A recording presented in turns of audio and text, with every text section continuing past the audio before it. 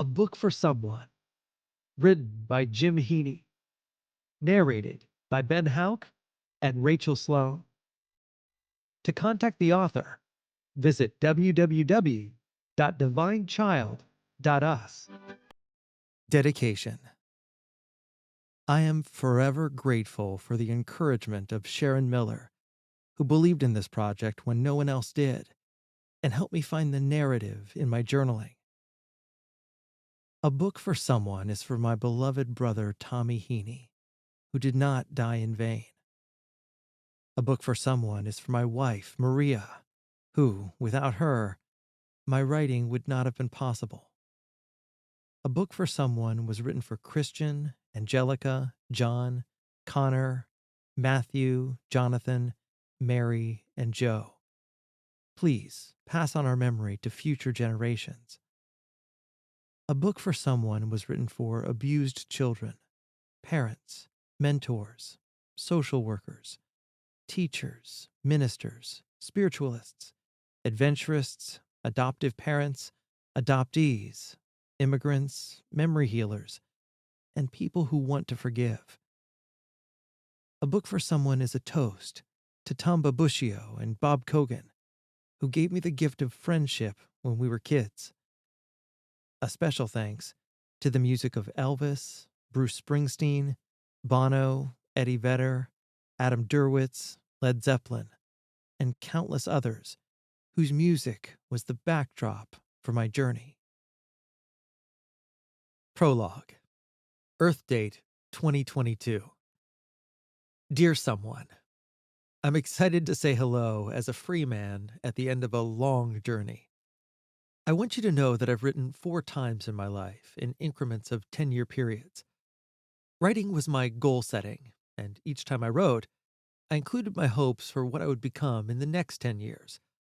Although it was never my intention, when combined, all 4 writings became a complete book with a beginning, middle, and end.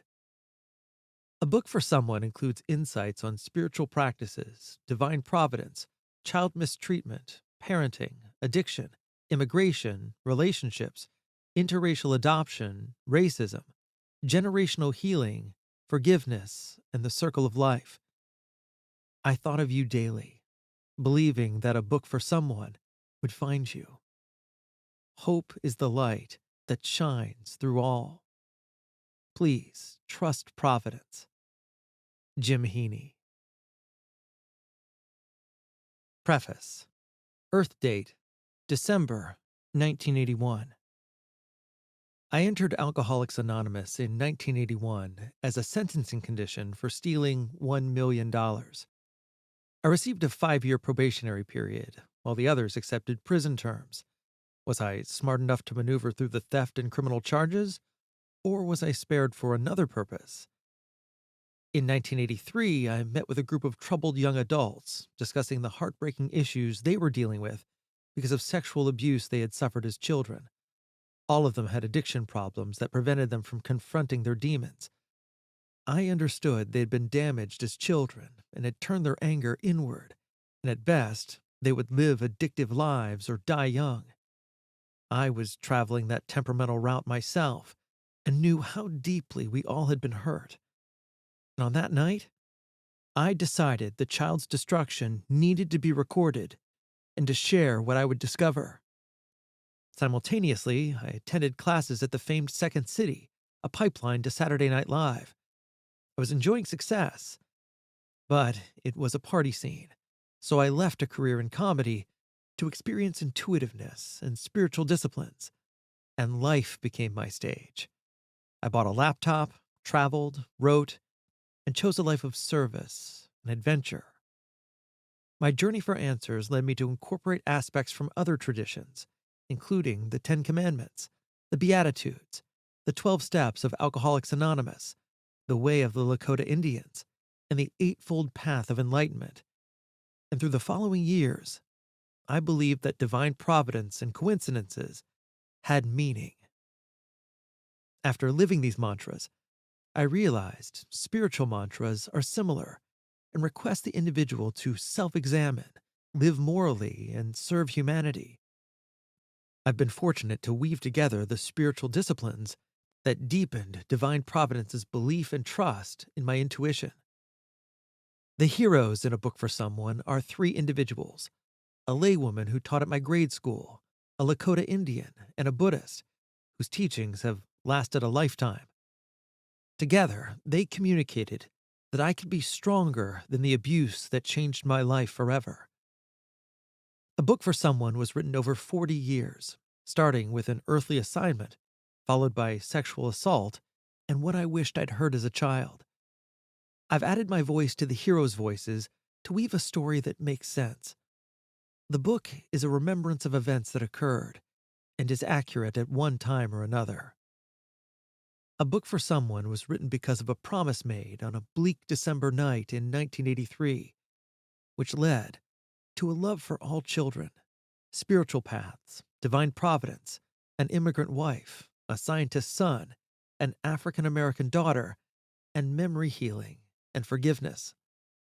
God profoundly has a purpose for every human being: to evolve, forgive, and pass on discoveries. May A Book for Someone help provide green lights in your life. Hope is the light that shines through all. Please, trust Providence. Jim Heaney. Act 1. We tried to be kids. Chapter 1. 10th Dimension. Assignment Earth. Stardate, May 1954. The director looked out her window and saw young souls laughing as he swung higher and higher on the monkey bars before releasing his grip and landing at their feet. Ring, ring, ring. This is Dee. May I help you? Have you reviewed the file? Yes, I've read the file and I'm looking at him now.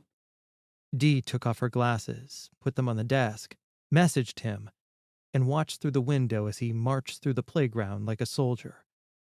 He entered the building, and she motioned him towards the seat at her desk. The director looked briefly through a file and then handed it to him. I received this dossier from High Command. Parents have lost their way, and your earthly assignment is to help reroute the flow of generations. And how will this happen, Dee? He asked. The director closed the file and leaned back in her chair.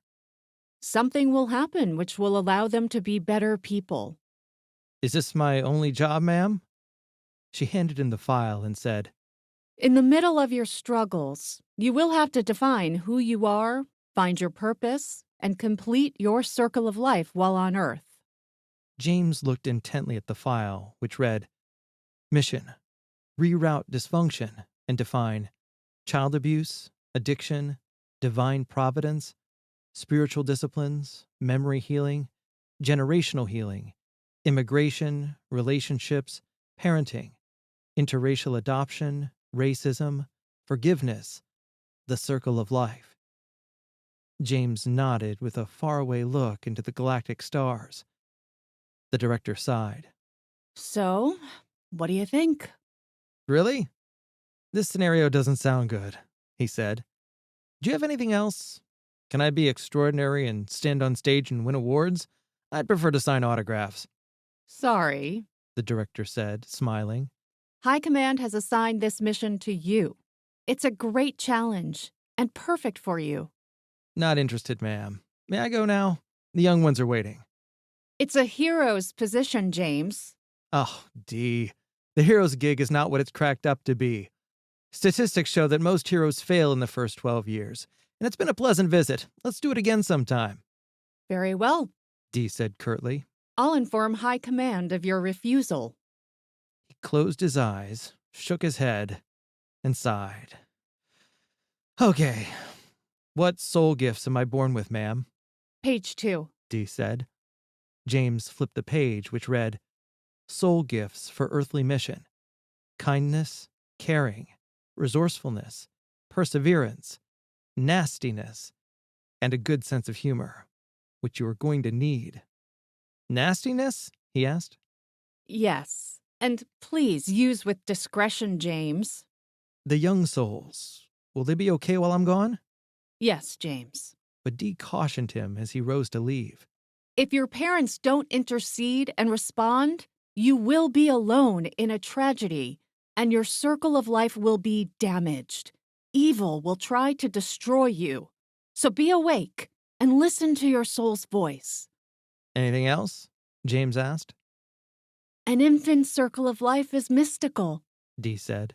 Babies are born innocent, with a pure soul, and with conscious intentions, parents can enter the baby's circle of life and heal multi-generational trauma. The clock chimed the first note of 12, and Dee said, There is some good news, James. You get the girl you want. He paused and said, Really? Tell High Command I consider this position an honor. However, I will interview numerous females and will not be impulsive. Dee smiled, looked at her smartwatch, and said, You must hurry, James. The High Command will be with you always. And from the window, she watched James say goodbye to the young ones and then enter the circle of life. Chapter 2. Profiled. Earth date, 1966. Dear Jimmy, I saw you first outside St. Alby's Church after one of the Sunday Masses. Your blonde hair was short, and your blue eyes twinkled like a little angel. The spring breeze ruffled your flowing white cassock like a porcelain figurine, and I wanted you for my collection. While I desired you, an elderly arm dropped over your shoulder and pulled you close. Next to the arm was a pendant necklace with a silver cross lying on top of an old blue sweater. I looked up and found myself eye to eye with Miss Hope, and she did not look happy. Instantly, I knew that she knew. One of my little friends had squealed. She slowly extracted the crucifix from her chest and held it facing me. Anybody watching would think it was a fidgeting habit, but I knew better. See you soon, Jimmy. Larry Creep. Chapter 3. Traumatized. Even after all these years, I wonder what went on in the mind of the man called Larry Creep. How did he justify what he did? What lies did he have to tell himself to live with himself? Or did he not care? The last thing I remembered before falling asleep the night before was my mom saying that a paper route was an excellent way to learn responsibility. Even though it was just once a week, I hated the idea because I had to wake up when it was still dark. I just knew monsters were hiding outside, and the last thing I said to my dad before I went to bed was that I was scared to go out so early in the morning. Life is hard. Get used to it, Dad snapped. I stayed in the bedroom until I heard him slam the front door on his way out. I stood motionless in the quiet that followed, listening for the little sounds you hear when alone. I peered out the window down into the gangway between our house and the neighbors next door, and there was just enough light to see the sidewalk. I felt a little better and began to dress. Stepping out on the porch, I quietly closed the door behind me. The early morning chill brushed my face and curled softly around my body. The air was the only thing moving on the street, and I was thankful.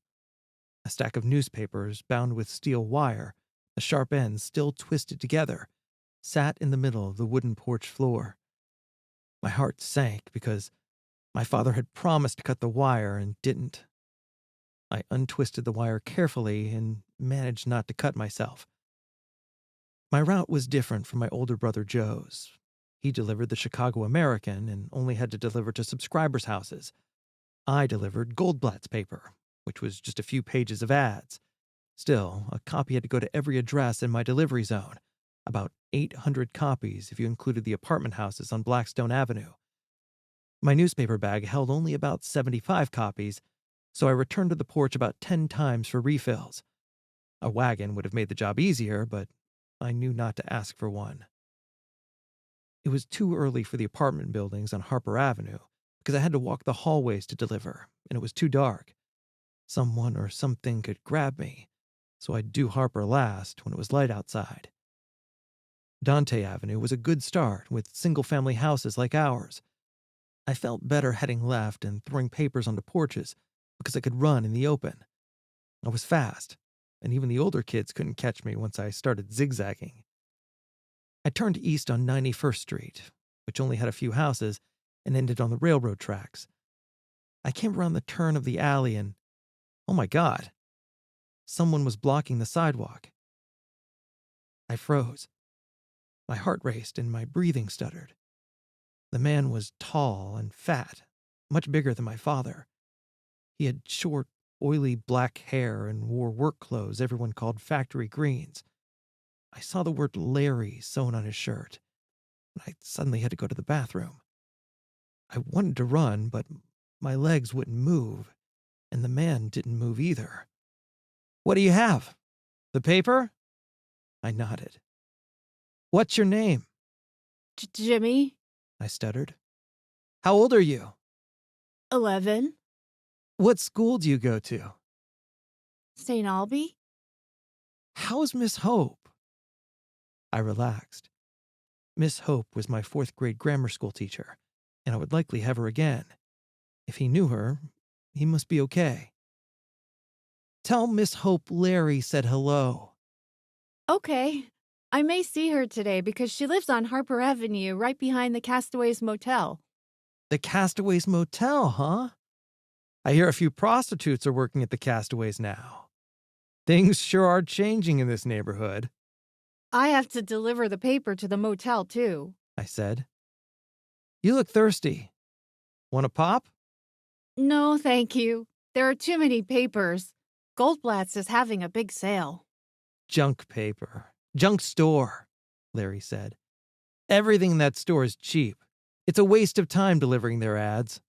Yeah, and it's way too early to be up.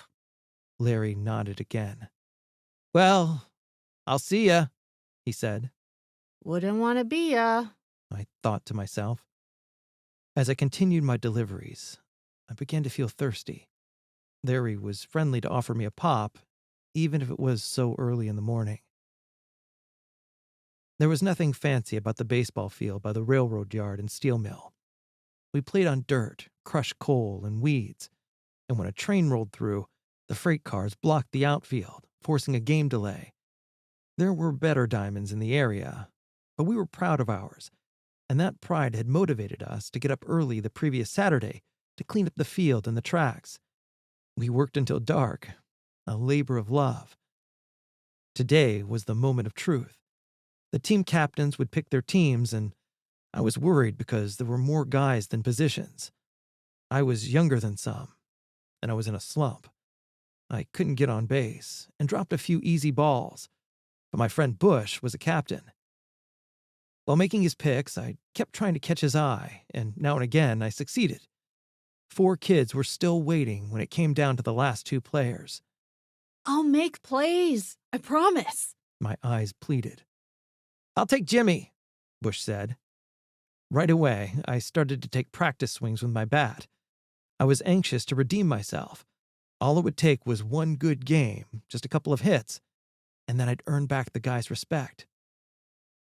Looking over the field, I saw white butterflies fluttering among the yellow dandelions swaying softly in the summer breeze.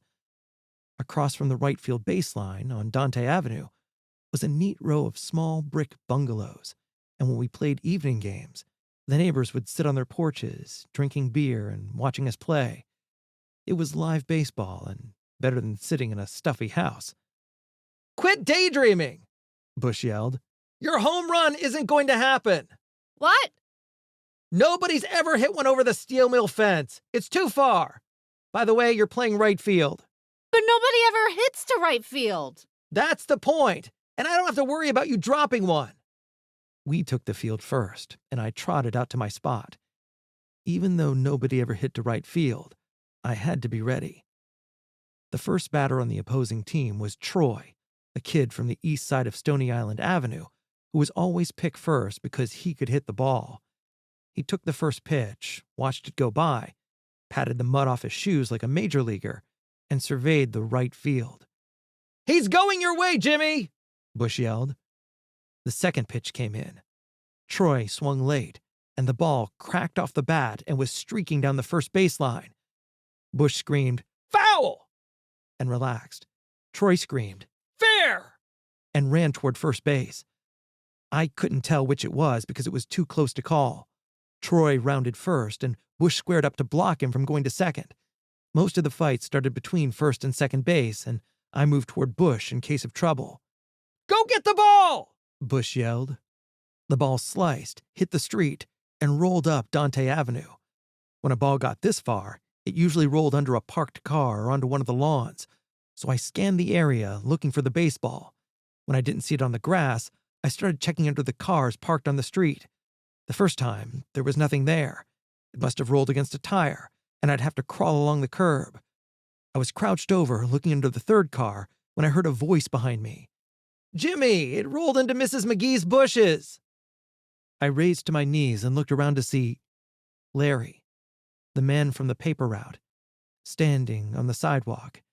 And from behind me, the guys were screaming, "Come on, hurry up!" Larry Creep turned slowly, walked toward the bushes, and retrieved the ball. "Here you go," he said as he held it out to me. I looked over my shoulder at the guys yelling at me. I walked closer to him and took the ball from his hand. "Now that wasn't so bad," he asked. No, I said. "After the game, why don't you stop by for a pop?" I can't. I said, and tore back to the field, ball in hand. And as I ran, I felt thirsty and thought about the pop. Dear Mom and Dad, the paper route came around again, and Larry Creep was waiting and offered me a pop. He was on the corner every Wednesday with a soda pop, and eventually, I trusted him. Yesterday, he invited me into his house to look at his fish, and I was thirsty and wasn't afraid of him anymore. I probably still had a chance to run, but I no longer thought about it. And that's why he knew I'd come into the house. I didn't understand he was going to hurt me. And I was still free of the agony that was about to begin. Wednesday was paper day, and the big day Larry Creep had been planning. It turned out that Larry Creep was a child molester. It was what he did. A painter paints, a doctor heals, a policeman protects, and a child molester molests children. I went inside Larry's house, and what happened changed my life forever.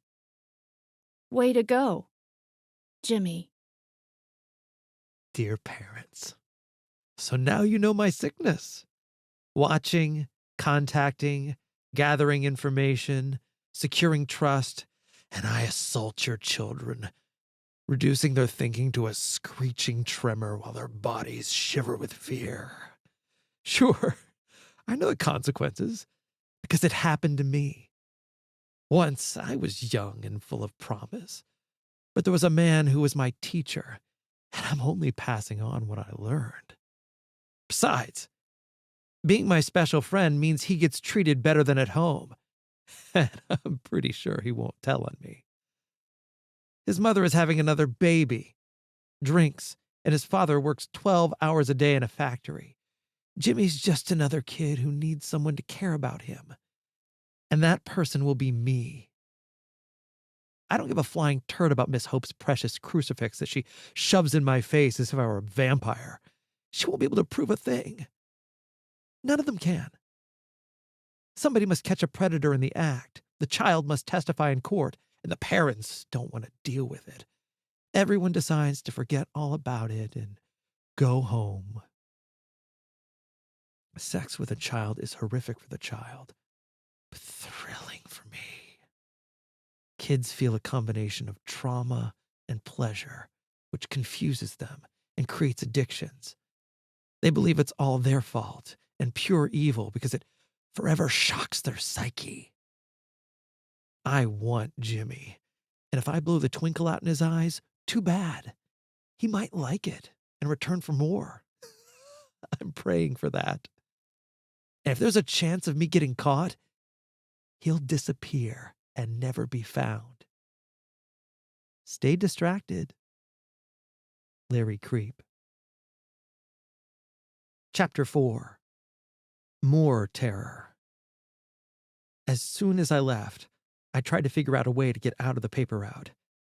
I was scared, needed to survive, and didn't intend to ever go anywhere near Larry Creep's house. Time played a cruel trick on me that week.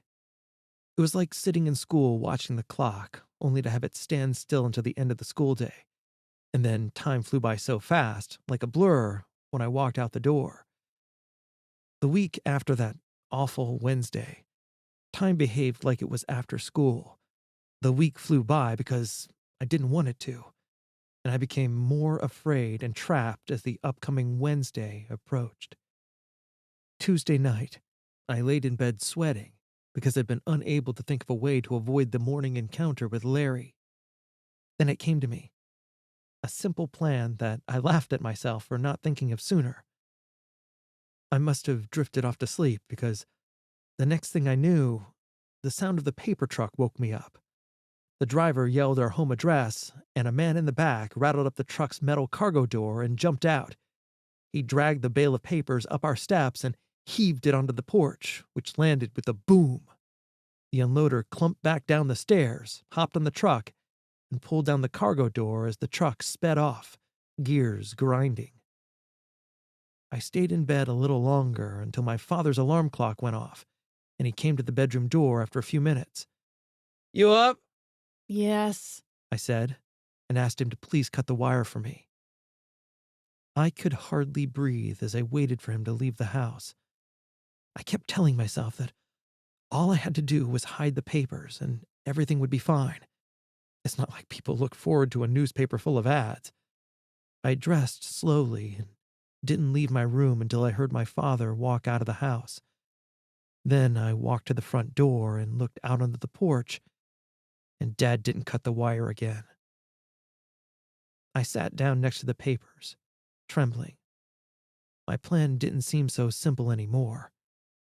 Where to hide them? I had to decide because it was getting light. Under the porch? No. Somebody might find them there. In the sewers? No. Bush and I had tried lifting a sewer hole cover a few weeks ago, and the two of us couldn't budge it. I couldn't do it alone. Finally, it hit me. The garbage cans in the alley. No one would notice them there. I tried to lift the bundle, but it was too heavy. I pushed it to the edge of the porch and gave one more shove. The pile tipped, rolled down the 5 steps, and landed on the sidewalk. Moving the papers over a concrete sidewalk was more complicated than sliding them on the smooth wood deck of the porch.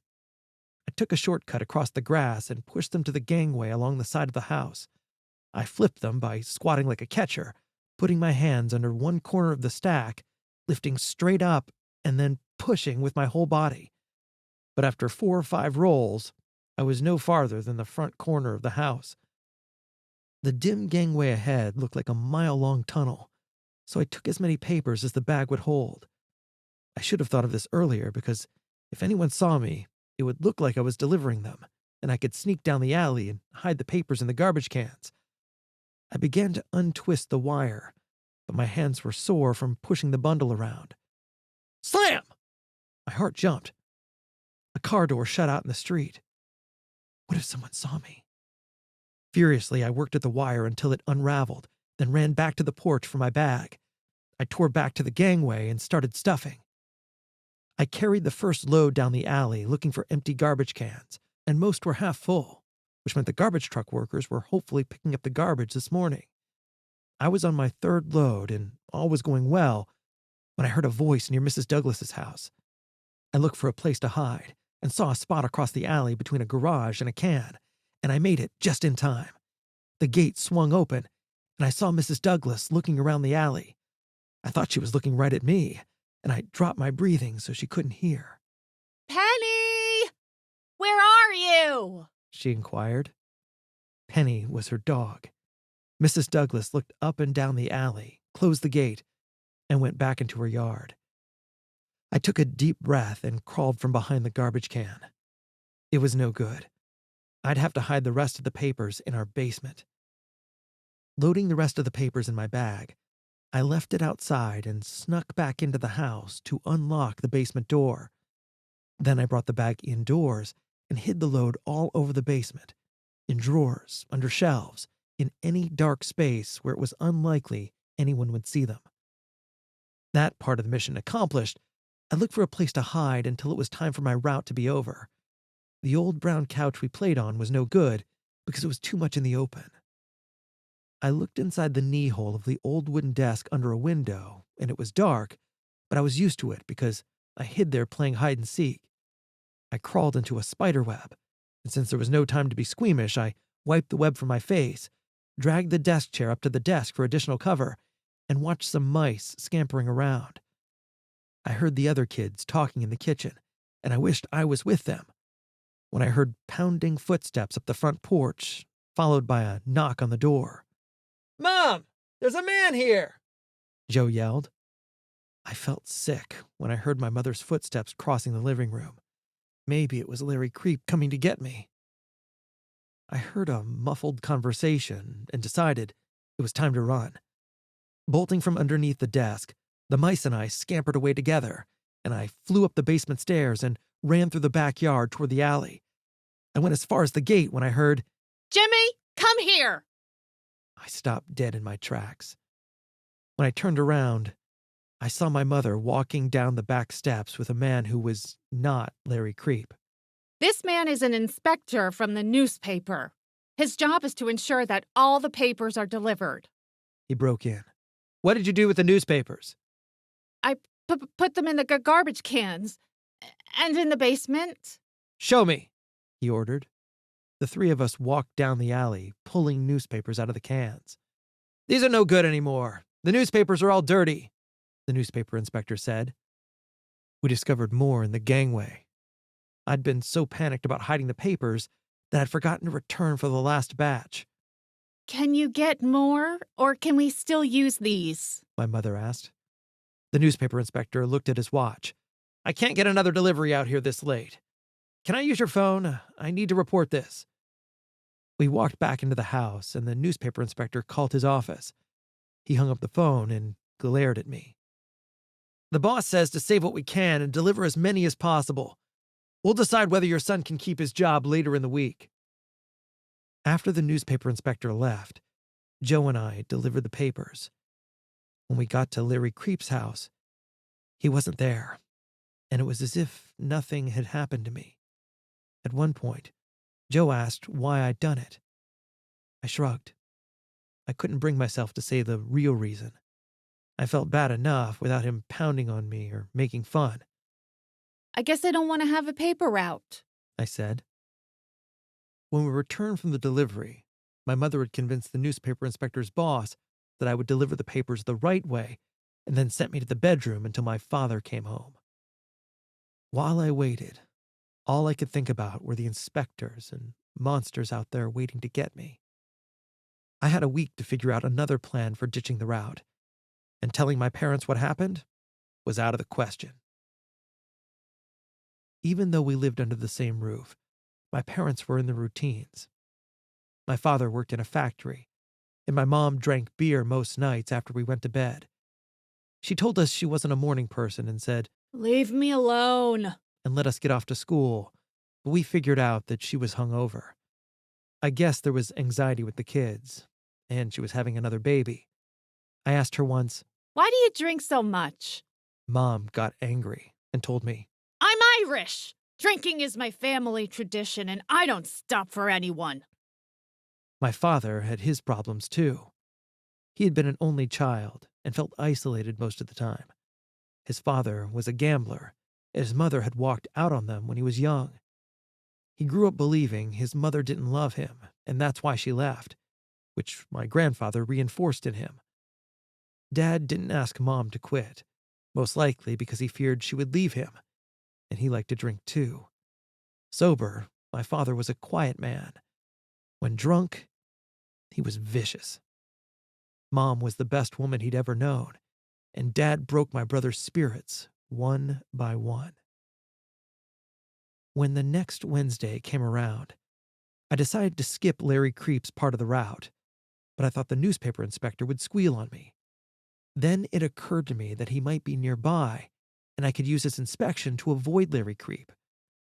I stood at the corner staring at Larry's house and realized the newspaper inspector was not coming to my rescue, and no one was going to save me. So I took a deep breath, walked swiftly across the street, and flipped the paper onto Creep's concrete porch.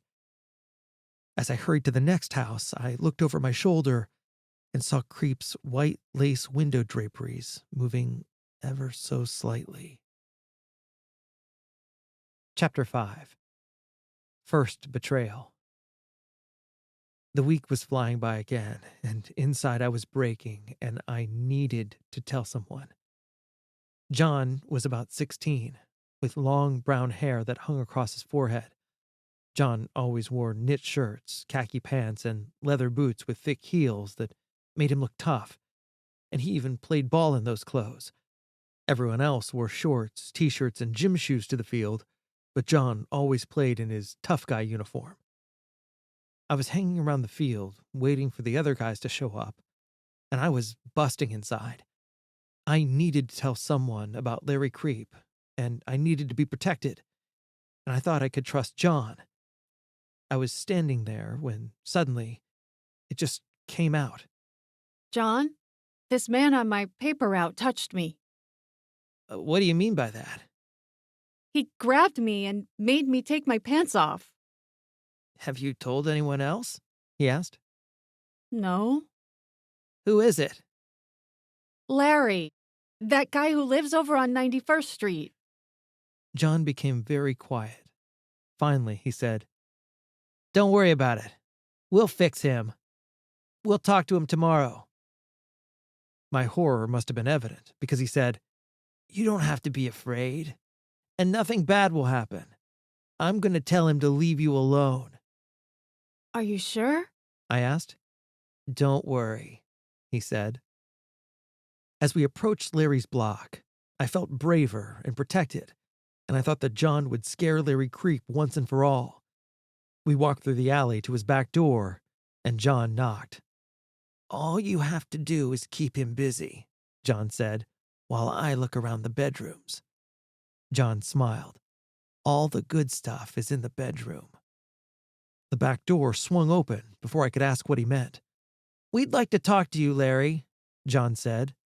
Larry Creep's eyes lit up. "Sure. How about a game of pool?"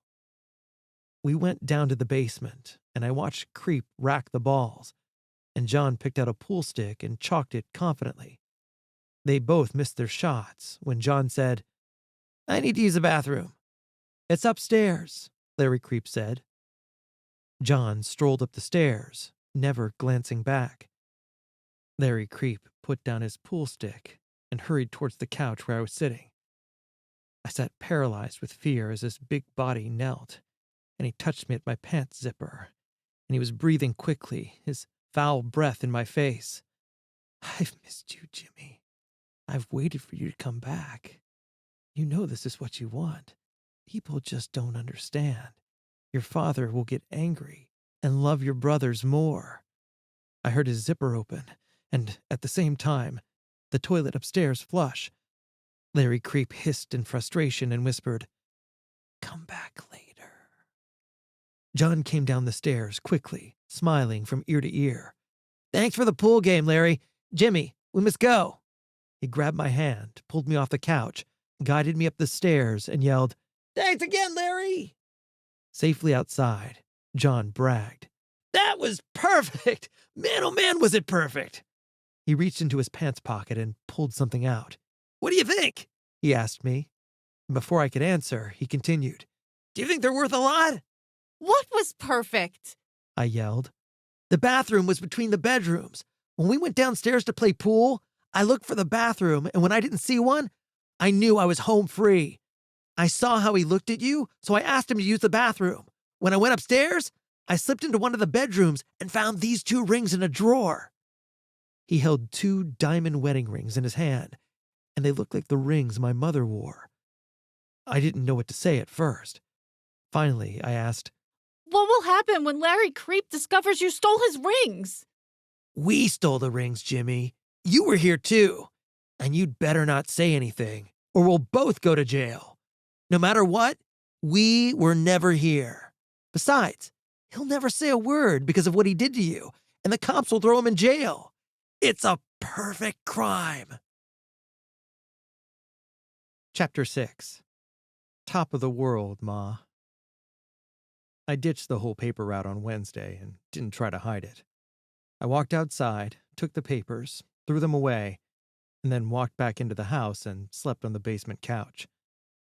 A few hours later, the newspaper inspector appeared and told my mother that the newspapers were all over the alley. "He didn't even try to hide them," he said. "He just threw them everywhere. I've never seen anything like this before." You're a snitch. I said. Last week you didn't even inspect the paper route. He looked puzzled and then asked, "What did you call me?" Nothing. I said.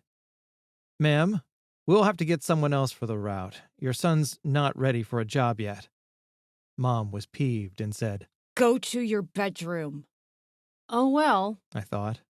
I didn't care about having to go to my bedroom because I was getting used to it. I watched from the window as the newspaper inspector ran around the alley grabbing newspapers, most likely trying to keep his job. As he closed in on one, the wind picked it up and blew it away, and I muttered in a low voice, Ma'am, we must get someone else for the route. Oh no. I countered in a shrill voice. Anything but that. He looked at me in the window, and I faked a roaring laugh so he could see it and proclaimed, I bet you get fired for this one. He stared at me in disbelief, and I grinned and shot him the middle finger. I hated the newspaper inspector because he didn't do his job. He should have been inspecting the route delivery. If he was, he could have stopped Larry Creep. Maybe his inspector would catch him ditching his job, and he'd get fired too. Possibly the inspector of the newspaper inspector also had an inspector who was the main inspector. I hoped he got fired too. Suddenly, my father's face came to mind because Dad was the main inspector in my family, and he'd be home for dinner soon. After a while, I became super scared because something terrible was about to happen, and I began hoping I'd only get whacked with the short hairbrush. Mom hadn't performed the deed yet, so my dad would dish it out, and hopefully he wouldn't ground me because Mom would have to listen to me moan about wanting to go out. Perhaps if he jailed me, it would be like sentencing her too.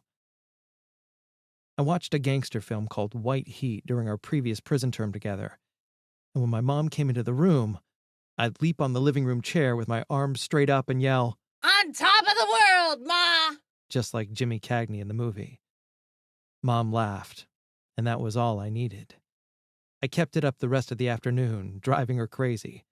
When my father came home that night, I heard them whispering in their bedroom, and then he said I could go out the next day. Maybe that tactic would work again. I sighed heavily, opened the bedroom door, and saw my mother washing dishes at the sink. Mom, can I at least come out of the bedroom? I asked. No. Get back in there until your father comes home. Please, Mom? Just let me watch TV? No. But she sighed, and I knew I had her. I'll be good. The movies are on. On top of the world, Ma! She smiled and said, Okay. I went into the living room, turned on the television, and switched to the channel that showed the afternoon movies. The station featured Love Week, and people were kissing, and the film was about a couple falling in love and having a baby. It was horrible, but still better than being stuck in the bedroom. I switched the channel, and the afternoon news showed a house on fire and a robbery at a liquor store 5 blocks from our house. Suddenly, I remembered I needed to pest my mother, so all I got from my father was a short hairbrush beating. I jumped out of the chair and into the kitchen like a rabbit. Mom? I asked. What? I like staying with you. I'd rather be with you than anywhere else in the world. I was about to tell her that I was hoping my father would give me a lengthy jail sentence when we heard footsteps coming up the wooden steps to the front door. She whispered, Go to your bedroom. I ran to the bedroom and dove onto the bed. I waited forever and heard my father's heavy footsteps coming down the hallway, and the door flew open. "You've had it, mister, and you're on lockdown for 2 weeks. And you're going to work around the house and catch the mice in the basement without playing or watching television." I got clobbered 10 times with a long hairbrush and didn't cry. After it was all over, I became angry because telling my parents about what happened with Larry was not an option. And then I thought about getting nasty and burning Creep's house down. Chapter 7. Second Betrayal. For a month, life returned to normal. Then, one Saturday, when I was in the backyard, I heard the phone ring, and my father walked out of the house a few minutes later. "Jimmy, a policeman named Detective Ryan was just on the phone, and he wants us to come down to the station tomorrow." I felt terror, and then clammy, and I'd never seen my father afraid. "He said rings were stolen, and someone picked your face out of the school pictures." Another burst of fear took my breath. As my father studied my face, I heard John's voice. "We stole them, Jimmy. You were here too. We stole the rings, so you better not say anything." I never. I stammered. "Tomorrow we're going to the police station, and we'll say someone has made a mistake. Go to your bedroom now." I laid on the bunk bed and thought about the police and crime in our neighborhood. Stony Island Avenue was a main thoroughfare into Chicago for travelers from the southern part of the United States. The street was filled with tiny motels where traveling salesmen would sleep overnight. The first motel to change was the Castaways, where the owner allowed a pimp to sell prostitutes for public consumption. Unfortunately for Miss Hope, the motel sat across the alley from where she lived, and she always planted flowers along the back fence. I wondered if she could garden because of the pimp at the Castaways Motel. I thought the coppers should be more concerned about actual crime than Larry Creep's stupid rings. The more I thought about it, the angrier I got, especially about Miss Hope. It wasn't fair.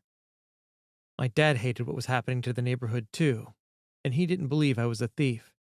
I felt we were on the same side for the first time in a while, but that quickly vanished when I remembered the whole situation. What about Larry Creep molesting me? Did they know about John? Was Larry Creep going to be at the police station? "We, Jimmy," John said. "You were here too. We stole the rings. No matter what, you have to say we were never here. They'd put us in jail. Besides, with what he did to you, he'll never report it." Larry Creep must have reported it after all. I returned to the house and saw my dad sitting in his chair, drinking whiskey and soda. I thought about saying something, but Larry's voice came into my head. "You're here because you want to be here, Jimmy. It's your fault. Your parents will blame you, and your father will love Joe more." I noticed Joe staring at me, and I wanted to tell him what was happening, but I didn't dare because Joe would use it against me. Then I thought about what Larry Creep had said. Everyone in the neighborhood probably knew that my parents pitted us kids against one another. I woke up Sunday morning to bright sunshine and birds chirping outside. I saw Joe sitting in an armchair reading the Sunday comics, and I wondered what it was like to be my father's favorite. Joe started teasing me about my shirt, so I smacked him, and we were wrestling on the living room floor when my dad came in. He grabbed me by the back of the shirt, flung me against the wall, and wagged his finger. "You're in enough trouble, mister. It's time to go." The drive to the police station was unbearably quiet, and I wanted to say it was not my fault it happened, but I heard the same voices in my head. John. "You were here too. They'll put us in jail." Dad. "It's a mistake. You were never there." Larry. "It's your fault. They'll blame you, and your father will love your brother Joe more." I looked over at my father. He was deep in thought, and I told myself that I would survive and was super hyper. Inside the door to the police station, we climbed high, wide steps to the main floor, and at the top of the stairs, I looked back down at the weathered door and had to fight the urge to run to freedom. We were in a large room that bustled with uniformed coppers, and across the aisle stood a tall copper who glanced up from the papers he was shuffling. "Can I help you, sir?" he yelled. We started to cross the aisle when another copper cut in front of us, hurrying a handcuffed man across the room. No! Please don't do this to me! But the scream was only inside my head. My father said, "We're here to see Detective Ryan." The cop swirled around and yelled at someone we couldn't see. "Hey, Petey! You seen Ryan? He's in room 3 waiting for some kid." The tall copper leaned over the desk and glared at me, then politely said to my father, "As you can see, we're a little crazy around here this morning. Every weirdo in town was out last night, and now they're all here." He motioned to a couple of chairs against the wall. "How about grabbing a seat while I get Detective Ryan for you?" We strolled back across the room, trying to avoid bumping into the crowds of people coming through. My father dug through his pockets for his smokes and lighter, and his hands shook as he lit a cigarette. There was so much commotion in the lobby that it was impossible to pick out Ryan, but suddenly I noticed a younger man in a blue business suit walking toward us. "Hello, I'm Detective Ryan. Thank you for coming. Would you follow me?" We walked down the long hallway until we came to a door. Ryan opened it and asked us to step inside and take a seat. Oh my God. Larry Creep was sitting before me, and I noticed I had to pee. Detective Ryan began by thanking my father for coming down on a Sunday. Then he explained that Larry's mother had reported some wedding rings stolen from their house. What? You have a mother, Larry? I screamed inside my brain. The detective explained that Larry's mother was cleaning out her dresser and noticed that 2 heirloom rings were gone, so she called us. After looking at the evidence, Detective Ryan had decided it wasn't a break-in because the locks were not shimmied, and there wasn't any broken window glass. He asked Larry Creep if anyone had been around while his mother was at work, and Creep said, "No." Good. I thought. Now I could say I was never there, and we could all go home and I could play some baseball. I interviewed Creep's neighbors, and one said they had seen the paperboy at Creep's house early one morning. The neighbor picked Jimmy out of the class pictures from St. Albee, and here we are. Detective Ryan turned to me. "Jimmy, did you take the rings?" I tried to talk, but my mouth was so dry that nothing came out. Ryan asked again, "Jimmy, did you take the rings?" I looked up at my father's eyes and knew what to say. Nope. "Were you ever in the house?" Nope. Detective Ryan looked through me and then at Creep. "By looking at the two of you, I'd say you know each other." Nope, nope, and nope. I thought to myself. He turned to my father. "We have another problem, sir. Creep's neighbor said he thought Creep may be a real creep. So I asked around the station about Mr. Creep." The door flew open, and in walked another, older detective. Detective Ryan introduced him as Detective Spears and said it was Spears' day off, but he wanted to come in because he felt it was necessary. Uh-oh. I thought to myself. "I learned from Detective Spears that Larry Creep may be a child molester," Ryan said. My heart was racing, and I must have been white as a ghost. I looked over at my father, and his face was pale. Detective Spears asked, "Jimmy, did Creep fondle you?" Nope. "Did he do it?" Nope. "It's all right to admit it," Spears said. "There's no way!" Dad broke in. "No way, man!" Spears turned to Larry Creep and said, "Is it true? Did you touch him?" No," Larry Creep stuttered. My father kept repeatedly saying, "No way! No way!" "You should have waited for me," Spears said. "Jimmy has already said he wasn't there and has already lied." And then turned back to me. "Jimmy, please tell us the truth. Don't worry about the rings. Mr. Heaney, calm down and please listen. Your son was assaulted, and if he admits it, we can put Larry Creep in a sick cell and get some help for your son." "My son doesn't need help. We can give him a lie detector test, with your consent, of course, and we will find out." My father began to stutter, and I couldn't bear it and shouted over everyone. Why don't you leave my dad alone and do something for poor Miss Hope on Harper Avenue? She can't garden because of the pimp at the Castaways Motel. There are hookers everywhere. The room suddenly became hushed, and everyone was staring at me. "A lie detector will not be necessary, Detective." "May we leave now?" "Yes, but here's my card if you change your mind." As soon as we got back in the car, my father said, "That's it, Jimmy.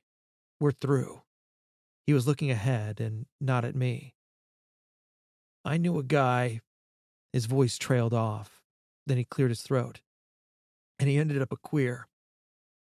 You've always reminded me of him. I nodded, relieved that we were through at the police station and happy that the detectives would help Miss Hope. It wasn't until we were almost home that I realized that what he meant by "we're through" was not about visiting the police station. He was talking about us. And I felt a nuclear eruption and wanted to torture and kill him. Chapter 8. We tried to be kids. Mysteries of the Soul. 1. Believe in God like a child. 2. Believe that God is more powerful than your problems. 3.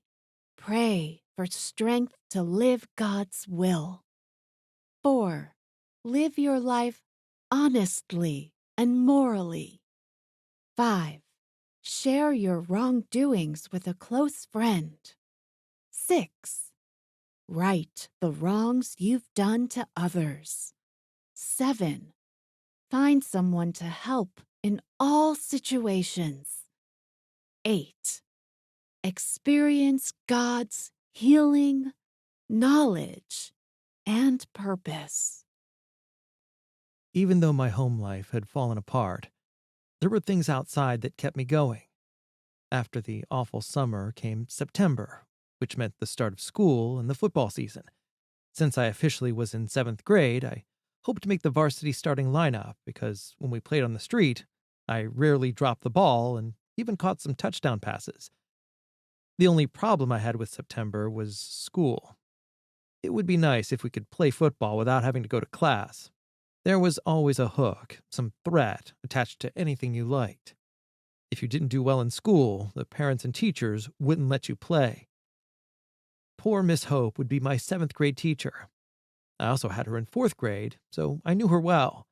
She was short, thin, and had long, crinkled white hair. She hadn't married and didn't have kids.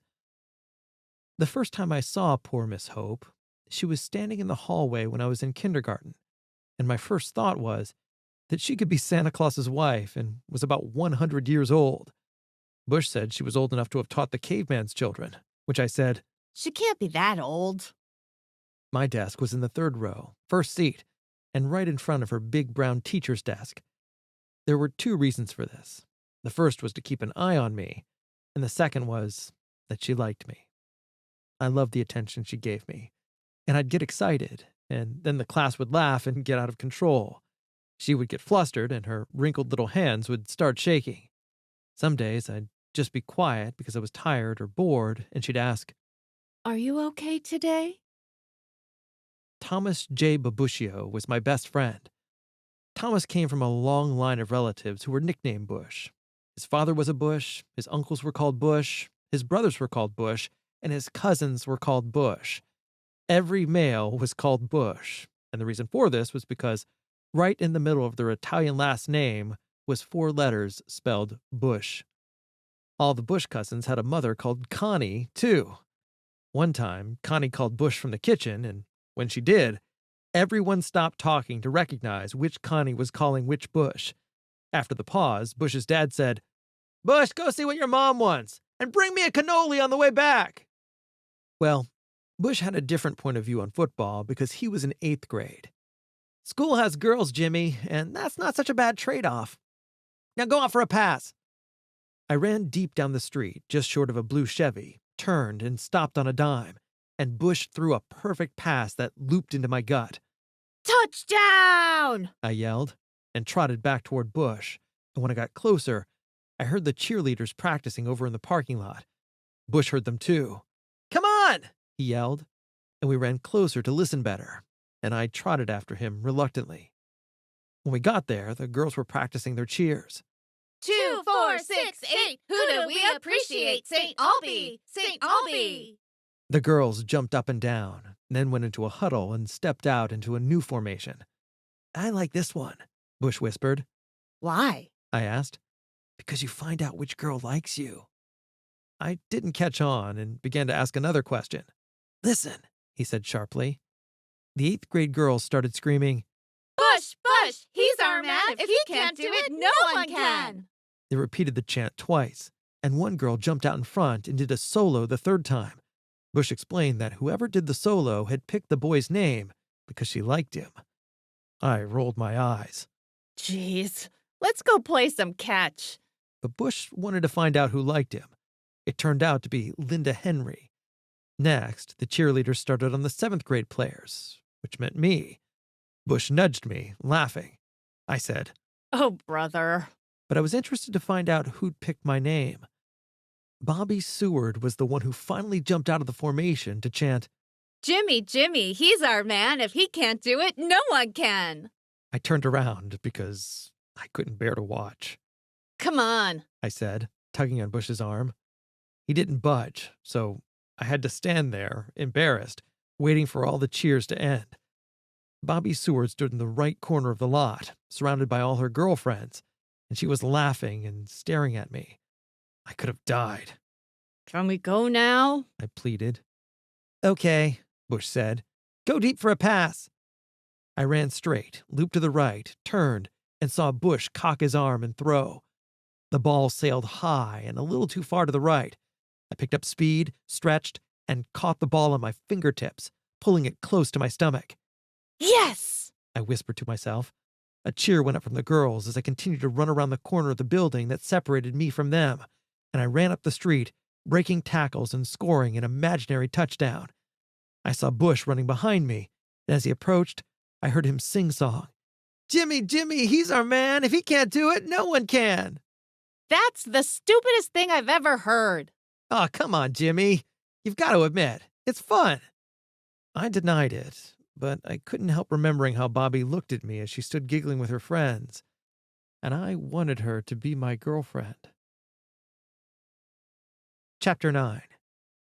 It wasn't my fault. The boys and girls had discovered one another, and there was a special feeling in the neighborhood, and I got caught up in it. All the guys had a girl who liked him, and we liked them back, and the girls managed the whole thing, starting with personalized cheers. Some girls were prettier than others, but it didn't matter because a girl liked you, which felt good, and I was in love with Bobby Seward. After every football game, there would be a party at someone's house. Typically, the boys would hang out on one side of the basement area, and the girls would giggle among themselves on the other side. When enough time went by, and after plenty of prodding, one of the boys would ask his girl to dance. The first one to plunge would be Bush because he was our quarterback and leader. After he broke the ice, we would all ask the girls to dance, but it would be time to go home by then. For the week following the party, our heads would swirl with talk of the girls in our lives. Girls were all new to me, and as a result, I wanted to look better and dress more neatly. St. Albee students wore uniforms, which meant navy blue pants, blue shirts, and ties for the boys, and wearing non-uniform pants was not allowed. Each year, my mother would reduce the waist in Joe's old pants and take up the bottom length so I could wear them. And Mom tried, but they never fit me right. The hand-me-downs from Joe were too loose at the waist and dragged on the ground. They had no crease down the leg and just hung open, and I was stuck with them. One day, my grandfather stopped by and announced he was taking us shopping for pants. At first, my father protested, saying it wasn't necessary, but he looked at what we were wearing and reluctantly agreed. Unfortunately, our first stop was at a store with navy pants matching our uniforms. More blue pants? I cried. Your dad said they have to match your school shirts, my grandfather said. But look at this pair of green pants, Grandpa. Can I at least try them on? Your father said blue. He selected a pair of blue pants from the rack, and I went to try them on. And while in the dressing room, I decided I didn't want them. Everyone agreed on how well they fit, but I kept drifting over to the rack with the green pair while my brothers tried on their pants. My grandpa eventually gave in, and on the way home, I kept pulling my pair out of the bag and admiring the green color and the crease down the middle of the leg. Dad is going to kill you, Joe whispered. You know you were supposed to get blue. When we got home, my father just shook his head. He can't even wear them to school. The only time he could wear them would be to church on Sunday. We will have to take them back. We can't, my grandfather said. They were on sale. I kept trying them on during the weekend when no one was around. Over and over, I'd put the pants on to admire how neatly the creases fell onto my shoes. When Monday rolled around, I decided wearing them to school would be worth getting in trouble over, and Bobby Seward would like me more. Monday would be a great day. When I got to the playground the following day, all the guys from the football team were there. Aren't they nice, Bush? I asked. Wait until poor Miss Hope sees them. She's not going to think they're so nice. The school bell rang, so we all headed for the doors, and I kept looking down at my pants and the beautiful crease in my leg. As I walked, the bottom tip would bounce and hit the top of my shoe. We huddled through the doors, and poor Miss Hope didn't notice. And during the morning classes, I kept admiring how well the pants fit me. At lunchtime, I walked down Blackstone and approached the house from the front, and my mother came out to get the mail from the front porch. I paused, and she sensed I had done something wrong. Come here right now! She called. I climbed the stairs, and she grabbed my arm and yelled at me. What were you doing? Were you letting a queer play with you? No! I yelled. Don't say no to me! She yelled. And we needed that money from the paper route! She repeatedly hit me with the short hairbrush on my arms and through my pants. No! It's just that I'm wearing the green pants Grandpa bought me! I said. She stopped hitting me and looked at them. What are you wearing them for? She asked. I sputtered. Because they fit me! Get your school pants on! She said. Oh, God. I felt so bad. It was months since the visit to the police station, and suddenly Mom brought up Larry Creep, which meant she blamed me. Creep was right. But how could I be to blame when I didn't want the paper route? I wasn't looking for a way to meet Larry Creep, and I didn't know they needed the money. None of this had been my idea. It's all Dad's fault! It wasn't my fault! I yelled at Mom. As I changed my pants, I realized I needed to protect myself because my parents would never admit they were wrong about anything. So I fought back. Chapter 10. Something Wonderful. Mom gave birth to a baby boy, and he was named Tommy. Life seemed better for Mom for a while, and she loved Tommy. I'd watched her talk to him, cuddle him, and wondered if she was like that with all the kids. Eventually, however, Tommy became more work for her, and my father was always on edge. I figured there were too many kids and not enough money. The football season was over, and eventually the anger at my parents for deserting me took its toll. My concentration failed, and my homework was marked in big red letters, incomplete. I was unraveling so much that I couldn't focus on anything. It felt stupid. Jimmy, you'd better start studying or Miss Hope will flunk you, Joe warned me. I was afraid he was right. When my father saw my January report card, he told me the year-end report card had better be D-free, or I'd be grounded a week for every D, which meant I would be grounded all summer long. Why don't you start studying? Joe asked. I do, but I don't remember what I read, and it's too late. The year is almost gone. Maybe Miss Hope will give me C's. If I planned to succeed, I'd have to sit in my seat and be quiet like a mouse. I'd be different, and even try to answer a few questions. Hopefully, poor Miss Hope would see I wasn't misbehaving and give me C's. I overheard her say to another teacher, There are no bad children, only bad parents. And I was banking on her remembering that as I approached her at lunchtime. Miss Hope, I began. I thought you might need someone to help you clean the chalkboards after school today. You know, Mr. Collins does that when he cleans the classrooms.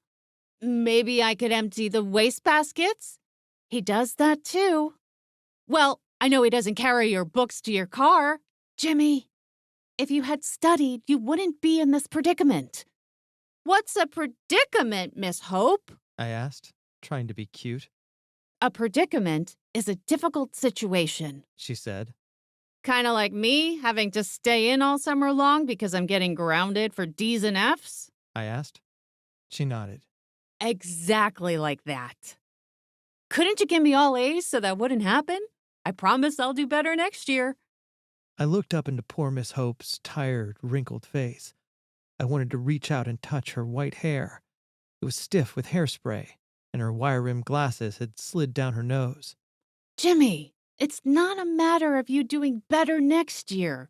You didn't learn what you were taught this year, and you can't understand next year's lessons without passing this year's classes.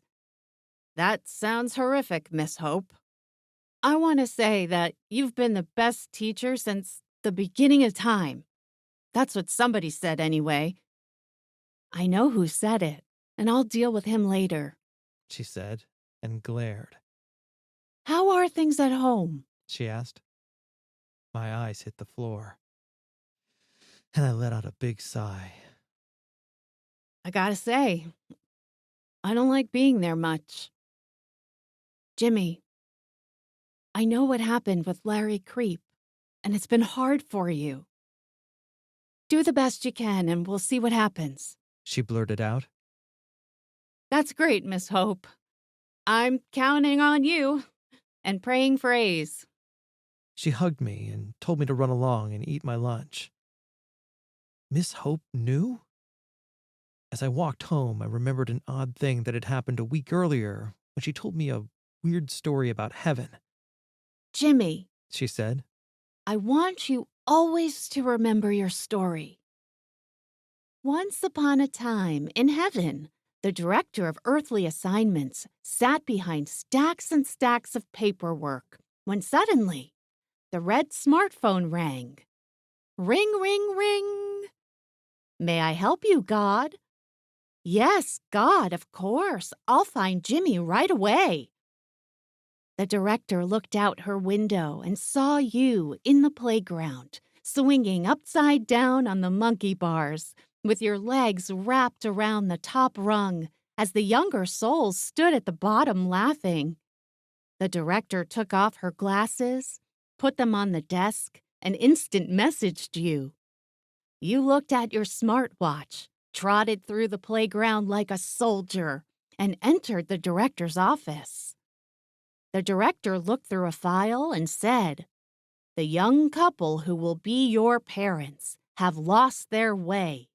Your earthly assignment is to help them."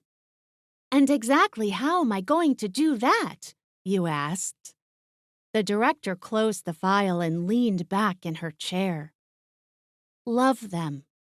But there's no guarantee your parents will respond. It's their free choice. But do it anyway.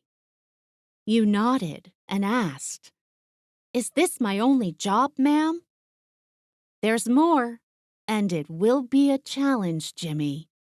In the middle of life's difficulties, you'll have to define who you are and your purpose on Earth. You nodded again with a far-away look into the galaxy. After pausing, the director asked, "So, what do you think, Jimmy?" "May I take a day to prepare?" you asked. The director looked at her smartwatch and shook her head no. You need to be born now. You closed your eyes and asked, "What soul gifts do I have to take with me, ma'am?" "A kind heart, resourcefulness, and a good sense of humor, which you'll need." I don't know. It doesn't sound good," you said. "Do you have anything else? Can I be a great artist?" "Nope," the director said. "This is all we have available. It's going to be great, and you'll love it." Ugh. May I say goodbye to the young souls? Of course, the director said. But she cautioned you. If your parents don't help you, it will get dangerous. Evil will oppose you, so listen to your soul's voice. The clock chimed the first 12 note, and the director smiled and said, "God will be with you always, Jimmy."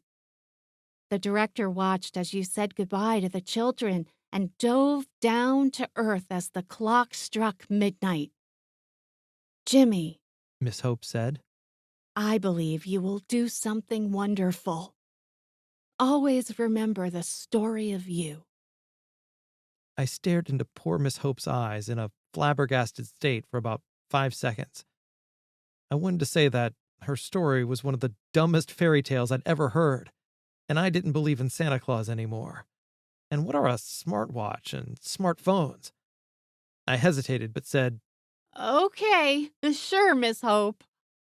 on the way home, I realized that poor Miss Hope knew about Larry Creep, and then remembered the neighbors had picked me out of the class pictures, and the teachers would have been the ones to show my photo to the cops. Screw me. Miss Hope was the rat.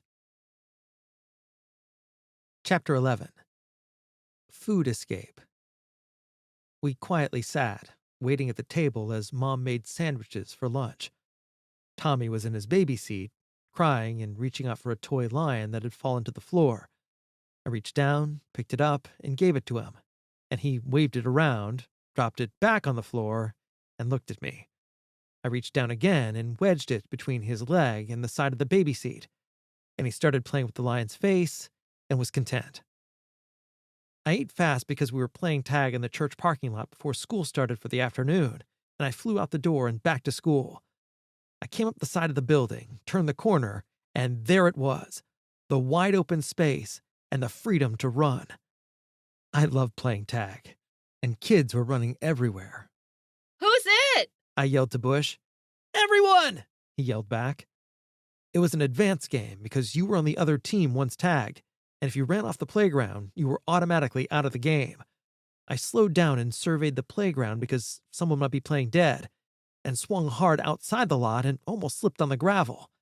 I ran to the far end of the corner to see the whole game and yelled to Bush that little Frankie was waiting for him behind the school steps, and he got my signal, stopped short, and ran up beside me. What are we going to do? Bush asked. We're going to make them come after us. Let's move to the middle of the lot so you can run one way and I'll run the other way. We will separate them. We jogged to the middle of the lot and took our places, and the other guys started to descend on us. Make it a good run, Bush said. See you at the field after school. I yelled and took off. The other team had set up a wall and tried to force me to the inside, but it didn't matter because I would zigzag. I cut to the interior and lost my footing on the loose gravel, and my ankle slid, then buckled, and I flopped hard on the pavement, feeling the stone digging into my hands. Looking at my palms, I saw they were scratched up, and then I bent over and grabbed my ankle in pain. I shook my head, Screwed again. then slowly stood up and hobbled back to school and into Miss Hope's classroom. The afternoon dragged on with arithmetic, my least favorite subject. Directly in front of me, above the blackboard, the hands of the clock moved ever so slowly. I kept looking down at my throbbing ankle, carefully moving it sideways, and when the dismissal bell sounded, I stood up cautiously and put pressure on my foot. I could walk a little, so I shuffled home, passing all the guys throwing a softball around in the street. No games for me for a while. My mom was at the sink washing dishes when I came limping through the kitchen door. What happened to you? Twisted my foot playing tag. It's a sprain. She said, moving my foot back and forth. How long will it take to get better? Probably just a day or so. Sit on the couch and rest, and study for your exams. My heart sank as I thought about how likely I'd end up grounded for the summer. Would they keep me inside 1 week for every D? What was I going to get for an F? You know, Mom, some of those classes are pretty hard. I said. Jimmy, we try to get you to study. But a week for every D? That's a little much, don't you think? It's up to your father. Talk to him.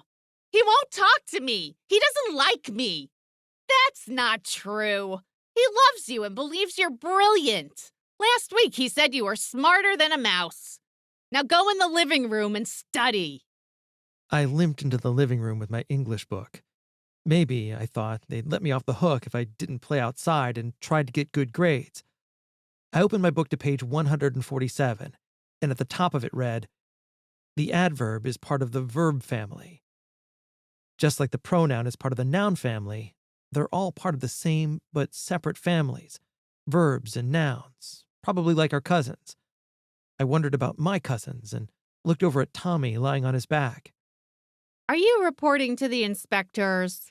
He giggled as his tiny fingers stretched at me and shook his head sideways, saying no. That's a good little brother. We must stick together. If we don't, the newspaper inspectors will get us all. Mom yelled from the kitchen. Jimmy, leave Tommy alone so he can nap and keep studying. I glanced at Tommy. He was starting to move around on his blanket. I had heard a story about a baby dying unexpectedly because the baby turned over and went face down into the blanket and suffocated. I reached down and picked him up, hugged him, and thought, That's not going to happen to you, little brother. How soon until we eat, Mom? She came to the kitchen doorway with a glass of whiskey. It's only 5 o'clock. Not for an hour. 5 o'clock. It was the same every day, and I hated it. She would be drunk in 20 minutes. My father got home every day at 5:40, so we never saw her sober during the week, and every day he missed it by 20 minutes, which aggravated him. She was a great mom from 3 to 5 in the afternoon, but she became disgusted with her life after 5. We all tried to please Mom, hoping we could pull her out of the deep end with love and good deeds. But nothing we did was good enough for her, and I learned that when it came to my mother's affection, we were no match for the alcohol. Her mood swings conditioned us to be careful, making me sad and mad.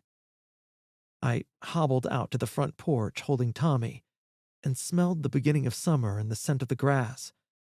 I loved that smell. It meant baseball season. Let's play ball. I yelled to some guys on the corner. Jimmy, keep studying. It's almost exam time. My mother yelled as she walked down the basement stairs. My heart sank as I thought about the weeks of grounding that were almost certainly in my future. I went back into the house, laid Tommy on the couch next to me, and opened my math book. I started reading about quarts adding up like a gallon of ice cream. I glanced over my shoulder at the refrigerator. I looked down at my book and saw that it said that there were 128 ounces in a gallon. Unless there were only a couple of scoops left, nobody would notice 3 or 4 ounces missing out of 128. I looked down at Tommy, who had dozed off in a nap. I then hobbled to the kitchen and pulled out the vanilla ice cream carton, which read, 1/2 gallon, 64 ounces. I might get caught if I ate 2 ounces of ice cream from a 1/2 gallon. But when I opened the carton and saw how much was left, I realized that nobody would notice an ounce or two. I reached in with my fingers, took a big swipe, put it in my mouth, and then decided that arithmetic homework wasn't dreadful. I then heard a thud from the living room, and at the same time, my mother was on her way up the basement steps. I put the ice cream back in the freezer and made a beeline into the living room, and Tommy had rolled off the couch and was face down on the carpet. I turned him over and saw his tummy was moving in and out, so at least he was still breathing. I tapped him on his forehead and asked, You in there? You okay? He opened his smiling eyes, and his little finger stretched out to touch my nose, and I felt relieved. That's a good brother. Don't die on me today. Chapter 12. Lower Academic Achievement. How'd you do? Bush asked after our exams were over. Hard to tell. You know how it is with multiple choice questions. Some you know, some you guess. On the questions I didn't know, I closed my eyes and came down with the pencil between A and C. Wherever it landed, that was the answer. What did you do when it landed on D, or none of the above, or between the letters? He asked. Well, the way I see it, a D is just there to trick you. So it's just A through C. If it's in between the lines, it's a do-over. Trick you. That's interesting, he said. The way I figure, it's like if a rooster lays an egg on top of a roof, which way will cause the egg to fall? Roosters don't lay eggs. We both shrieked. What are you doing today? I asked. Playing ball over at the field, he said. How about you? Joe and I have to cut the grass. I don't think I can play. My ankle's sore. I worried about my report card the rest of the way home. I didn't want to be stuck in the house all summer, and I came through the backyard where Joe was starting the lawnmower. "Hurry up to get this over with," he said. I have to do some studying, Joe. I won't be able to help you with the grass. "Why is it that the only time you do any studying is when there is work to do?" I laughed. I'll be right out. I changed into my play clothes, thought about leftovers, and grabbed a hunk of leftover meatloaf. I crammed it into my mouth and disappeared out the rear screen door. My job was sweeping the grass clippings from the sidewalk. When Joe was on the last spin around the yard, I went down to the basement to get the broom, thinking about the meatloaf, which hadn't tasted lousy cold. I could hear my mother heading for the bathroom, so I climbed upstairs and quietly opened the refrigerator door. I peeled back the foil and tore off another piece of meatloaf. I was looking for the salt when I heard the water turned off in the bathroom. I quickly wrapped the remainder of the meatloaf, stuffed the piece into my mouth, and disappeared through the back door to sweep up. When I arrived at the field, Bush asked, "You want to play?" I lied and said, My ankle's fine. "I'm going to pick you then, and you'll play second. That way you only have to cover a small amount of ground." I stretched my ankle in directions, trying to loosen it up. There was no way I wasn't going to play. "Jimmy, you're up first. You'd better get a hit," Bush warned. That was a strike, Jimmy. Yelled the pitcher. "Give him something he can hit," yelled the shortstop. I watched another bad pitch go wide of the home base. "Come on, Jimmy, wait for a good one," Bush yelled. I choked up on the bat. Crack! I lined one down third base, just out of reach of the third baseman's outstretched arms. As I ran down to first, I watched the ball disappear into the weeds and decided I would go for second because it would take the fielder a few seconds to find the ball. I picked up speed and started a wide loop around the first base when my ankle gave way, and I tumbled headfirst into the dirt and coal along the railroad track and rolled over on my back, moaning in agony. The second baseman for the other team ran up and tagged me. "He's out!" No way! I screamed. I thought my ankle was broken this time. But when I checked with my mom, she said it was just a bad sprain, and the only thing that would help it heal was rest. I spent the rest of the week back in the house. Some summer this was going to be. The next day, I limped to school, full of worry about my report card. I saw a black limousine and a crowd of men in black suits standing vigilantly in front of the church. When I saw them putting on gray gloves, I realized they were pallbearers for a funeral, and one of them noticed my limp. "Having a hard time, young man?" I nodded toward the hearse. Save some space for me. It's report card day. When I took my seat, poor Miss Hope was already passing out the report cards. She handed me mine, and on the front of the yellow envelope was one word which read, "Passed." At least I'd be going on to 8th grade, but I was afraid of what might be inside, Class is dismissed for the summer. Miss Hope told everyone. The other students were chattering away and walking out of the classroom, and Miss Hope was waiting for me to open it up. I looked down at the report card again and decided I had to pull it out of the envelope. So I pulled it out, but shoved it back in, wondering if there was another way. I could hear the church organ echoing through the school and pictured the priest incensing the casket. I stared at my report card, which winked at me with a yellow smirk. Here goes. No news like bad news. I said to Miss Hope. I slipped it out and peeked at it quickly. The organist hit the wrong key, and a flat, ugly chord howled through the school as the report card screeched the letter D. D for a dimwit. I mumbled out loud. The organ started up again, and I pictured the dead person leaving the church for the last time. 5 D grades, including the worst of all, a D in conduct, which would send a clear message that I was throwing paper wads and shooting rubber bands at poor Miss Hope when I was supposed to be paying attention. I slipped the report card into its envelope, and the organ wailed its final, irritating chords. You got a B in writing. I think you could be a writer someday. Miss Hope said. Someday is right now, and my summer is over. I got up, limped to the window, saw the pallbearers sliding the casket into the hearse, and thought about having to stay in the house for 5 weeks. The dead person was luckier than me. and I wanted a change in scenery. Change. I looked at all the D's and decided that all I had to do was draw a line through the middle of each D and change it into a B. I looked down at the report card, then back to the hearse. I could probably survive a 2-week sentence, but not 5. I would only change 3 of the 5 D's into B's. I slowly tucked the report card inside my shirt and said goodbye to Miss Hope. I opened the door and looked down the deserted hallway. Across from me was the restroom. Should I change the D's in there? No. Someone might walk in and I would get caught. The alley seemed like my best shot as I made my way home. I scanned my surroundings for a garbage can with a lid on it, and there wasn't one. So I picked up a cover and placed it on the top of the can and heard the flies buzzing up and hitting the bottom of the lid. I unbuttoned my shirt, pulled out the report card, laid it on the rusty garbage can, and read all the D's as I reached into my pocket for my pen. I carefully swiped the line to transform the first D into a B, and screw me.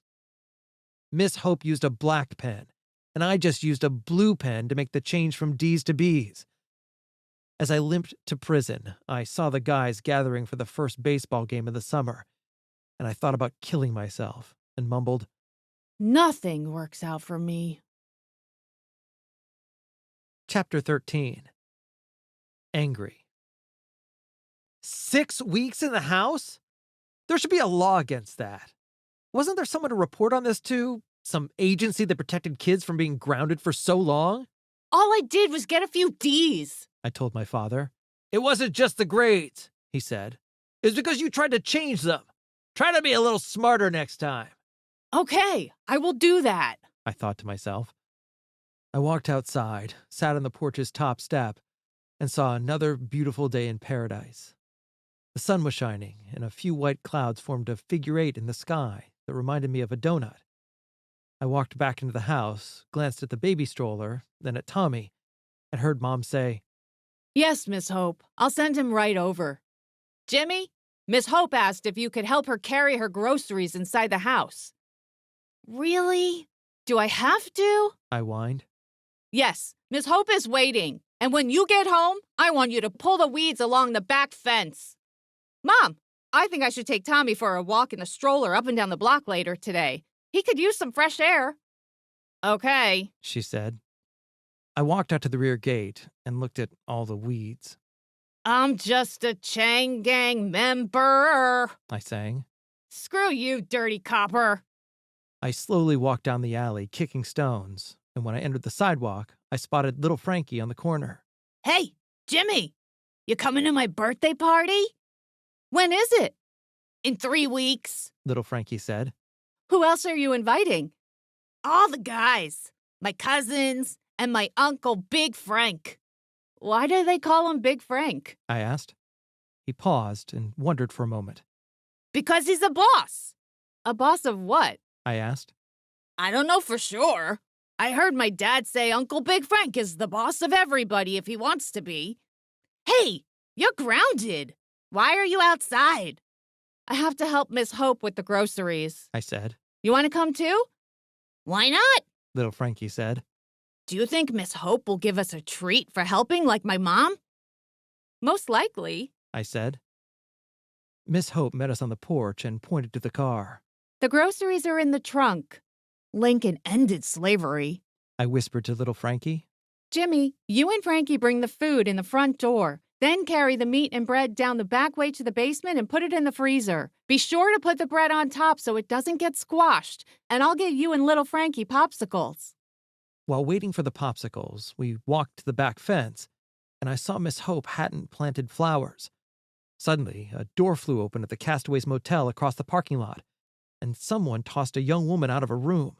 "You're not working hard enough," a man's voice yelled from inside the room. "You better make more money." Out walked a slim man in a red suit and a white hat. Let's get out of here, Frankie whispered.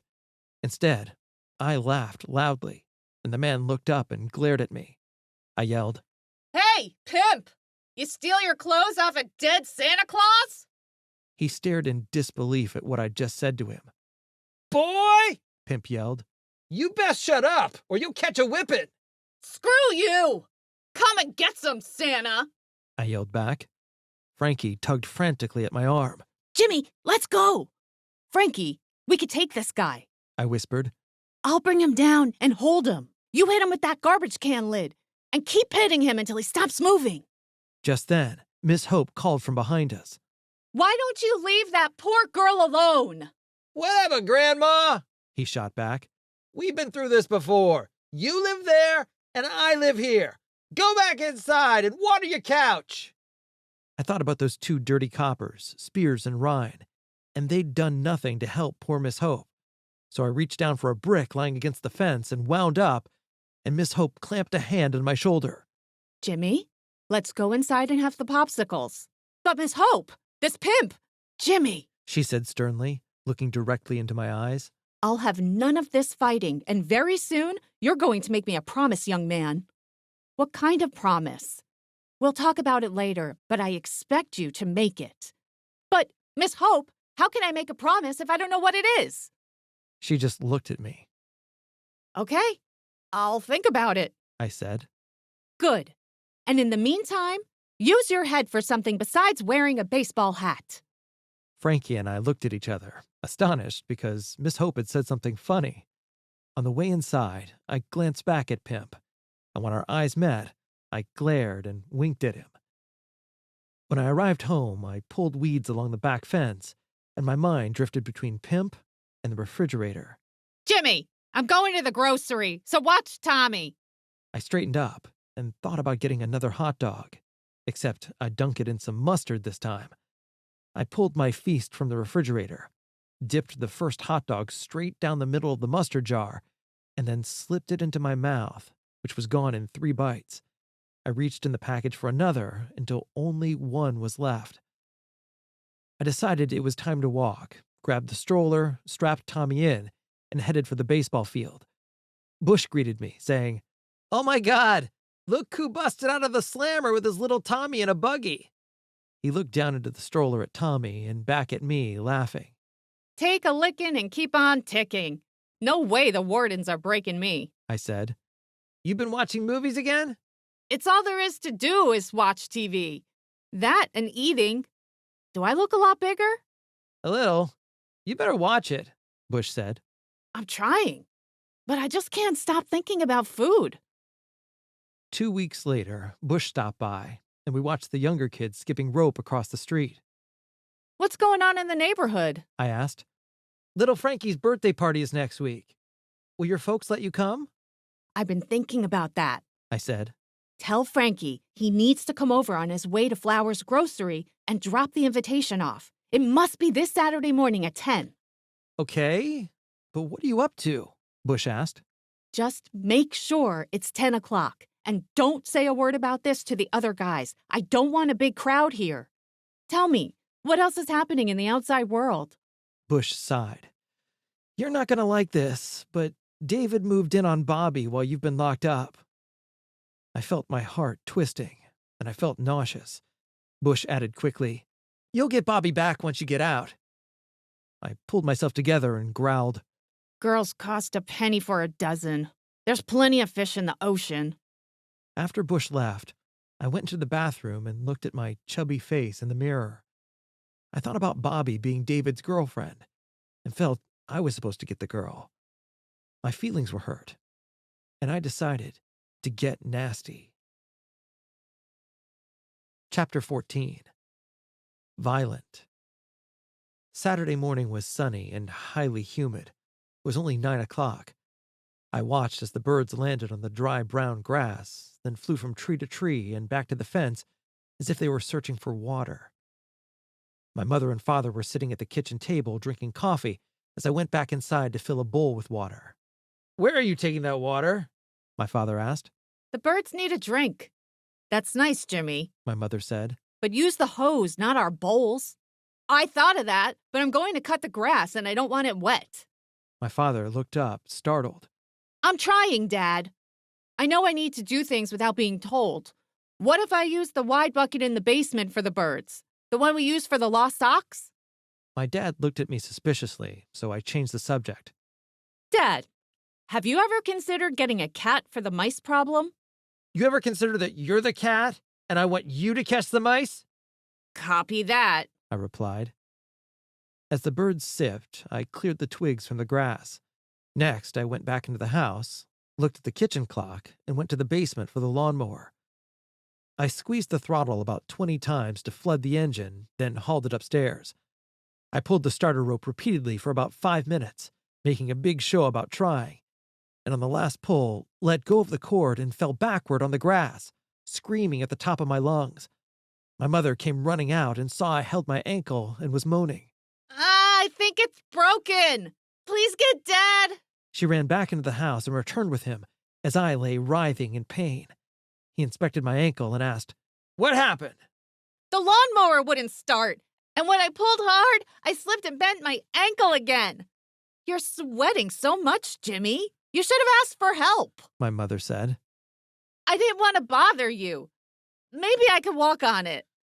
I limped across the yard and put pressure on it. I just need to walk it off, Dad.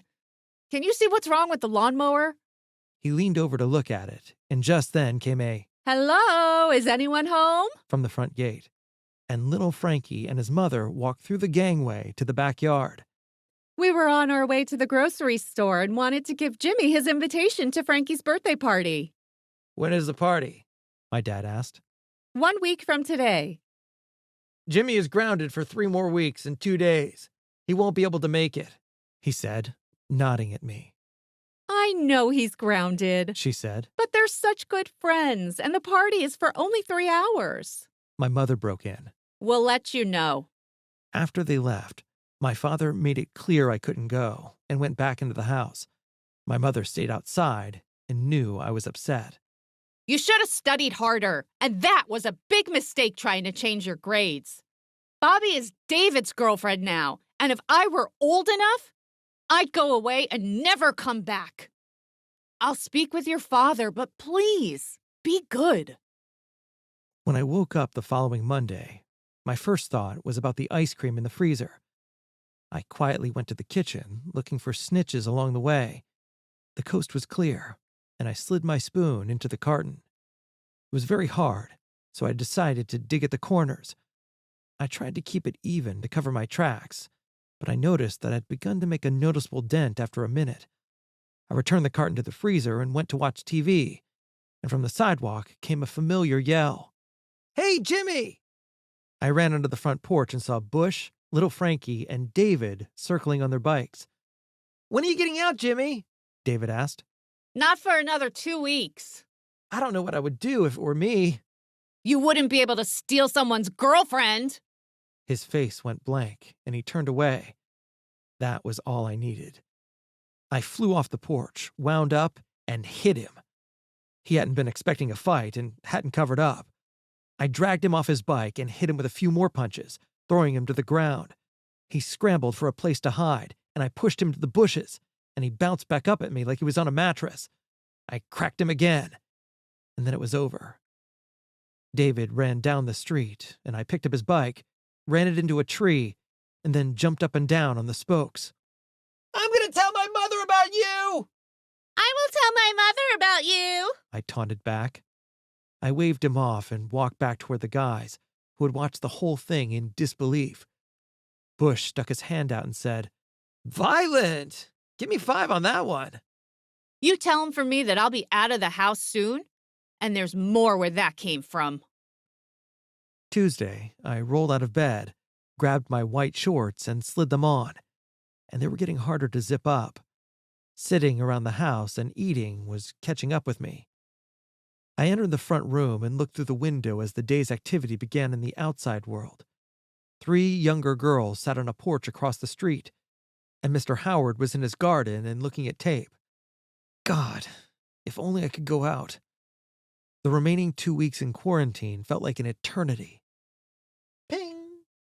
Johnny's toast popped up, and I made a beeline for the kitchen. I grabbed 2 slices of bread and dropped them into the toaster, and while I waited, my thoughts drifted to Bobby and David. I hated that they were officially boyfriend and girlfriend. I hated that the summer was a month gone, and I hadn't been outside the house except to take Tommy for a walk in his stroller and visit Mr. Howard. Ping! My toast popped up, and I felt better as I buttered the bread. While eating the first slice, I decided that 2 more pieces would be necessary, so I wouldn't have to wait. I put them in the toaster immediately. I ate the first 2 slices, and just when I was finishing, the next 2 popped up, and I put 2 more in the toaster before I buttered the new ones. I continued until the plastic bag on the table only had 2 pieces of bread left. Later that day, there was a knock on the front door, and it was Bush paying a visit. "What about the party? Will they let you come?" I don't know, I said. but I'm going no matter what. The party is at 5 o'clock, the same time my mom starts drinking. And while she's focused on that, I'll sneak out to little Frankie's party. "What about your father?" He has to work Saturday night. I said. "Won't your mom be mad when she finds out you're gone?" She thinks I should be able to go. I said. "You're getting out the following Monday anyway," Bush asked. "So why take a chance? If you get caught, your summer will be gone." It's worth the stretch. I said. Chapter 15. Big Frank. I approached my mother at 20 minutes after 5. Mom, I know Dad said no, but can I please go to little Frankie's party? It's right now. I don't think so. It would be, Mom, I'm getting out on Monday, and I've learned my lesson. She took a sip from her glass as I continued. It's only 2 days short of what it's supposed to be. Please, Mom, I'll be back before Dad gets home, and he won't find out. Jimmy, I won't go betray your father. We are a team. But you don't correct and punish each other. Just me. You watch your mouth, mister, or you'll never get out of here. No, I'm not going to watch what I say. Why do you have to get drunk every night? She moved across the room at me, but I circled the table. It's because he lets you get drunk. And like a good teammate, you let him be who he is. I'll be bigger than he is someday, and we'll see how tough he is then.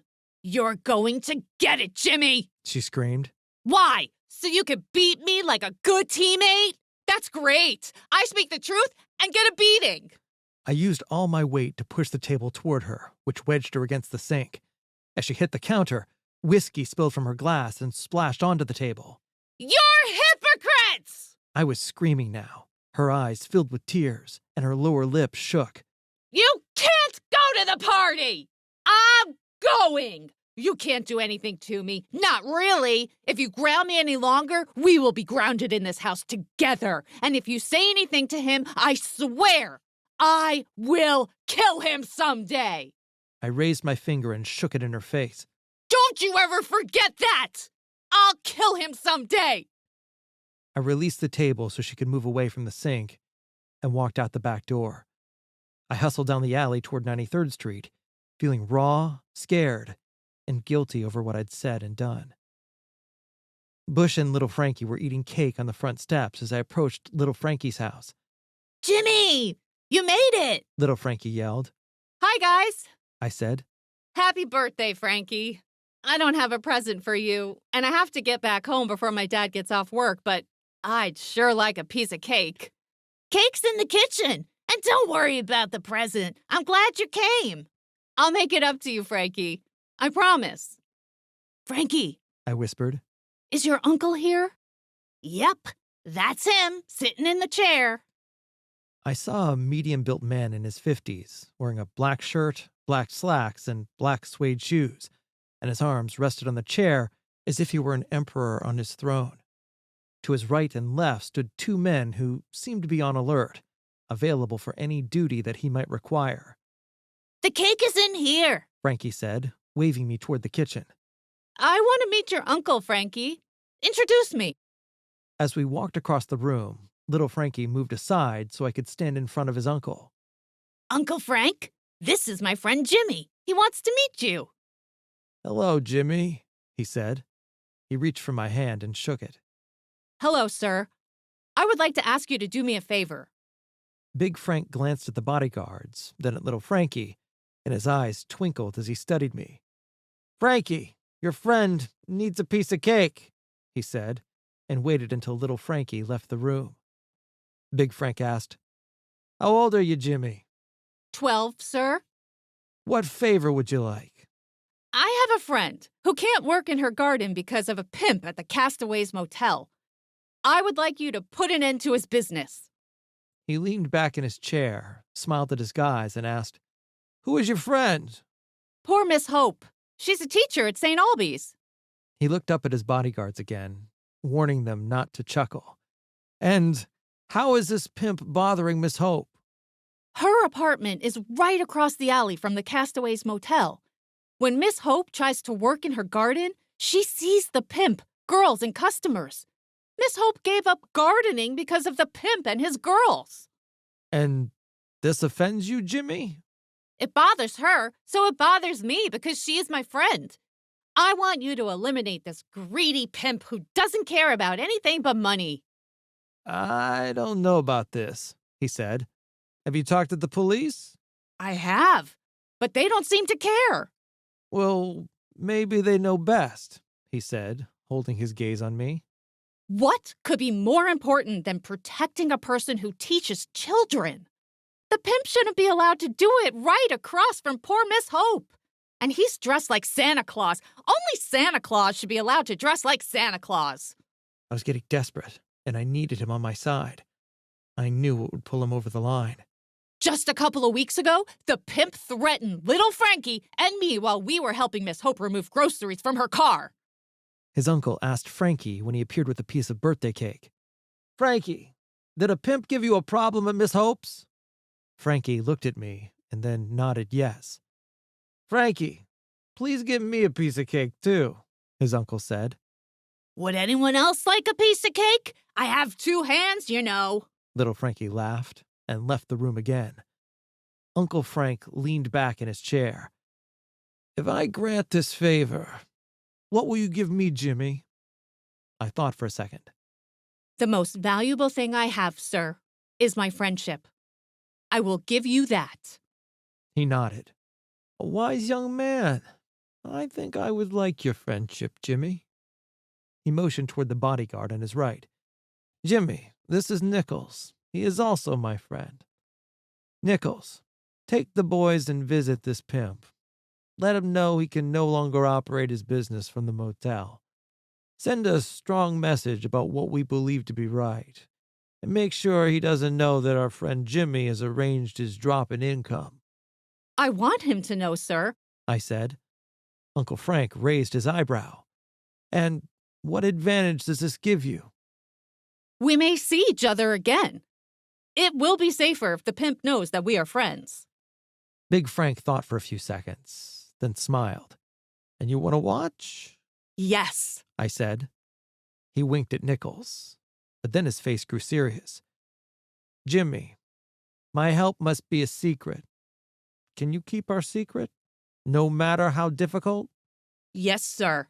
I'm good at keeping secrets. "Then it's done.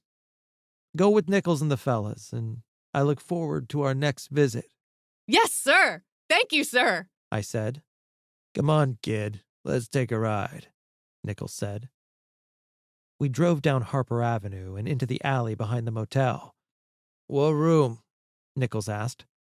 Number 2, right next to the office. "Beat him good, then bring him to me," Nichols said to his associates. I crouched between the seats, peering out the window, and the next thing, the pimp came flying out of his room into the parking lot. He wore the same silly clothes, only now blood splattered down the front of his red suit and white shirt. Uncle Frank's guards picked him up off the ground, stood him up against the wall, and went to work on the pimp's stomach area. They hit him 4 times, let him fall to the ground, and then did a tap dance on his head. Next, the guards grabbed the pimp under his shoulders and dragged him to the car. And when his face was at the window, Nichols lowered it. "Pack your things and move, pimp, because your business is closed. You know who I'm with, right?" The pimp was astonished when he saw me in the back seat. "This kid is a friend of ours, and his friends are friends of ours. We're blaming you if anything should happen to him or his friends. We're blaming you if they trip on a crack in the sidewalk. We're blaming you if they get hit by a car. If they even skin their knees, we're blaming you. If anything happens to these kids, we will break all your bones and bury you alive in Indiana in a box covered with dirt. Get in your sled and fly away to the North Pole, Santa Claus. Do you understand? The pimp nodded. Say it, Nichols barked. I understand, Pimp whispered through the blood dripping from his mouth. Nichols motioned to his boys, and they dropped him on the ground and kicked him a few more times, appearing like football players kicking field goals, then started back to the car. Mr. Nichols, please don't leave loose ends. I said. What do you mean? He asked. The owner? If you don't beat the owner, he'll just let another pimp move in. Nichols paused a second and told his guys to straighten out the owner. Make sure he understands that no one else takes the pimp's place, he said. The owner was also thrown out of his office, punched, and dragged to the car. Miss Hope, a poor schoolteacher, is living across the alley. What is wrong with you? If another pimp operates out of this motel again, I'm going to kill you and take all your money and give it all to poor Miss Hope, I cried. Miss Hope isn't poor. Nichols paused and reflected. Even better. I will take all your money, lock you in your flea-infested rooms, and pour gasoline all over you. Then we'll burn your motel to the ground with you in it. Do you understand me? The owner nodded, and Nichols said, Say it! I understand. I understand, the owner said as he saw me in the rear seat window. And don't you say anything about this. Now, you and the pimp, disappear. The associates climbed back into the car, and we sped out of the alley, and Nichols turned from the front seat, laughing. You need someone else straightened out in the neighborhood, kid? Raising my hand to my chin, I thought for a second, and Nichols laughed again. Listen, kid, we're connected like twins, so keep our secret. No loose ends. You always make such good plans? I tried to, Mr. Nichols. Oh, please stop the car. I have to beat my dad home. Wish little Frankie happy birthday and tell him I'll buy him a soda pop later. I'll square it with him, kid. And you did the neighborhood a favor today. On the short walk home, I thought about Mr. Nichols asking if there was someone else he could smack around for me, and wondered if he was serious. There was Larry Creep and my dad. Maybe he could take care of them, too, and not necessarily in that order. Chapter 16. Find someone to help. Find someone to help in all situations. The next morning, the whole Heaney family entered the rear of the church and paused to look for a pew up front. As I looked around the church, I saw everyone at Mass. Big Frank was with his wife and teenage kids, and sitting behind him were little Frankie and his mom and dad. Mr. Nichols was with his girlfriend. As we walked towards the altar, I received a slight nod from everyone the night before, but acted like I didn't see anything and focused on Jesus nailed to the cross. During the sermon, the parishioners waved missalettes in their faces, trying to catch a breeze, as the pastor spun a speech connected to what Jesus had done back in the day. It was my last day in captivity, and I was antsy. The church service seemed long, and Joe agreed with me as we changed out of our church clothes. Boy, that went on forever. I said. Yeah, you'd think they'd shorten it a bit as hot as it is. So, what are you doing tomorrow? Rainbow Beach. I said. Uh-oh, Joe said. From what I hear, it's getting rough, and lots of fighting and drinking. You better be careful. Yeah. Okay, sure. I said. My mom called from the kitchen. Jimmy? Miss Hope just telephoned. She needs you to dig out some weeds. She said someone gave her flowers and needs help planting them. I don't think so. And it's Sunday. Aren't we supposed to be resting today? My mother came out of the kitchen, wiping her hands on a dish towel. I said you would help. A little exercise would benefit you, and Miss Hope sounded excited. I shook my head slightly. Mom, about last night, I didn't want to. It's our secret. Now go over and help poor Miss Hope. I rang the front bell at Miss Hope's, and she called, I'm around back, Jimmy. I walked down the gangway and opened the gate to see her standing by the back fence, holding pots of flowers. At least a dozen more sat in boxes on the ground around her. Jimmy, the motel owner brought all these flowers. He was very sorry about the commotion and promised that things would be different. I'm so happy. These roses, marigolds, and tulip bulbs will bloom next spring. I nodded. That's good, Miss Hope. See, it's like I told you, Jimmy. Just pray, and things will work out the way they are supposed to. That's great, Miss Hope. What do you want me to do? She gave me instructions, and I picked up the shovel and began digging as Miss Hope went on about God and prayer and how things worked out when one behaves correctly. I looked up at her puffy, drawn red cheeks and felt her joy, and by the end of the afternoon, we were content. As I gathered the garden tools, I saw the motel owner approaching us from the motel across the alley. Screw me. I thought, turning to face another way. Jimmy, this is the motel owner. He's the one who gave us these beautiful flowers. With my back turned, I raised my hand and said, Thanks. Jimmy, that's no way to greet someone. Turn around now and remember your manners. Yes, Miss Hope. and I turned slowly. The motel owner's hand went to his bruised face in surprise, and then he looked at me. "I'm so sorry for what I did," he said. "I'm so sorry. Please, never again. Never hurt me again." I looked at Miss Hope, shrugged, and said, No problem. See you later, Miss Hope. I started to leave. Just 1 second, young man. She said. She walked the owner to the gate, and he was still apologizing when she turned to me. I have to go. I said, as I started my second chance at escape. Freeze, mister. She said. I closed my eyes, took a deep breath, and tried to look innocent. Jimmy, what did you have to do with this? Why did he apologize to you? I shrugged. I don't know. You're not going anywhere until I find out what this is all about. Miss Hope, please enjoy your new flowers. She walked over to the door, opened it, and pointed down the basement stairs.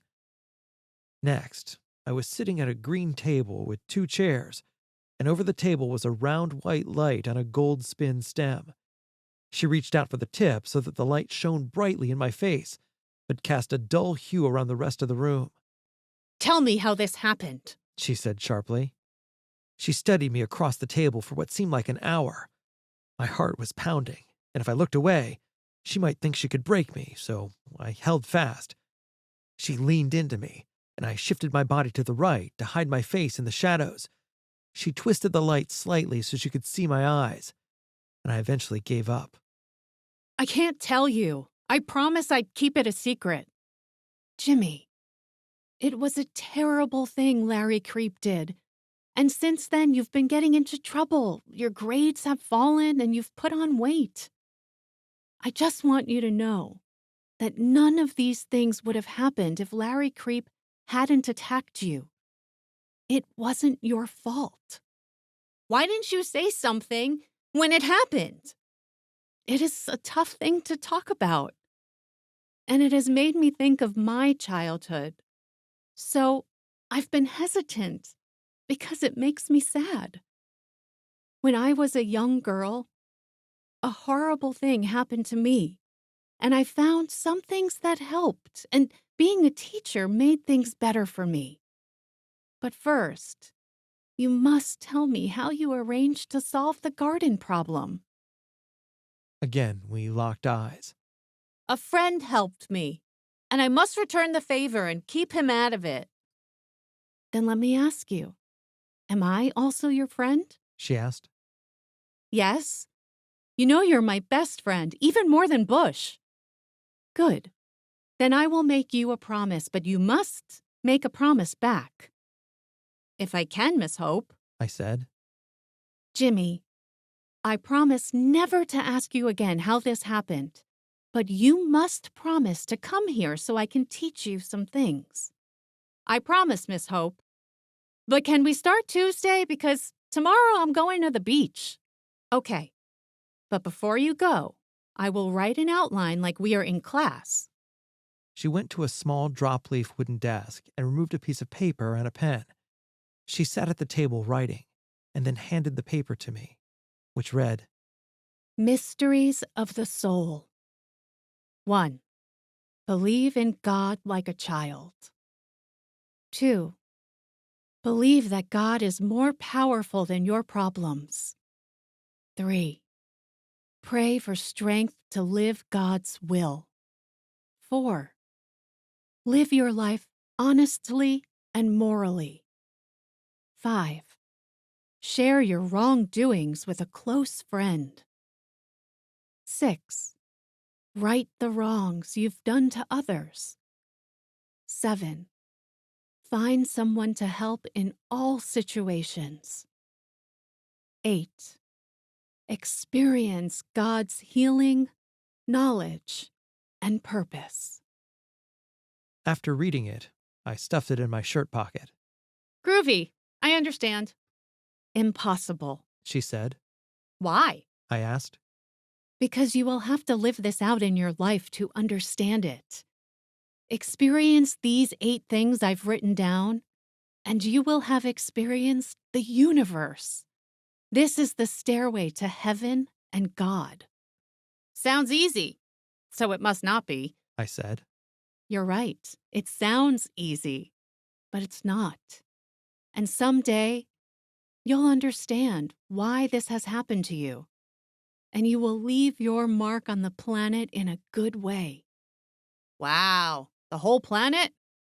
Yes, the whole planet. Why, Miss Hope? How do you know this about me? Because you have experienced one of the worst acts of evil a child can endure. And you're fighting back. You are trying. Only you're confused. Why do you say I'm confused? Because you are not supposed to be hurting people. Miss Hope, I thought about it and was just doing what adults do.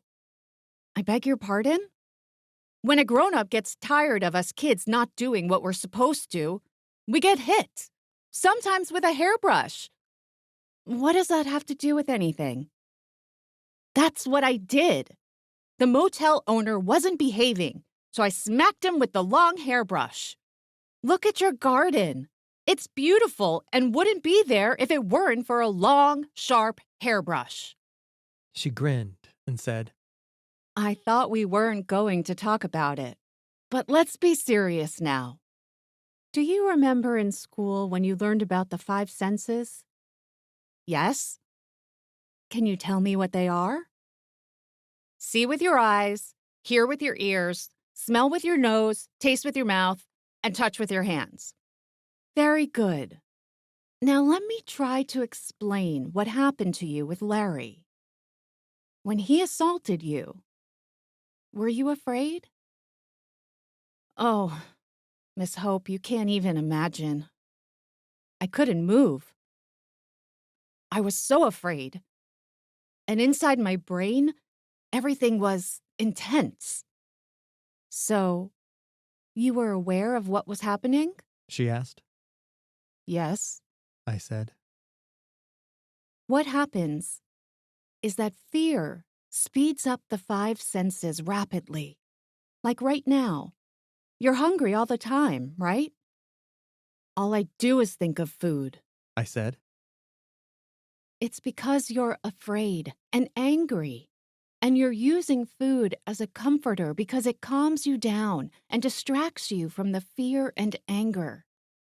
Using food is an escape mechanism and a bad habit. It's as if you're cold and food warms you up. You're eating, but you are not hungry. That sounds horrific, Miss Hope. Could be. But there's balance in the universe because for every negative, there is a positive. And for every positive, a negative. For every right, there's a wrong. And for every wrong, a right. And what is the right about what happened to me? I asked. Let's go outside and see. We stood in the middle of the yard, and she sat in a lawn chair so her face was level with mine. Jimmy, close your eyes. What just happened? She asked. I can't see. Right. But you can hear me. Tell me what you hear, Jimmy. Listen carefully. I hear the freight train running on the track. What sound is it making, Jimmy? Vadump. Vadump, vadump. What does the vadump mean to you? The train is rolling over the tracks, Miss Hope. Jimmy, I want you to breathe in and out with the vadump sounds. Breathe in, vadump. Breathe out, vadump. Breathe in, vadump. Breathe out, vadump. Relax your body and breathe in and out to match the train sounds. I said. You see, your hearing is better. Miss Hope, I know the vadump has always been there, but I just never listened to it like this before. Do you like listening to music? Have you heard of the Beatles? I never knew you were a Beatles fan. I laughed. Jimmy, the next time you hear I Want to Hold Your Hand or any song, close your eyes and listen to the instruments. Listen to the instruments individually and then together, creating one melody. Do you understand? I think so. I said. Good. Let's try another exercise.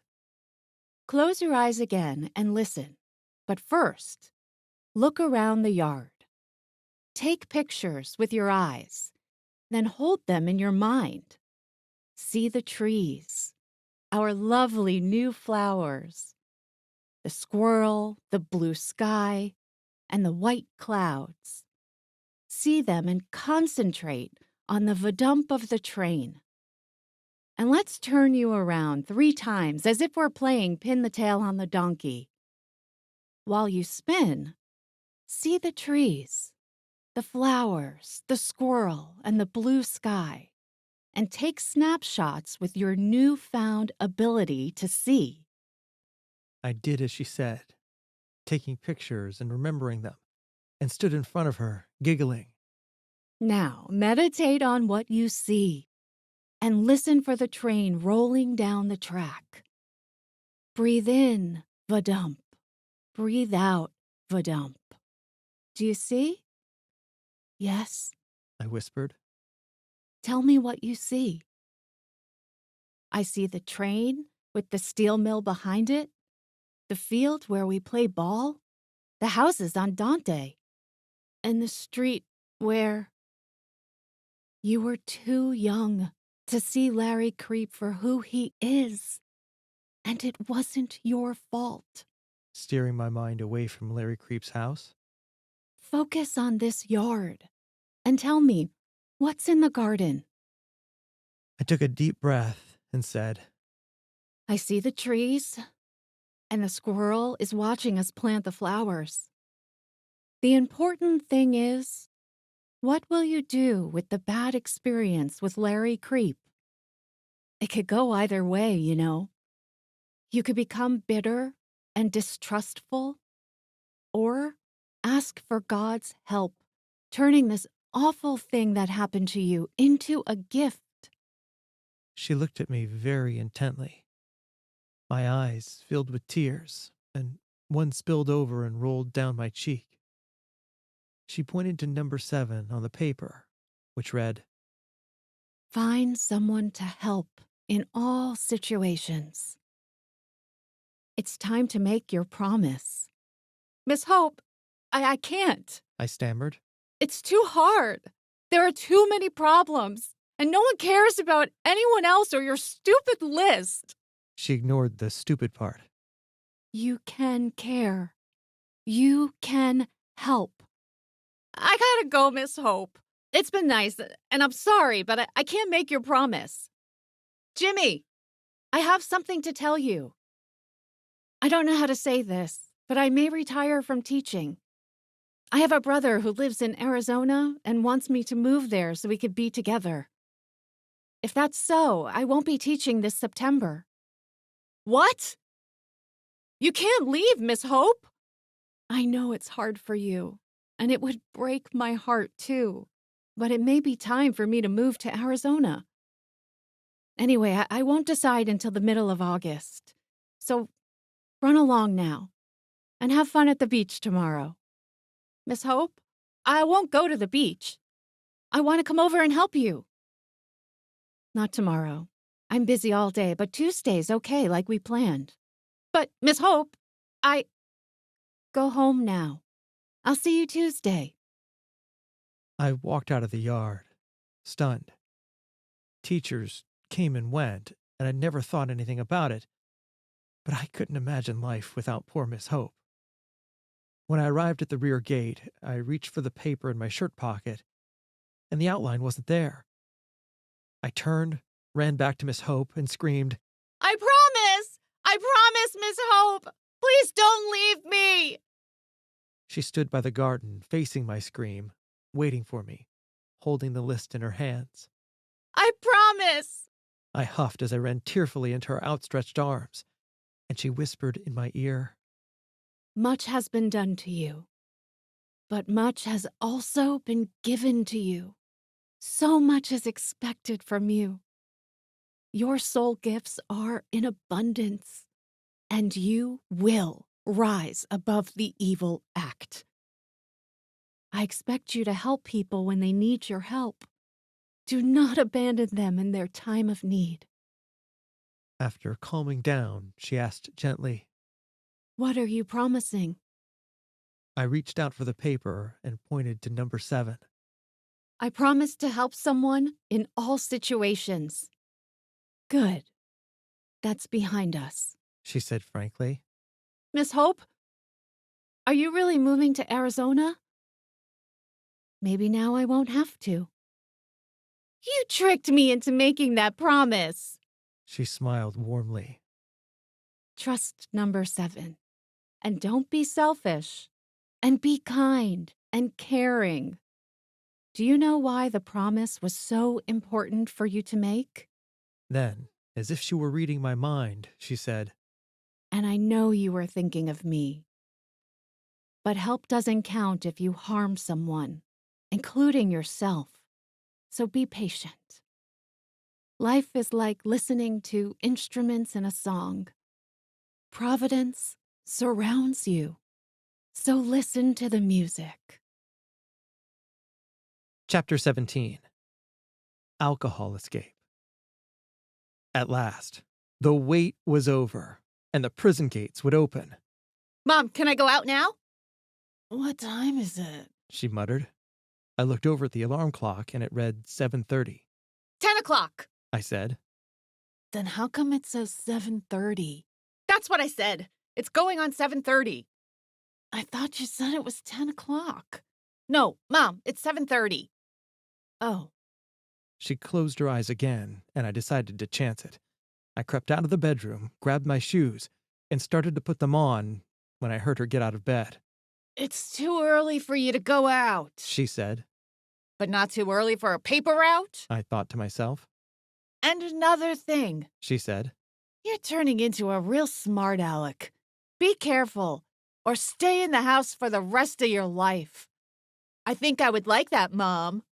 I was pushing, so I backed down by explaining that I was having a hard time waiting, and the fire settled down in her eyes. It's just a few more hours. You'll make it, she said. My thoughts turned to food, and I began my breakfast ritual of eating toast until I was stuffed, then going back to sleep. I woke to my brothers eating their breakfast in the kitchen, and my eyes darted to the clock.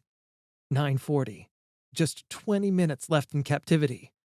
I ran to the front porch to see if there was any action in the neighborhood, and across the street, girls were already playing jump rope. I put on my white high tops, grabbed a shirt from the closet, combed my hair, and brushed my teeth in the bathroom. It wasn't quite 10 o'clock, but it was close enough, so I bolted out the front door, flew down the steps, and ran up Blackstone toward the field with the smell of freedom in the air. I saw a familiar tree branch hanging over the sidewalk as I ran, and, picking up speed, jumped high in the air, trying to touch it. I noticed that I barely left the ground, and my stomach jiggled from the weight I had put on. I buttoned my shirt to cover the fat, and the thought of the guys picking on me made me wince. I turned left on 91st and saw the guys gathered at the field. My heart exploded with joy, and I broke into a trot. Bush pointed toward me, and the other guys turned to watch me coming toward them. "Well, look who's here," Bush said. I stood in the middle of my pals, who were all glad to see me. We still going to the beach? I asked. Yes, we are, Bush said. How do we get there? I asked. Hitchhike, Bush said. It's not hard. Someone will stop and give us a ride. As we walked toward Stony Island Avenue, some blacks had moved into the neighborhood, even in the short time I was grounded. The neighborhood is changing, huh? Yeah, Bush said. My parents started looking for a new house in the suburbs. I felt a surge of fear. He had been my pal my whole life. You guys go hide behind the fence, he said. When a car stops to pick me up, the rest of you come running and jump in. Hitchhiking was new and very exciting, and we stood in a huddle and put our hands on top of one another's. All for one and one for all, we chanted. Bush went for the street, while the rest hid behind the fence. We crouched down low and peered between the wooden slats to watch as Bush stood with his thumb out from the curb. The cars flew by, and when the light turned red, Bush walked out between the cars and asked for a ride. When the light turned green and he was still in the street, a car honked at him to move out of the way, and an old man in a beat-up blue car yelled out his window, Take a bus! As he drove by, Bush birded him, and we all laughed. The grouch must have seen him in his rearview mirror because he put his brakes on and yelled something back at Bush. Bush yelled back, Yeah! and shot him the finger again. It was hilarious. We all stood up, slapped each other on the backs, and laughed. I yelled, You're my hero, Bush. and at that moment, we were close as a gang. David turned to me and said, I'm sorry Bobby didn't say she was your girl. I didn't know what to say. I didn't have time to think of anything because Bush called, I got one! Bush was crouched beside a big blue station wagon, his head in the front passenger's window talking with the driver. He pulled his hat out of the car, pretended that he was coughing, and waved us over, and we poured out from behind the fence and ran towards the car. Bush reached back, opened the rear door, and we filled the car before the driver knew what hit him. All you had to do was ask, he said, once we had rejoined the traffic. Where are you guys headed? To the beach, cabby, Bush said airily. You're a real smarty, aren't you? I'll drive you to the beach. Perfect, Bush replied. I looked out the window and tried to take it all in as we headed up Stony Island. We turned right on 75th and headed toward the lake. It was the first time I had been out of the neighborhood without my parents, and I knew I was not supposed to be doing this, at least not without telling them. It felt both scary and fun at the same time. We pulled over at a stoplight and the man said, This is it. We all scrambled out, and Bush said, You guys head over to the beach, and Jimmy and I will meet you there with the beer. Beer? I asked. Yeah, Bush said. Seeing it's your first day out, we thought we'd celebrate. I don't know about getting drunk. You won't get drunk, just a little high, Bush said. You'll be fine by the time you get home. Stay with me, and I'll show you how it's done. How what's done? How we get the beer. Now you guys take off. I watched as they walked toward the beach, then turned back to Bush. So, what do we do? We wait until someone who might buy for us goes into the liquor store. The guy behind the counter knows we're buying beer from him, but if someone old enough carries it out the door, he doesn't care. A man about the same age as my father came around the corner. When he got close to us, Bush stopped him. Would you buy it for us? He shook his head. No. I have sons your age. You're not old enough to drink. And he continued to walk down the street. Sometimes it takes a while to get the right guy, Bush said. Here comes someone else. This guy didn't even respond. He just kept on walking. That's the rudest thing I've ever seen, Bush said. Ask someone a question and they don't even answer you? Remember, Jimmy, when someone asks you a question, at least have the decency to answer. Right on the heels of his sarcasm, Bush asked another man, Hey, mister, would you buy it for us? Beat it, punk, the man replied. We laughed, and Bush yelled, There he is. I followed Bush's eyes across the street and saw an older man in a long, dirty brown overcoat. He shuffled along at a slow pace, his pants tucked into a pair of worn-out black boots, and he was walking with his head down as if he was looking for something he'd lost. Bush dashed across the street, dodging traffic, and I followed more cautiously. Lucas! How are you? Bush said. Lucas looked up briefly. I'm okay. Then he scanned the ground, and I wondered what he had lost. Lucas, will you buy for us? Bush asked. Lucas looked up, and his eyes locked with mine. Who's he? He's okay, Bush responded. He looked me up and down.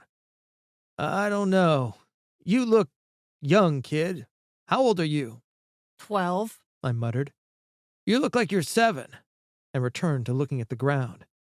Bush said, If you buy for us, we'll buy you what you want. It will cost you a bottle of wine, and that's $4.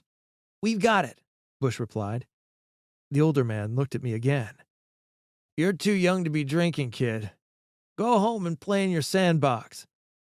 I stood motionless, looking the other way because it was so eerie. What do you want? Lucas asked Bush. 5 6-packs of beer. Bush gave Lucas the money, and Lucas told us to wait around the corner. As he was walking away, I found the courage to call out, Hey, Lucas, what are you looking for? He stopped, turned around, and looked me right in the eyes.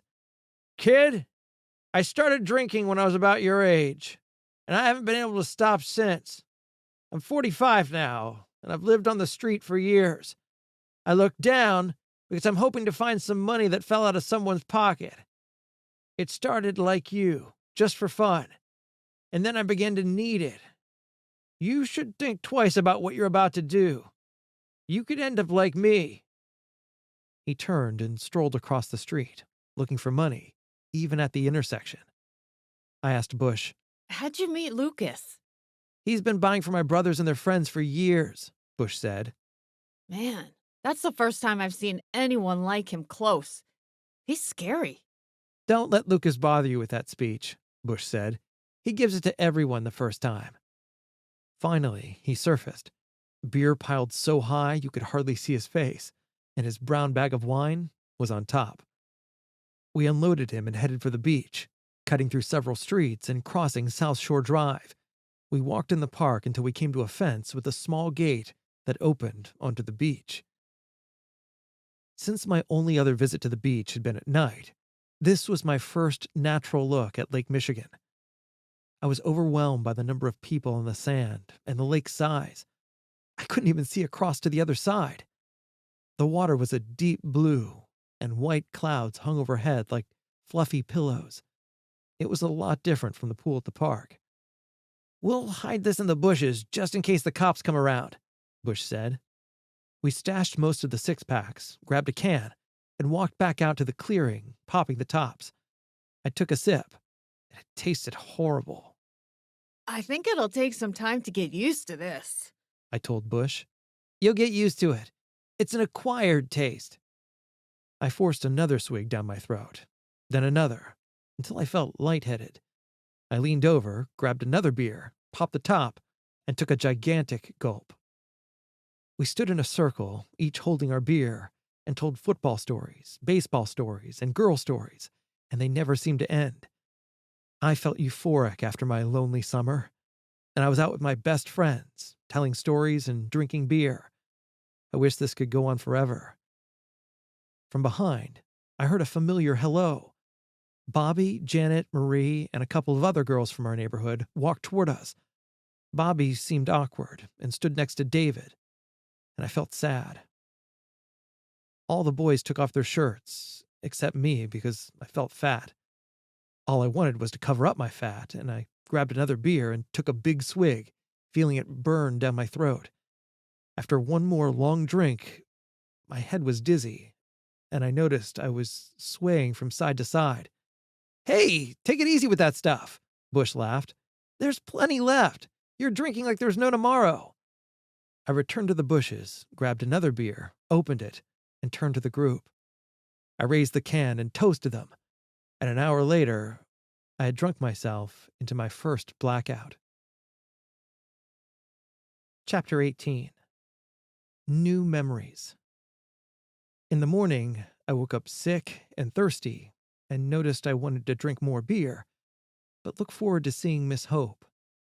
Clinging optimistically to the fact that my mind could think, I dressed, brushed my teeth, and drank what seemed to be a gallon of water before heading to her apartment. As I rang her doorbell, I studied the list on the Mysteries of the Soul paper, and the first step read, Believe in God like a child. She opened the door and asked, How was the beach yesterday? It was okay. But Bobby is David's girlfriend now, so I didn't get the girl I wanted. You have a date with me today, so cheer up. she said. We went downstairs, and she pointed to a chair and went into the storage room, where I heard rustling behind the wall. After a while, she returned with a wooden ruler and a pile of books. What are those for? I asked. Let's start with the ruler. Then she placed the ruler across my eyes. The space across your face and between your ears is 7 inches wide. She turned the ruler around, showed me the 7 inches on the ruler, and then added, All your recent memories are inside this 7-inch space between your ears. However, your mind may be the size of the entire universe. You are only 12 years old and may have 70 more years of life and thousands of memories in front of you. Larry Creep injured your mind, and the way to heal is through creating new memories. And 7 inches of a bad memory is all you need to change. She spread the books across the table in front of me. Believe that God exists through creation, people, and experiences. I look at these books She said. when I have trouble believing. You, Miss Hope? Sometimes you don't believe? I asked. Everyone has doubts. When I'm troubled, I look at these books to help me. I want you to know that you can come here whenever you want to see them.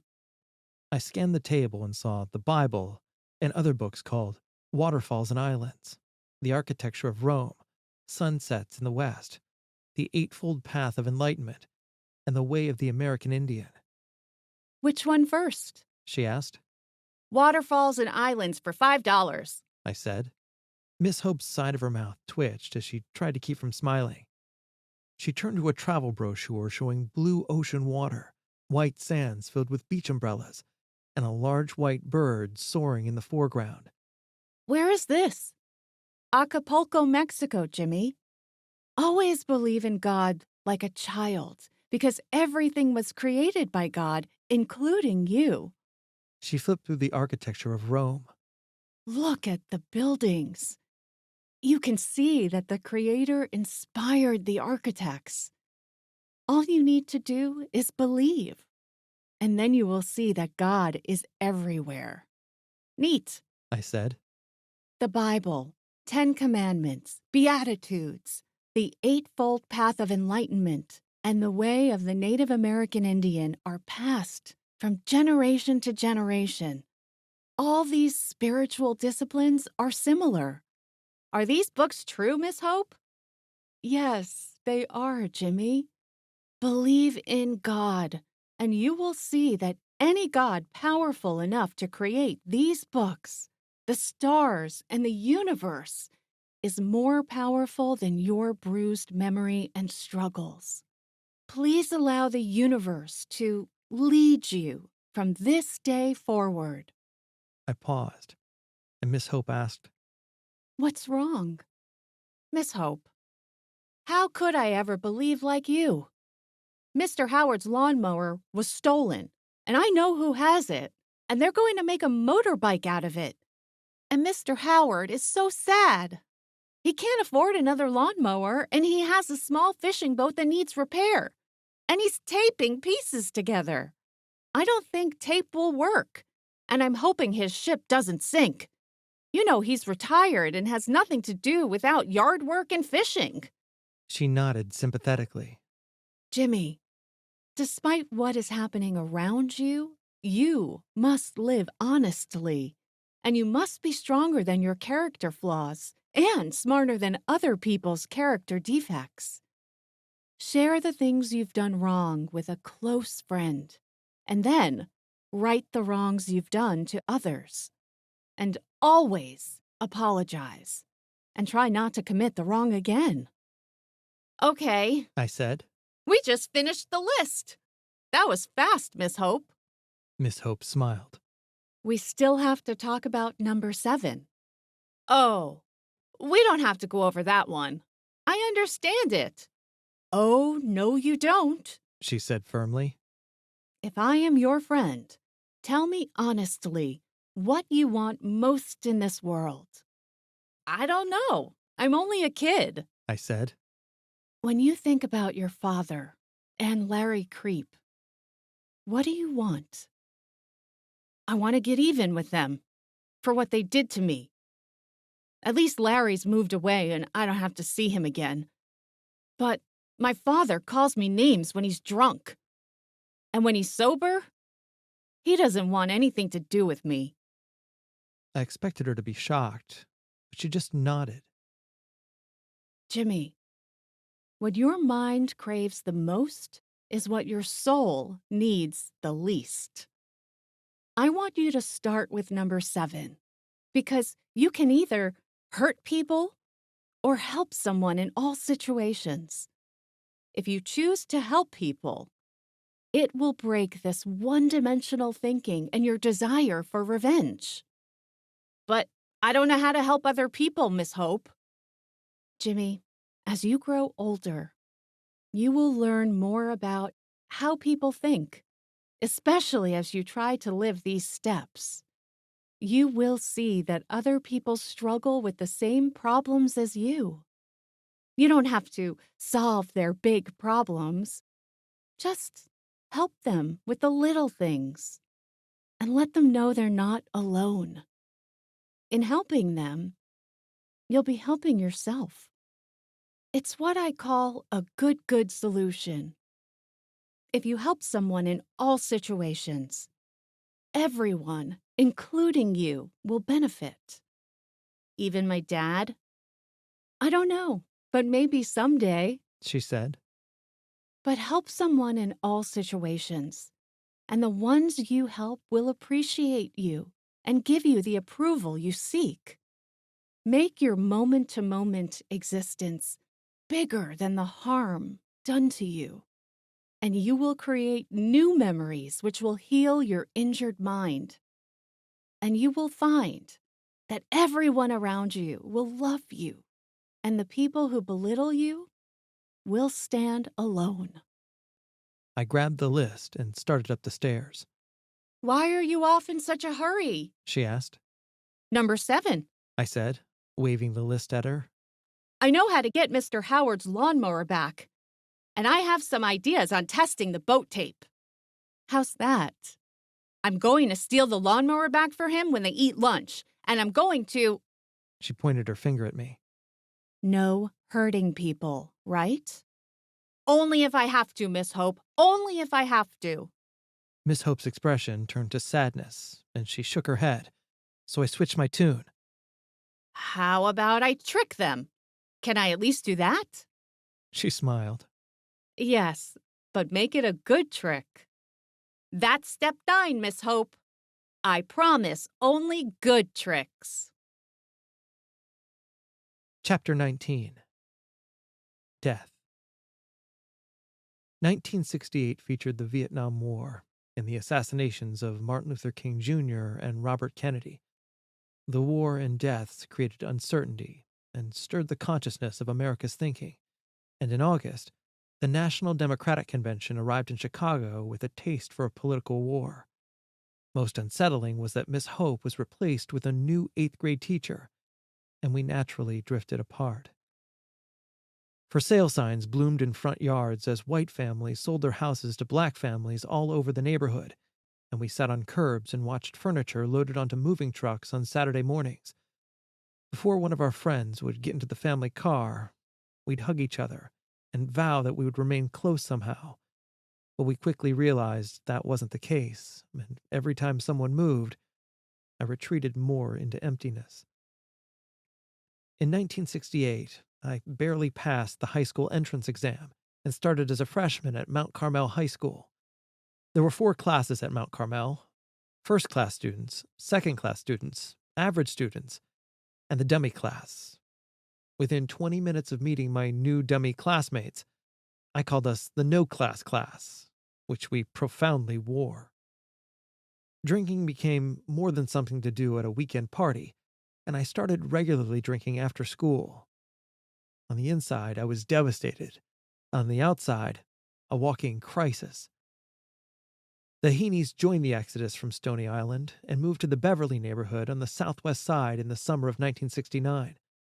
The new community was more than a geographical relocation, because I went from a tough, blue-collar, increasingly black neighborhood to an all-white area.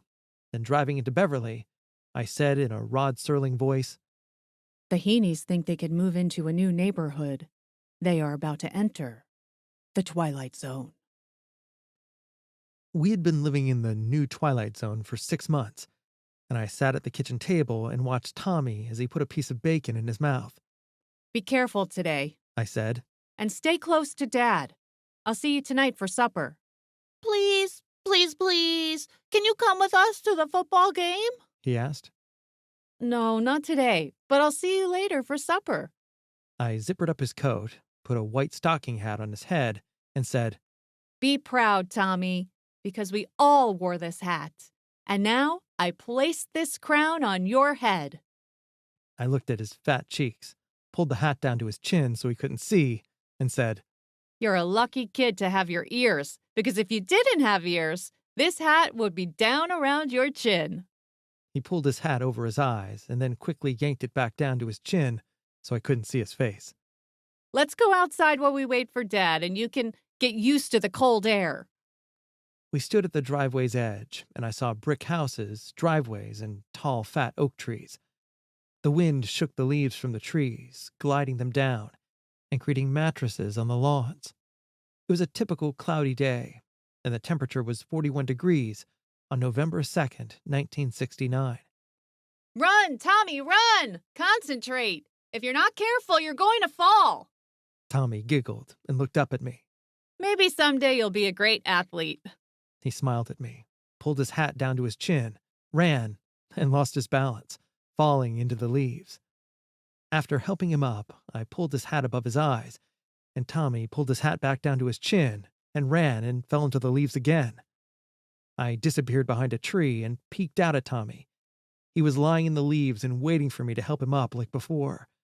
I hid for a few seconds and then looked out behind the tree and saw Tommy had pulled his hat up and was looking for me. I then noticed his small hands starting to shake. I sprang out as tears trickled down his face. I'm right here. I assured him, bending over and hugging him. That's a stupid game.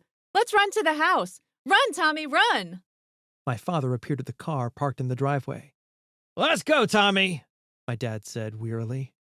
Can you come with us, Jimmy? Please, please? I looked at my father and said, No, but I'll see you later for supper. I had fun at our high school game and had a couple of beers, and later that afternoon, we were hanging out on the school grounds passing the football around, and it was getting dark. A priest opened the rectory door, stepped out on the stoop, and shouted, Is Jimmy Heaney here? One of the guys pointed at me. I froze. Jimmy, you have to go home, He said, coming over. There's been a terrible accident. Accident? I asked. It's your brother Tommy, The priest said. he was hit by a car and killed at the football game. I was stunned and looked at my friends and asked, Did you know about this? We heard earlier and didn't know how to tell you. No! I screamed. I started to walk and fell to the ground. The priest was at my side and helped me up. It's going to be all right. It will be okay. I'll take you home. But I was up and running. I was only 4 blocks from the house, Run, Jimmy, run! He can't be dead! I thought. The street in front of our house was full of parked cars. I slowed to a trot and my side hurt. I tried not to cry, and the memory echoed in my mind. Be careful today and stay close to Dad. I'll see you tonight for supper. Can you come with us to the football game? Can you come with me, Jimmy? Please, please, please? Be careful. Stay close to Dad. I'll see you tonight for supper. Run, Tommy, run! The house was full of people. On the kitchen counter were half-empty bottles of alcohol, and everyone was crying over pictures of Tommy. I overheard one of my aunts saying Tommy had lost my father, wandered into the street after the football game, and was killed by a passing car. Tommy lost my father. Tommy was only 4. He didn't lose anybody. My father lost him. How could anyone blame Tommy? I had seen my father's hungover face and knew he was in no shape to take care of Tommy.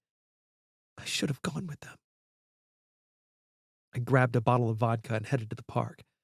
I saw 2 people pointing at a spot on the street.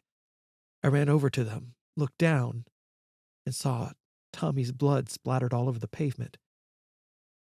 Do you know what happened? I asked. Some small kid walked out between 2 cars and was killed. I heard the car crushed his head and tore partly from his body. How fast was the car going? Who was driving the car? Some guy who was out getting groceries or coming from church. It wasn't his fault. The kid just walked out between 2 cars and couldn't see the cars driving by because he was too short. I heard he died instantly, though. I'm his brother. I could have stopped this. I knew, and I could have stopped this. Do you think I can still stop the accident? Am I dreaming? I need another chance. Oh, I'm so sorry, he said. It's too late. Your brother Tommy is dead. I saw a stocking cap lying in the leaves and saw strands of blonde hair stuck and skin inside the sticky, smelly brown blood.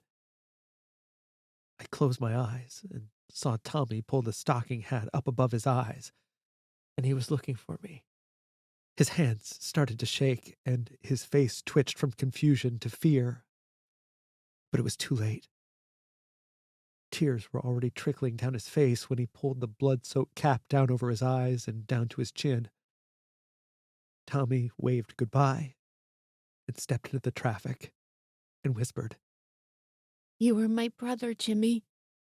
You knew. And now I'm dead. I won't see you tonight at supper. Act 2. Throwaway Kids. Chapter 20. Earth date, 1977. Chicago's Skid Row was located on West Madison Street and was a 12-block stretch of flop houses, gin joints, and battered dreams for those seeking refuge from their demons in a cheap bottle of wine. The transient rooms on the Skid were the size of jail cells, and the accommodation's daily rate was $7, including a rusted steel bed, a smelly pea-stained mattress, and a wire mesh ceiling for ventilation. The wired ceiling indicated that I was sleeping in a bird cage, and a low-watt bulb suspended from the chicken wire was the only light source. When it was quiet, you could hear the residents in their rooms having arguments in their minds and speaking out loud with themselves, which was very concerning. Besides the vagrants, the only other visitors to these hobohemian hotels were the Chicago police, who picked up drunkards who lacked character, and ambulance drivers, who moved the dying and dead to Cook County Hospital and the morgue. There were 3 types of vagrants on Skid Row: the hobo, the tramp, and the bum. The hobo was the guy who worked and wandered, the tramp who dreamt and walked, and the bum who only drank. I wasn't a hobo because I had no intention of working and liked to drink, and therefore saw myself as a mixture of tramp and bum. I still possessed a desire for real life, and if I gave up on my dreams, I'd become a drunken beggar and throwaway kid. Skid Row was attached to my memory as I descended into the bowels of despair. On July 15th, 1966, at approximately 6:15 a.m., I was about to serve the priest's morning mass, and I saw a guy about 200 feet away at the corner of 92nd and Stony Island. Later that next day, the newspapers released a survivor's drawing of Richard Speck's face, which looked like the guy I saw in the corner. I showed Bush the sketch in the papers and said, I saw Speck on the way to church. And he just laughed and said, You saw this guy in the corner? Yes, I saw him on the corner. You said you saw Marilyn Monroe in the grocery store last week, and she's dead. I was kidding, but I think I saw a speck yesterday. The newspaper said a hobo killed 8 nurses in a neighborhood just east of Stony Island Avenue 2 days earlier, and his name was Richard Speck. Speck was apprehended at the Star Hotel down on Skid Row. I followed the case in the newspapers because of the insane brutality of the Speck murders and the publicity of the prosecuting attorney, William J. Martin, who had persuaded the jury to declare the death penalty, even though Martin opposed the death penalty. On August 17, 1977, I woke to find I'd fallen asleep in my car. I would cruise around with wine or beer, and when I got tired, I'd pull over, drink, and pass out. Sleeping in my car was a last line of defense. And if I lost my car, I'd be on foot and knew I'd end up living on Skid Row full time. I reached and turned on the ignition, and the radio blared "In the Ghetto," and the disc jockey did a voiceover. "In the Ghetto" was written by Mac Davis and originally called Vicious Cycle. Elvis made it a major hit in 1969. That's right, fans. The king is dead. Elvis Presley is dead from a drug overdose. I mumbled, "What? Elvis dead?" I leaned back in the seat, looked out the window, and saw a pigeon flying overhead. I blinked and took a snapshot of my mind and dozed off to sleep. Bang! Something hit the side of my car. Hey, kid, you can't nod off here.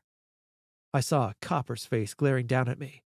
Okay, but Don't give me any lip or I'll tow your junk, and you'll go directly to jail without pass and go. Yes, sir.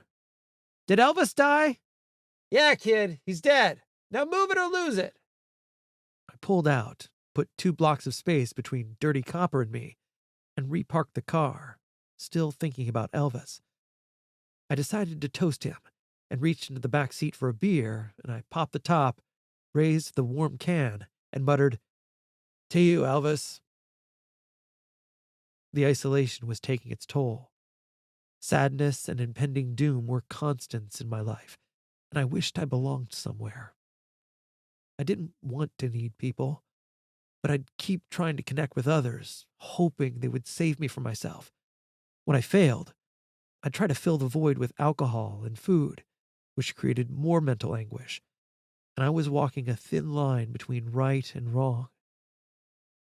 I glanced in the side mirror and saw Dirty Copper walking up the block, so I pulled out again and put another 2 streets between us. While parking, I noticed a window sign on a storefront across the street which read, "Help wanted. Phone solicitors needed."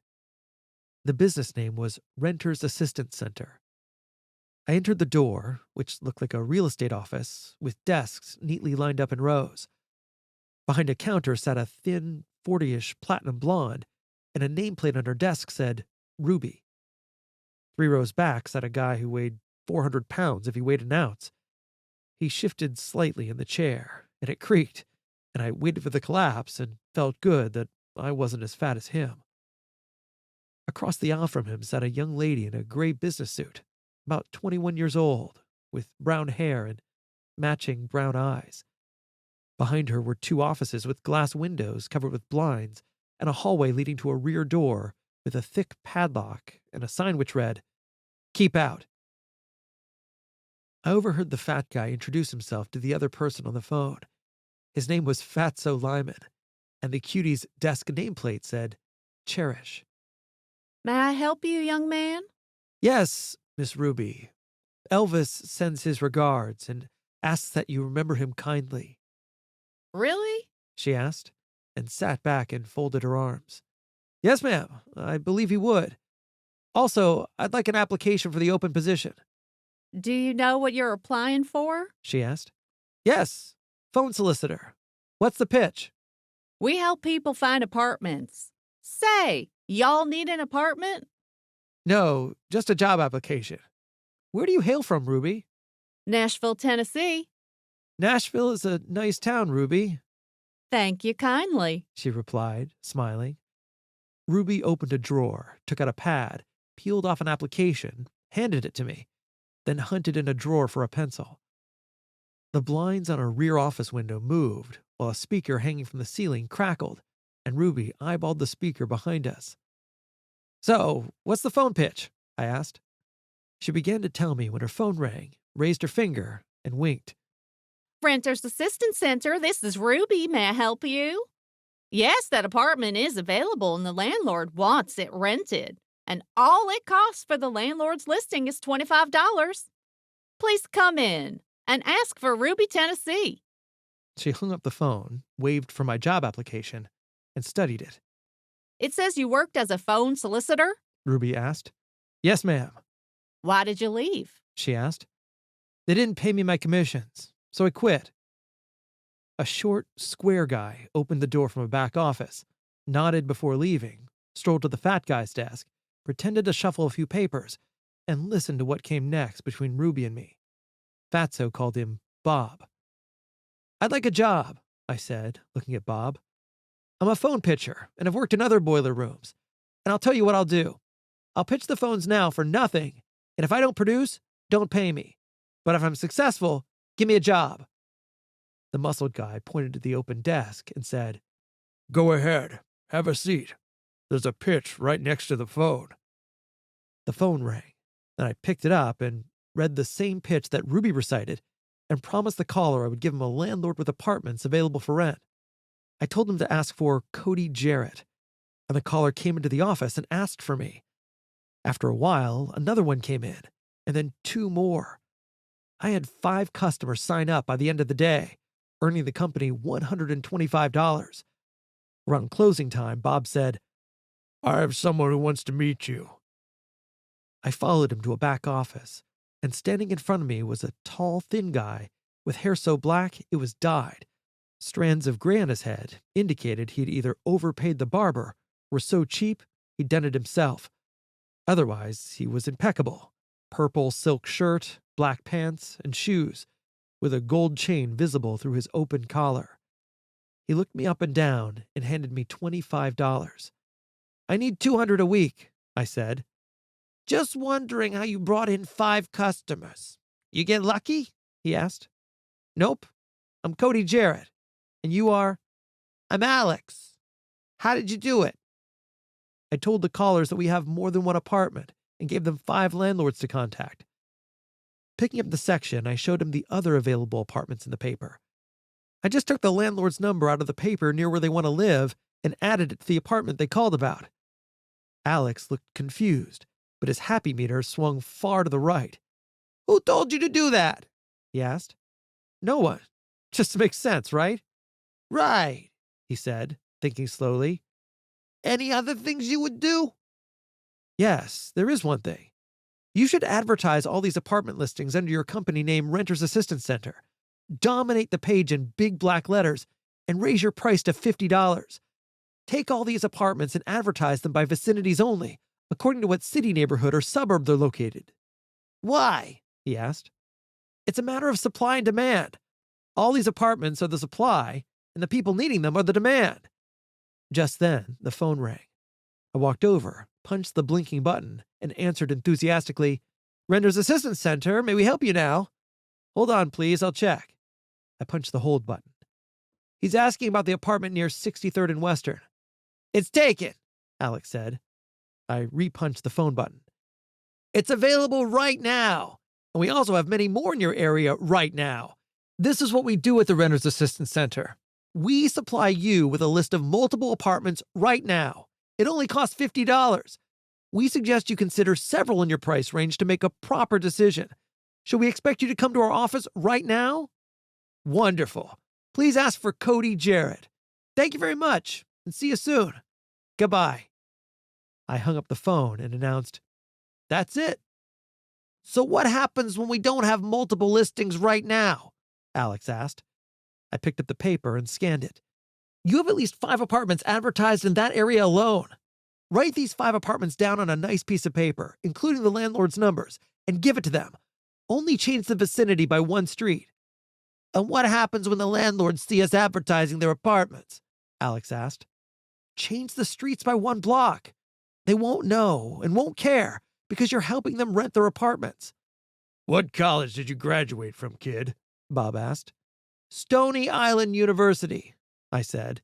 Never heard of it, Bob smirked. Alex broke into a huge smile. It's beautiful, kid. Very creative. Last question. How did you see this? I was looking for an apartment a while back and sat through a similar pitch from another company. And if I had received a few more landlord listings, I would have paid them, but for only one. Right now, no way. Chapter 21. Cherish. Cherish, the beauty with the brown eyes, wanted a career in real estate. I just love helping people find a new home. She told me as she introduced herself. Happy pictures of families standing in front of new apartments cluttered her desk, along with 2 phones. And later that day, when things were quiet, Cherish called landlords to help her clients find homes. The desk pictures reminded her of her caring dedication and dream of a career in real estate. The next day, I changed the pitch a little more and said, "Ask for Cody Jarrett, a trusted name in real estate." And Cherish giggled and shook her head. I was enjoying the attention she was giving me because I was a nobody. When Alex paid me the $200 on Saturday, I asked him, "What's with Cherish?" "She doesn't know yet, but we're going out next weekend to discuss her real estate career. She's innocent and has quite a body, huh? I have special plans for Cherish," he said with a wink. As I walked out the door, I looked at Cherish and decided she would not be my concern because I was rich and thirsty. I returned to the office on the following Tuesday, and Cherish beamed when I entered. Good morning, Cody. Where have you been? She asked. Alex heard my voice and waved me into his office, and he was flustered. "Kid, we did as you said, but everyone's complaining because the apartments are all rented." "They shouldn't be," I said as I walked to his desk and scanned the newspapers. "Here's your problem," I said, pointing to the date. "This paper is a week old. Last week's news is old, and so are last week's apartments. Run new ads every 3 days, and you'll be fine." "I don't get it," he said. "Come on, Alex. Last week's apartments are rented, so you need new listings. Today's paper is fresh. The apartments are brand new." Suddenly, the lights in the attic came on. "Oh, I get it," he said. "How's Cherish doing? Is she making sales?" I asked. "Of course, and I'm working on her. And Friday, we're going out for a snack, and she's the snack. Why don't you start working, kid? I'll pay you more. Tell me how much you want, and maybe I can keep improving." Peering out between the blinds, I said, "All I want is $200 a week. See you tomorrow." The next day, Fatso and Bob were waiting for me. "Alex wants you to meet someone," Fatso said. I was getting muscled and didn't argue. On the way out, Cherish cupped her phone and asked me, Do you want to have lunch? I was feeling confident and said without thinking, "Love you. Love to," and then turned red. She was shocked and lowered her head and smiled. Alex was waiting behind the wheel of the car when we came out of the office. He lowered the front passenger window and looked at me from behind his sunglasses. "Cody, how you doing? I have a friend and told him about your special talent." "Special talent?" I asked. "Seeing things and making plays," he said. "Not interested." "Cody, this could be a good thing. At least hear him out." "Sorry, Alex. Find someone else." Fatso spoke up. "You got no choice, kid, because our friend is waiting down the street." The rear door opened, and Fatso nodded at me to get in the car. I wedged between him and Bob, and the rearview mirror was directly in front of me. After we pulled out, I saw a black sedan pull out behind us and make a U-turn onto the street we were driving on. "Alex, Cherish just asked the kid to go to lunch," Fatso said. "What?" Alex said, glaring at me through the rearview mirror. "Snitches belong in ditches, Fatso," Bob added. "I'm going to take your girlfriend, Alex," I said. "Do your karma a favor and fire her. Tell her to move along." "Believe me, kid, my good karma left a long time ago. We're going on our big date. If it's okay with you." It was not okay, but I suspended the topic because I had another problem. As our car glided west, I saw the black car behind us in the rearview mirror. It was a tail car, another hood, or the law, but it was undoubtedly terrible news. While I pondered the implications, Bob asked, "What this karma thing?" Mystics believe your future is decided by how we live today. If Alex does something lousy today, something horrific will happen to Alex. If Alex harms Cherish and interferes with her destiny, the universe will hurt him and interfere with his destiny. And it's not going to be pleasant. We rolled down Cicero past the used car lots as Bob mulled over what I said. Your father a priest, kid? Fatso asked. Priests don't have kids, I replied. I bet they play around, though, Fatso said with a snicker. Probably, I added. I could see Alex's face in the rearview mirror through his shades, and he was taking in every word as his gaze alternated between me and the street ahead. If this sit-down doesn't go good, kid, you may not be around much longer, he growled.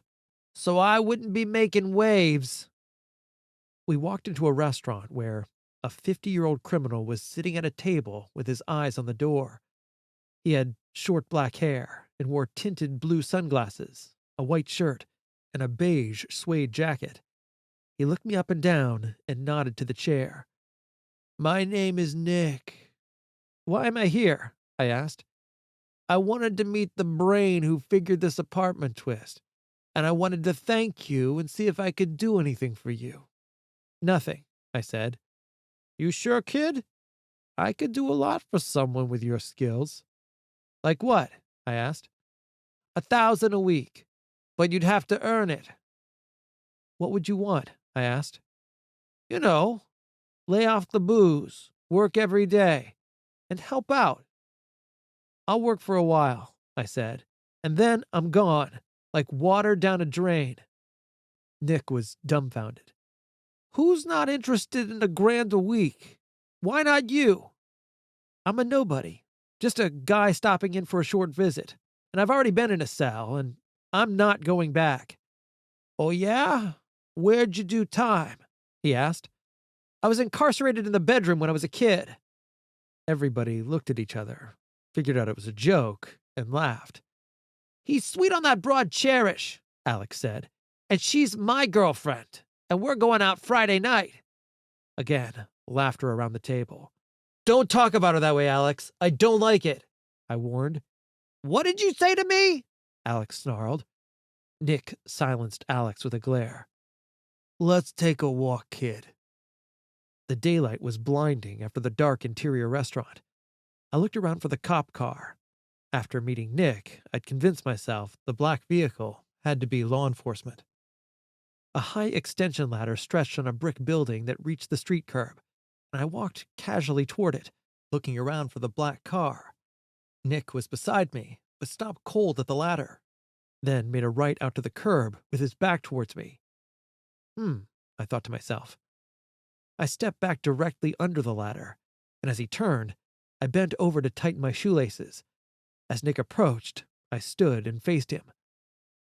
Listen, kid, this is an easy thing since you showed up. It's a boost to what we do, and I'm willing to cut you in on the other things. I'm making more cash, so why not, right? I stood my ground, which was under the ladder. The guy washing the windows yelled down at me. Get out from under the ladder! I glanced up and said, Nick, here's an idea. Tell Alex to back off Cherish, and you'll make so much money you won't be able to spend it all. Why is it so important? He asked. She's my price. I appreciate the 1,000, but I'll settle for 200 a week and pitch the phones if you grant this favor. He looked up at the guy at the top of the ladder and said, Kid, they said you're weird, and you are weird. He thought for a second, took my arm, and brought me out from under the ladder. Okay, have it your way, kid. I'll have Alex back off. A few days later, an investigator from the Attorney General's Consumer Fraud Division walked up to me and flashed his badge. He was about 6'3" and wore a blue suit, white shirt, tie, and black wingtip shoes. Can I buy you a cup of coffee? Do I have a choice? I asked. No, he said. We walked to the coffee shop on the corner without saying a word to each other, and my mind and heart were racing. We ordered coffee, and the investigator stated, You need to find another job. I can't right now. He looked at me with steely blue eyes, picked up a spoon, and continued as he stirred his brew. These guys are bad. Nick's a career criminal from Michigan, and we were putting together a RICO case on him. A couple of days ago, you discouraged one of our investigators from signing up with the Renters Assistance Center. He was a guy looking for an apartment for his mother. Why did you do that? I shrugged. We must not have had the right apartment. Did you know he was an investigator? I nodded yes. How? He asked. I took a sip of coffee and said, the guy was wearing an ugly Hawaiian shirt, blue jeans, and black shoes like yours. His shirt side was bulging out, so he was carrying a sidearm. Only cops carry sidearms. And he asked more questions about the rental agency than specific apartments. And between the questions, the gun, and the shoes, he was a cop. So, when are you guys going to shut Nick down? It's not that easy, and our investigation is ongoing. Nick is involved in other things and with other people, and we're gathering information. That's nice to hear, but there's a person who works there, and I must make sure she doesn't get hurt. So I have to stick around. Unless, of course, you get her out, and then I'll leave too. That would be Cherish? I nodded yes. We can't move in right now, he said. Then I stay until she's out. Why don't you just tell her the truth and you both quit? He asked. It's not that easy, I replied. He missed the irony. Tell Cherish the truth. That's not hard. All you do is, look, I freeze up. I've never got the girl I wanted, and I'm confused. I don't know how to talk to girls, and she's beautiful, and I say stupid things, so you do it. Tell her the truth or shut him down.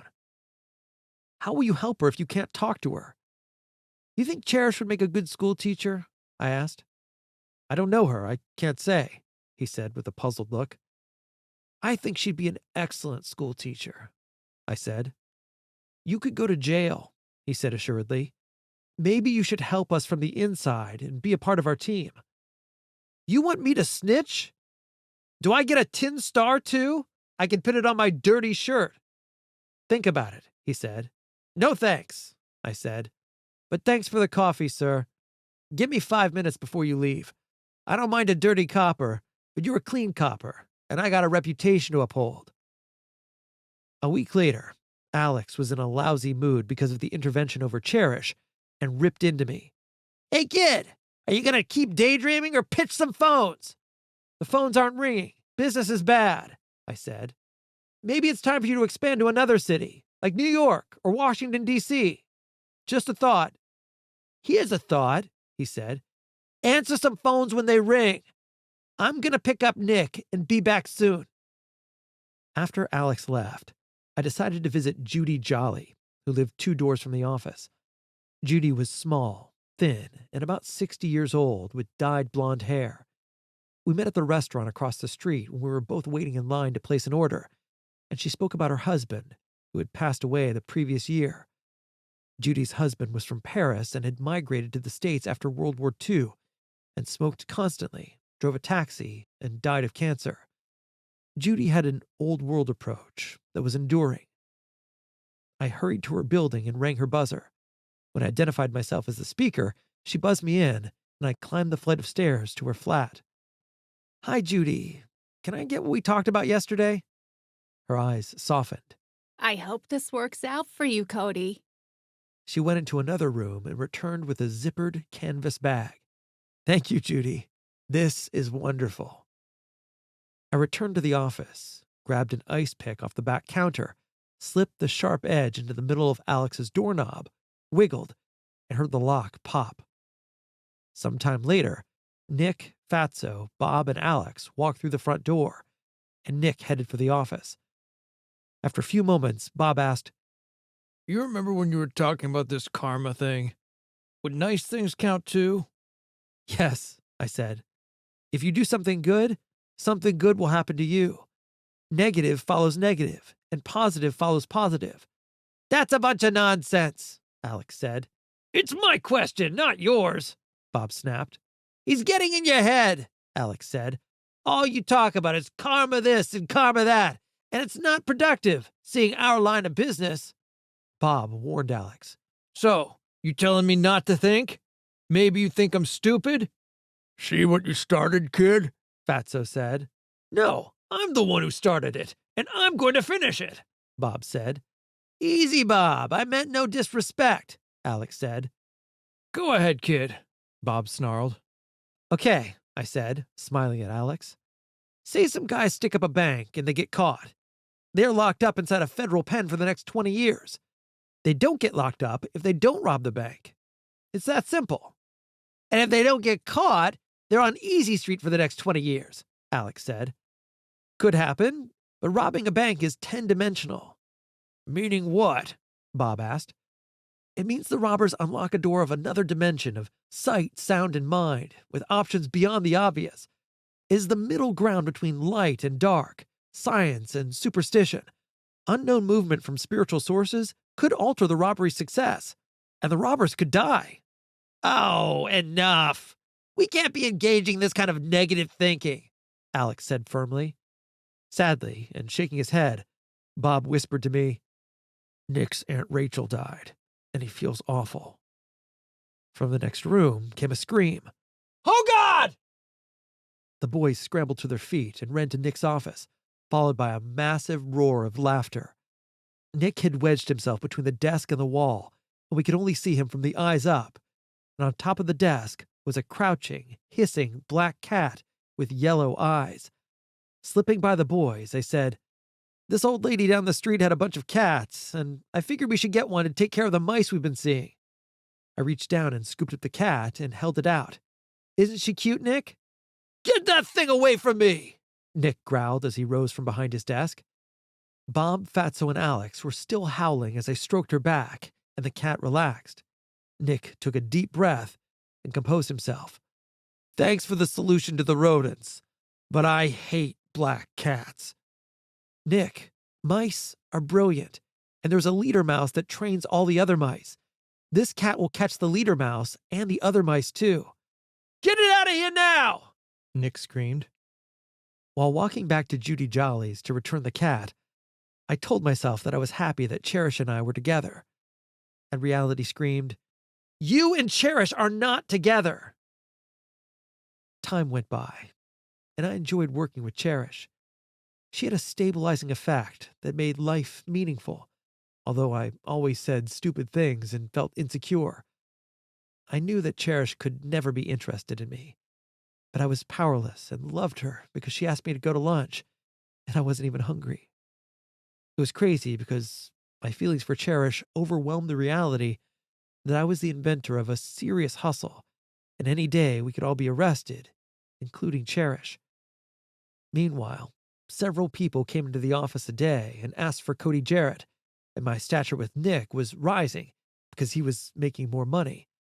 However, Alex was angry over my intercession for Cherish and felt disrespected, and he was right. I didn't want to get killed, but I couldn't back off.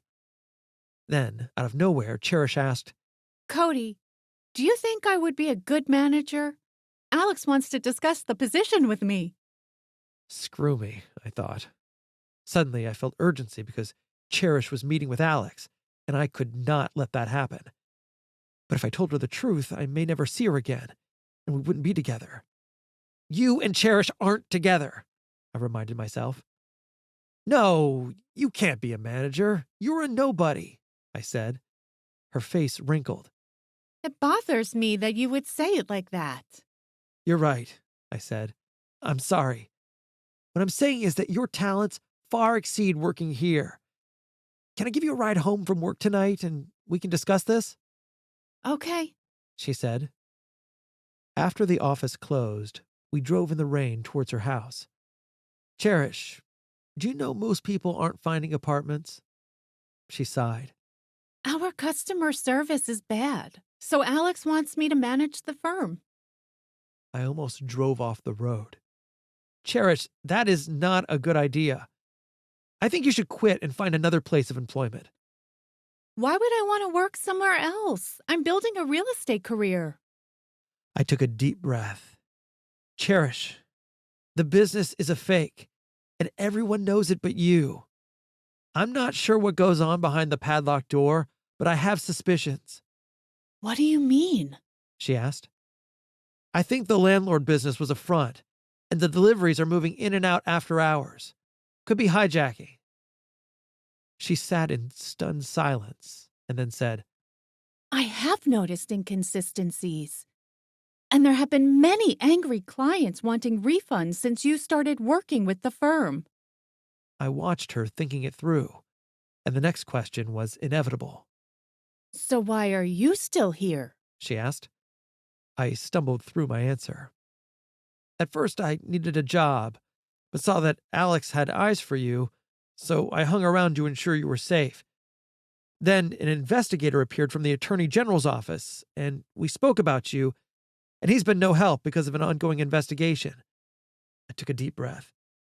It will be over soon, and we'll enjoy our lives together. Will you marry me? No! She said impulsively and adamantly. She looked very beleaguered, then asked, You stayed to protect me? Why? Because you found apartments for all those people and have a generous heart. I will be sure it stays intact. Cody, why would you do that? It's hard to explain. But I promised that if I saw someone who needed help, I would intercede. But I try not to do so. Have you ever thought about being a teacher? You'd make a great grammar school teacher. My real name is Jimmy. I'm hungry now. Let's get lunch. Cody, or Jimmy, this is hard for me to say, and please don't take this wrong. But sometimes you talk to yourself, and it seems you hear voices in your head. I have a cousin who has a similar issue, and she sees a psychiatrist. Have you ever considered therapy? I sighed deeply and said, No! Cherish, you must quit. Don't show up for work tomorrow.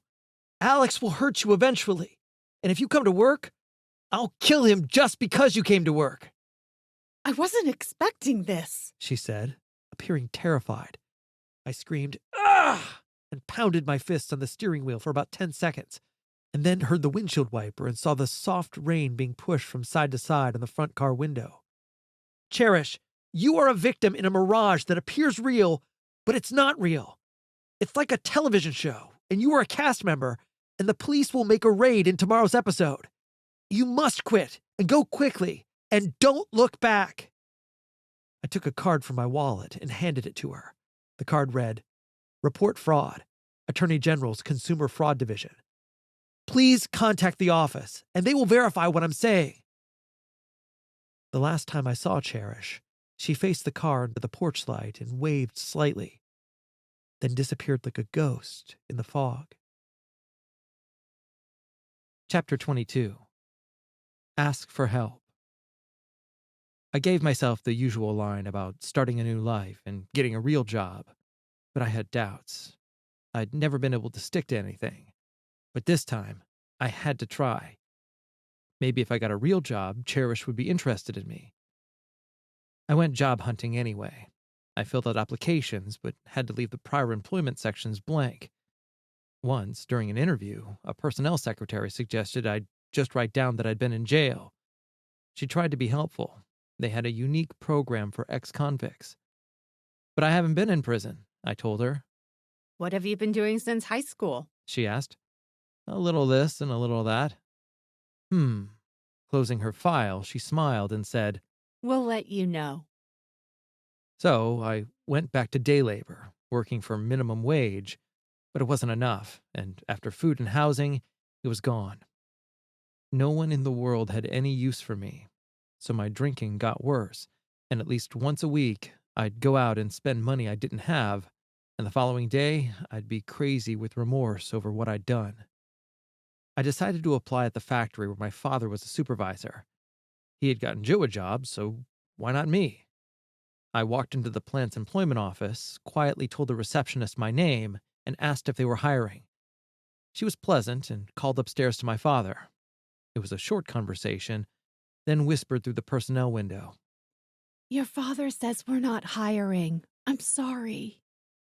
From the look on her face, I could tell she was embarrassed, and I felt like a fool for letting myself be blindsided. After 24 years of the same treatment, I should have known nothing would change. The rejection and humiliation were constant and devastating, yet I always went back for more. It was a severe mental disorder. I grabbed a pint of wine to drown in and walked through the door of Skid Row Motel. The desk guy said someone had called asking for me and that he would call back at 2 o'clock. I was hopeful it was good news about one of the applications I had filled out and waited in the lobby. "Hold on," the lobby attendant said. "Hello?" I asked. It's Alex. If you're interested, we've landed and set up a shop in Washington, D.C., and you're welcome to join us. "Good to hear. Thanks for calling," I said. I hung up the phone and thought of all the applications. Only the crooks wanted me. The world was closing in, and despite my brave words to Cherish, I could only think about running.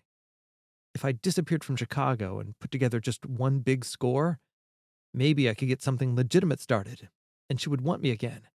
"Cherish never wanted you!" I screamed at myself.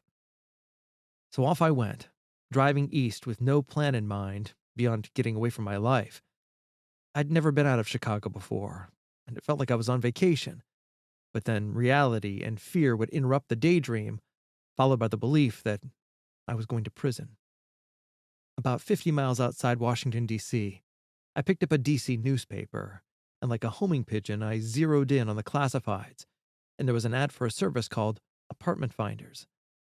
My life of crime awaited, and just outside D.C., I called the number from a payphone. Hello, Apartment Finders. May I help you? "I want to speak with the big man, Bob." Cody, where are you? Are you stopping by? "Yes, be there later today, and I need a place to live." Not a problem. Just this morning, Fatso arranged an account at a hotel. It's on 3rd Avenue, and I'll make sure you can check in this afternoon. "Is Nick around?" I asked. He's in Detroit, taking care of a few things. He said you might show, and I was to take good care of you. "When's he coming back?" Maybe next week. "Tell him I'm committed." Sure, kid. He'll be happy to hear it. I could feel the blood flowing through my veins again as I'd come back from the dead, and they had lunch waiting, and everyone was there except Nick in Detroit. Bob even brought out a big cake with lit candles, and it felt good to be wanted, even by a crew of bad guys. "We didn't know when your birthday was, so we decided to celebrate it today." He started singing, and after a few choruses of Happy Birthday to You, Alex asked what the temperature was in Chicago. "Cool. Real cool. The cops have moved on to something else." "That's good." He reached into his pocket and brought out an envelope. "Here's $5,000. I don't need this much. Cody, when you're committed, you take the money." The phone rang, and Bob answered it. "Cody, pick up line 3. "Hello, Apartment Finders," I said. "How may I help you?" Morning, kid. How's it going? "It's going, Nick. How are you?" I'm taking care of a few things, but I'll be there soon. Did you get your money?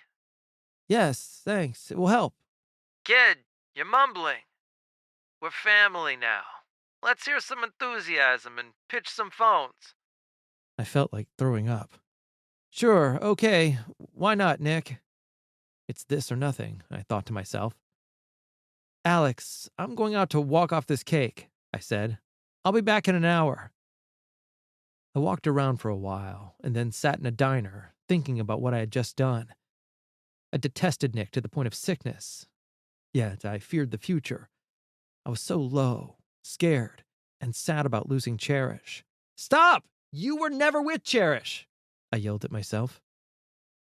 I placed my face in my hands to hide the tears rolling down my cheeks, entered a past memory, and remembered Miss Hope saying something about being surrounded by something. More coffee, young man? The waitress asked. Yes, please," I mumbled. Girlfriend problems? My son has had plenty. Would you like to tell me? Sometimes it makes a person feel better. Not a girlfriend problem. Not really. I need a job. What do you do? Nothing. That's the problem. I have no training, but I could be a sales guy because people like me. Now, isn't that something? See the man sitting over in that booth? Yes, I said. He's a regular, and we're friends. He's the sales director at Park Lawn Cemetery and has an idea to sell funeral plots to people who don't need them, like young married couples who have their whole life ahead of them. You know the slogan, 6 feet deep? Well, Harvey's selling 12 feet deep. I jumped right in. Or bunk beds for the dead. She laughed. Oh, that's a good one. Are they legit? I asked. Of course it's legit. Where are you from anyway? Most people in this area are buried in Park Lawn Cemetery, and he's looking for a salesperson. I'll talk to him right now. He takes burying people seriously, so leave the bunk beds for the dead joke out of your interview. I'll be right back. I sat breathless as she talked with him, and after a minute, the man waved me over. "Hello, I'm Jimmy Heaney," I said, shaking his hand. "I'm Harvey. Wanda says you're a salesman. Is that true? Have you ever had formal training?" My heart sank. "No, but people like me." "Jim, you sound as if you're from the Midwest. Chicago, maybe?" "Yes," I said. "Cubs or White Sox, Jim?" "Both, sir. But there's nothing like the bleachers at Wrigley Field." "Why can't the Cubs win?" Harvey asked. "Day ball, hot weather, the players wear out every year." "Are you a Cubs fan, sir?" Harvey nodded and added, "I like to see a losing team win." I smiled. Something good was happening here, so I kept going. "What brings you to Washington, Jim?" I looked at Harvey, then out the window and back to Harvey, and laid out the whole story, start to finish. "I need a job, Harvey." "Are you going to jail?" Harvey asked. "I don't think so." "Jim, consider yourself hired," Harvey said. "You can start when all your ties to Nick are behind you." "Really?" I asked. "I feel good about this, and we're Cubs fans." He reached into his wallet, pulled out a business card, and handed it to me. It read, "Park Lawn Cemetery, Harvey Geller. Your training begins Tuesday morning." "Thank you," I said. "I won't let you down. See you Tuesday, Harvey." I was euphoric because I had just gotten a job. I wished I'd gone to the diner first and wouldn't have had to return Nick's money. A couple of things were nagging me, however. The office was open, but Nick was supposed to be in Detroit, and that didn't make sense because Nick was never far from his money. And how did Nick know the exact moment to call the office and find me there? Finally, I knew if I gave Alex the $5,000, he'd steal it from Nick and claim I ripped him off. I thought about the buildings on the block. All were low-rises except one on the corner across the street, and it was 4 stories high, with windows facing the road in front of the apartment finder's office. I stood down the block to see those windows. It was getting dark, and the lights in the building popped on one by one. I scanned the front windows facing apartment finders, and all the lights were out. After a few minutes, a light on the top floor went on, and I saw Nick standing in the window with a pair of binoculars, scanning the office below him. I walked to the office door, turned to face him, and mouthed, "I quit." The binoculars lurched and then dropped to his chest as he stared at me. I disappeared from the window, and the phone rang as I walked into the office. "Here he is now." Alex handed me the phone. "It's Nick." What's wrong, kid? Was the envelope light or what? "Nope. But it's over for me, Nick. Alex has the $5,000. So be it. He snarled. And then his phone dropped, and I heard from the office doorway, "You're under arrest! Don't move! Don't anybody move!" Chapter 23. Jailbird. I stood in disbelief and shook my head to clear it. The marshals read us our rights, and we were transported to the D.C. lockup and placed in a holding cell with 20 other guys. Eventually, an officer came by and screamed, "Listen up, parakeets! You'll be arraigned at a bond hearing in the morning." It was a long night, and a few times I dozed off, but kept waking up to angry threats coming out of the surrounding cells. The fear of tomorrow's court date short-circuited my energy, and I fell asleep and dreamt. I wore a black and white prison suit and cap, and dangling leg chains created shuffled walking on an angle. 2 burly guards were at my sides and hustled me through a gray cinder-block hallway where the doors opened.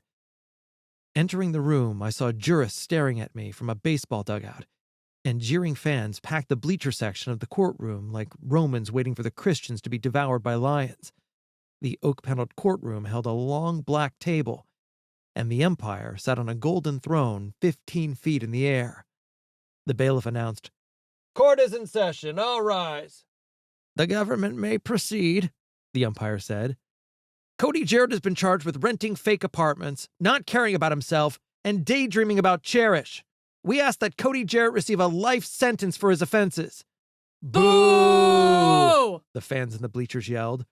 The umpire slammed the black gavel and yelled, "Not today and not in my courtroom. Another outburst and I'll throw you all out of the game. Counselor, can you give me a reason why my courtroom is full of people today?" "Your umpire, it seems they are folks who are curious to see how Heaney homers out of this nightmare." "Very well. Is his dream girl present? I would like to meet her," the umpire asked slyly. The prosecutor motioned to a side door, and Cherish strode in, wearing a tight blue Chicago Cubs uniform, and sat down next to me. "You look lovely today," the umpire said, winking at Cherish. The crowd let out a boo, and the umpire cleared his throat. "May I say something, your umpire?" I asked. "Very well, young man." Poor Miss Hope was my grammar school teacher, and I loved Miss Hope very much. I heard sniffling behind me from the bleachers. Some were blowing their noses, and others were wiping tears from their eyes. The umpire nodded. "However sad your life story is, I must take the government's request for a life sentence under advisement. Cherish, what do you think of Cody?" the umpire asked. I don't know why he does what he does. Popcorn, your umpire? "No, thank you, Cherish. I've already had breakfast, but I am very available for lunch." Boo! The fans hissed. "Settle down! Settle down!" the umpire yelled. After a brief pause, the umpire asked, "Cody, how is it you came to be in the apartment finder's office?" "I was looking for an apartment so Cherish and I could keep staying alive, because she's 3 times a lady. Staying alive, and give me a home where the buffalo roam." I glanced down at Cherish. She had placed her head in her hands and shook it in exasperation. "Anything else you would like to add, Cherish?" the umpire asked. I believe he needs lots of medication that will be invented in the future, and I have the fastest car ever in the parking lot. May I drive away from Cody's daydream? "That's just mean, Cherish. Can I go with you?" I asked. Cody, you want me to save you, and you must save yourself. Take care of yourself first, and you'll get the girl you want. Toodaloo! "But I want to sign autographs. Please don't leave. And we were born to run. Oh, oh, oh." No, I must repeat. Cherish has just 1 seat. Oh, oh, oh. The umpire turned to the prosecutor. "I see the government's claim that Cody is guilty of daydreaming and has a sour singing voice, too. But your voice is wonderful, Cherish." "Yes, all day and every day. Let's lock him up and throw away the key for bad singing, too," the prosecutor said. "Are there injured parties locally that would substantiate your charge?" "No, your umpire, not at this time." "I move that the charges be dismissed," I yelled. "What does the government say to his request?" "We will not dismiss the charges, and again ask the court that he be in prison for 1,000 years or death." "Boo!" the fans roared. I kept going. "Your umpire, I request my constitutional right to a fair and speedy trial." The umpire smiled, sat back in his chair, and asked, "Did poor Miss Hope also teach you to talk like a lawyer?" No, I did not. I was stunned and recognized the voice. I saw Miss Hope striding out of the baseball dugout towards my table and dressed as the Chicago Cubs manager. "You're going to get tossed out of this courtroom now, your umpire!" I screamed, and the fans cheered as the Chicago Cubs had finally won a World Series. The umpire was shocked and asked again, "Why are the bleachers filled in my courtroom today?"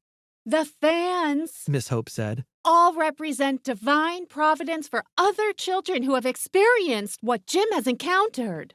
"May I call Cherish as a character witness?" "Proceed," the umpire said, yawning.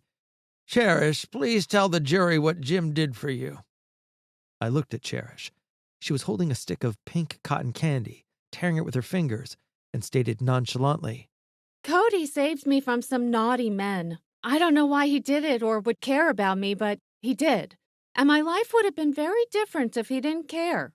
"That's what I'm talking about, your umpire!" someone screamed from the bleachers. "Order, everyone! Cody, can you provide the answer to why?" I paused and said, I'm pleading my Fifth Amendment right not to self-humiliate. And I'll tell you in Chapter 25, Your Umpire. Very well, the umpire said. Is there anything else, Miss Hope? She turned to me and wagged her finger and said, You are Jim Heaney, and not Cody Jarrett. And your umpire, I would state for the record that there are pads of paper and pens in the church pews that the jurists are sitting in, and I would ask that they write down Jim Heaney's sentence from this day forward. Very well. I instruct the fans to write down the verdict on the charges today in this courtroom. After some scribbling, the umpire asked, Are the fans ready to sentence Jim Heaney? We are your umpire. The first fan held up a paper, followed by another, and when all the fans had held up their findings, the verdicts read, You must learn how to help yourself before you can help others. Clang! I woke to a cell door slamming shut, and after a nasty breakfast, stood in a large room like the one in my dream with a public defender and judge. The prosecutor requested that the bond be denied because I was considered a flight risk, and the judge rejected the prosecutor's request because the crime didn't fit the amount of bail he was asking for. The judge then set a bond hearing for Monday. It was all very low-key, and they called me Jim Heaney. I realized what was happening. Nick was the one they wanted, and since they hadn't caught him, they didn't have a case. They'd drop the charges on Monday if they didn't arrest Nick over the weekend. I was placed in solitary, and the door closed behind me. The cell had a steel bed, sink, toilet, and sliding steel bar door, protecting me from the main population. I felt dizzy and lay on the bed and closed my eyes to stop the airless room from spinning. I broke into a cold sweat as the cell seemed to shrink in size, and I began to panic. My mind darted back to the first day working at the Renters Assistance Center and reflected on Cherish and the previous 6 months. I felt the universe wanted Cherish to be protected. It was real, but I had gone way over the line. I hated myself for hurting all those people. Yet Nick's escape guaranteed my release, and I had a legitimate job starting Tuesday. I reflected on the disease of alcoholism and its trauma and consequences that passed from one generation to the next, and decided I had a choice in this matter. I did not have to follow in my ancestors' footsteps, and the drinking would stop, and the results of this one self-esteemed action will be far-reaching. On Monday, we filed into the courtroom. Do you wish to proceed with the case? The judge asked.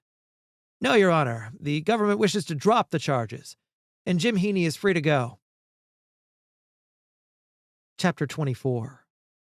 Divine Intervention. Selling burial plots to people who hadn't died was the hardest thing to promote, but I was getting good at it. I had 2 more clients to meet when I decided to stop for a cup of coffee, and on the way out of the coffee shop, I heard a voice from the past speaking behind me. Turn around real slow, Jimmy, Alex said, pressing a .45 into my gut. Put the gun down. You might accidentally shoot me, and I knew we would have a sit-down. There's no problem. So, what did you tell the feds? Alex asked. Nothing. I didn't know anything about the DC operation. All they did was lock me up for the weekend. They couldn't find Nick, so they let me walk. Nick's not seeing it that way. He thinks you spilled, and I'm going to kill you, and I'm happy. We pulled into a roadside motel off the Beltway, and Nick, Bob, and Fatso sat at a table with a bottle of whiskey. Life on the run disagreed with them, and in the middle of the bed was a roll of plastic sheeting. One last drink, kid? Nick asked. I quit. Nick glanced at Alex and asked, Where's the 5,000, kid? Really? I asked Alex. I gave it to Alex right before we got busted. Kill him. Wrap him in the plastic and put him in the trunk. Hold up, Nick. Did you know I'm working at a cemetery? I heard, he said. Your Aunt Rachel paid me a visit. Nick lurched back in his chair. I was in the freezer, and she was sitting in a rocking chair, and she asked that I give you a message. Nick's face became white, and a bead of sweat appeared on his forehead. Aunt Rachel says she loves you, but if you kill me, she won't be able to intercede for you anymore, and your remaining years will be long and tortured." "What did she look like?" Bob asked. "What kind of stupid question is that?" Alex snarled. "Just wondering. Geesh, Alex, can't a guy ask a question?" "She wore a black dress, and a rosary draped her hands. Was she buried recently, Nick?" "About 6 months ago," Nick stammered. "I'm sorry for your loss," I said. The highlight reel of the restaurant ladder and the cat superstition played in his mind. I glanced down, and his fingers extended onto the table, and I reached over and placed my prints on the mirror and the desk. "Look, Nick, this is not smart. You'll have my blood on the carpet and fingerprints everywhere, and you checked into the room and used your name." "My name is on the room," Bob quipped. "Not good, Bob. Nick is setting you up." I could see the 20-watt bulb pop in Nick's head. Alex roared, "I'm gonna kill you, kid!" And Bob stepped forward, delivering a crushing overhand right to Alex's temple. And when Alex hit the floor, the black revolver bounced out of his hand. Nick was thoughtful for a few seconds, and then flicked his face towards the door, indicating that I should leave. And I did. Bob and I were quiet on the ride, and he sighed. "I guess this is goodbye. Do you think we're all going to prison?" "We shall see," I said. "Did Aunt Rachel say anything about me?" "Yes. Aunt Rachel said you were going to be okay, and that I'd give you these pictures." We had a moment of reflection on our future, and Bob said, "Good luck, kid." I worked for Harvey for a year, remained sober, and missed Chicago, so I moved back home. Harvey said that the key to sales was to find something everybody needed, which in his case was a coffin and planting on acre 42 of Park Lawn Cemetery. As I drove over the Chicago Skyway, I saw my city, and Harvey whispered in my ear, "Sell something that's in abundance." At that precise moment, I saw my future. It was a typical Chicago scene with perfectly straight streets and houses stretched across the city to a single point on the western horizon. The sun glowed on each window, radiating gold, and there were millions of windows in Chicago. And I decided then and there to go into the window business. I located a window company and applied for a sales position, and Harvey gave me a glowing reference. I got the job, and in time, I realized I could own my own company. Still, with an indictment looming, I knew a good employer reference and attending meetings of Alcoholics Anonymous would be critical in avoiding a prison sentence. Then the day came, and while driving, I heard on the radio that a grand jury had indicted me and almost went off the road. Nick Shore has been arrested in Detroit. At 6 a.m. the following morning, an FBI agent knocked on the door, and after reading my rights, he asked if I had a plan for handling my situation. "Do you have a lawyer?" "Yes." "What's his name?" "William J. Martin." "The Richard Speck serial killer prosecutor? He's your lawyer?" "Yes," I replied. Act 3. We found living proof. Chapter 25. Children are born equal. William J. Martin asked, "Why me?" I lived very close to where Richard Speck murdered the nurses, and on the morning of July 14th, 1966, I was the altar boy at 6:30 Mass and saw him. When Richard Speck's picture was in the newspapers, my first reaction was that I had seen him the day before. There were several motels on Stony Island, and it was common to see people around who didn't live in the neighborhood. But because the murders were so close to us, we all followed the case. And I observed your career. I'm involved in the apartment rental fraud case and would like you to represent me. William Martin sat back in his chair and looked puzzled.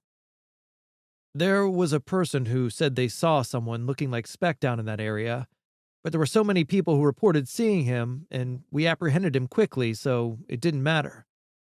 Why me? He asked again. You got Speck the electric chair, but you don't believe in the death penalty. I believe you understood Richard Speck and knew he didn't have a chance in life. I can identify with Richard Speck. I understand him too. How so? He asked. All babies are born equal, but life is unfair. Anger is present because we never had a chance, and we know it. Others are born privileged and go to great schools, earn a living, and their children have chances too. The generations evolve. Society judges us as losers, and that's the space where the serial killer's jealousy, rage, and revenge are born. Martin became pensive and said, "Continue." "I believe you understand this, and that's why you don't believe in the death penalty. Society can't let the Richard Specks walk around, and they must be locked up forever. But to kill someone who never had a chance? I can't get on board with capital punishment either." "Tell me more," Martin said. "There was a young lady that needed protecting from bad guys at the rental company. She would most likely be raped, maybe killed, and I stopped it. I was there, the predators were there, and the victim was there. We met at a specific time under a ladder. The only thing keeping me from becoming Richard Speck was saving her. You must get me out of this thing." "The first one to plead guilty is the first to walk," Martin added. I reached into my pocket and brought out a piece of paper with a name and number, and he picked it up and studied it. "Harvey Geller lives in D.C. and is from Park Lawn Cemetery. He knows all about this and will be a character witness. I'm an alcoholic and attend AA meetings, and many people will write letters to the judge and say I'm not such a bad guy. I didn't take any of the stolen money, and I have $5,000 that dropped out of the sky. I have a job and can pay you more over time. What do you think?" "I'll make some inquiries and represent you," Martin said. 2 weeks later, William J. Martin and I met with the United States Attorney, Joan Safford, at the Dirksen Federal Building. 21 counts of conspiracy to commit mail and wire fraud, a 5-year sentence for each count. Combined counts total 105 years. How do you want to plead? Joan Safford asked. Before answering, William J. Martin asked, "What are the allegations based on?" The use of newspapers, television, and radio, and the crossing of state lines with the intent to commit fraud. Joan Safford said. "I had nothing to do with the advertising," I said. But you did know the ads were fraudulent. "No," I said. "As far as I knew, there were no exact addresses used, only vicinities. To my knowledge, there were apartments in those vicinities for rent. And once again, I had nothing to do with the actual advertising." You were the office salesman. Cody Jarrett was the alias that you used. Cody Jarrett is a nickname, a name people remember because of its unusual sound. It's a common practice in sales to use a name easily remembered. Cody Jarrett is the name Jimmy Cagney used in White Heat. Jimmy Heaney, Jimmy Cagney, Cody Jarrett, your alter ego, all the same. The alias you used was to honor a criminal's name. Joan Safford glared at me, then opened a file on the table and said, These individuals were defrauded out of money. "Have you verified that none of the clients received apartments?" I asked. She turned her glare at William J. Martin. Counselor, I thought your client agreed to cooperate with us. William J. Martin silenced me with a look and addressed Safford. "My client did not profit. By your reports, $700,000 to $1 million was stolen. We can prove that people found apartments." Joan Safford was annoyed. Sure, she had complaints, but she didn't have all the files, and she didn't have the cherished pictures of people in new apartments. "Miss Safford, my client's reasons for being there are not what you think." Untrue! Nick Shore claims that Cody Jarrett turned a small operation into a high-wire act, and $1 million was stolen very quickly. How do you explain Washington, D.C.? It shows conspiracy, and he was there. He's a part of this case. And you're going to jail, Cody. "I disagree," I said. William J. Martin motioned me with his hand to be quiet. "Washington was a major error in judgment on my client's part, but it produced a defining moment." And what was that? She asked. "In Washington, my client chose between right and wrong. Harvey Geller from Park Lawn Cemetery in Washington, D.C. will be his witness and testify that he met Jim before he was arrested. He has been working for the last 2 years and attending AA meetings." William J. Martin forged on. "Think carefully about this. We argue that a young man who needed a job woke up in front of a help wanted sign and worked for very little money so that he could protect a young woman. A jury will hear what was about to happen to Cherish and that he influenced her to quit. There will be testimony that an investigator from the Attorney General's office had a cup of coffee with Jim at a diner and asked Jim to be an informant. Jim disclosed the situation with Cherish. William J. Martin sat silent for a moment, as did Joan Safford. The investigator told Jim what was going on. We're going to ask him why he didn't stop the crimes against the citizens of Chicago. Why didn't the authorities tell Cherish to leave the position? Nobody cared, and she is currently a school teacher. Joan Safford sat silent and glared at me. The authorities are not on trial here, She said. Perhaps not, but the government should protect its citizens, Martin said. Joan Safford leaned over the table. I'm interested in a guilty plea from your client. She stared me down, and William Martin said, We have a common interest because we all want the perps in prison. However, we have pictures of Cherish and their families in their new homes. If we go to trial, we will show the pictures to the jury, and everyone may be acquitted. But what if we were able to say that Jim would plead guilty? The other defendants will fall like dominoes, and they will all go to prison. Bob has pictures too, I added. So you'll plead guilty to all 21 counts? Safford asked. William J. Martin said, No. You drop 20 counts. Jim pleads guilty to one, and you supply an agreement that includes probation and strict sobriety guidelines. If he drinks or breaks any of the probation rules, you revoke his probation and imprison him for 5 years. I don't know about the drinking part, I said. Joan Safford's hand twitched a bit, and she asked, And you will give us information on the other wrongdoing? I don't know anything about that. I like to drink and would leave every night to drink.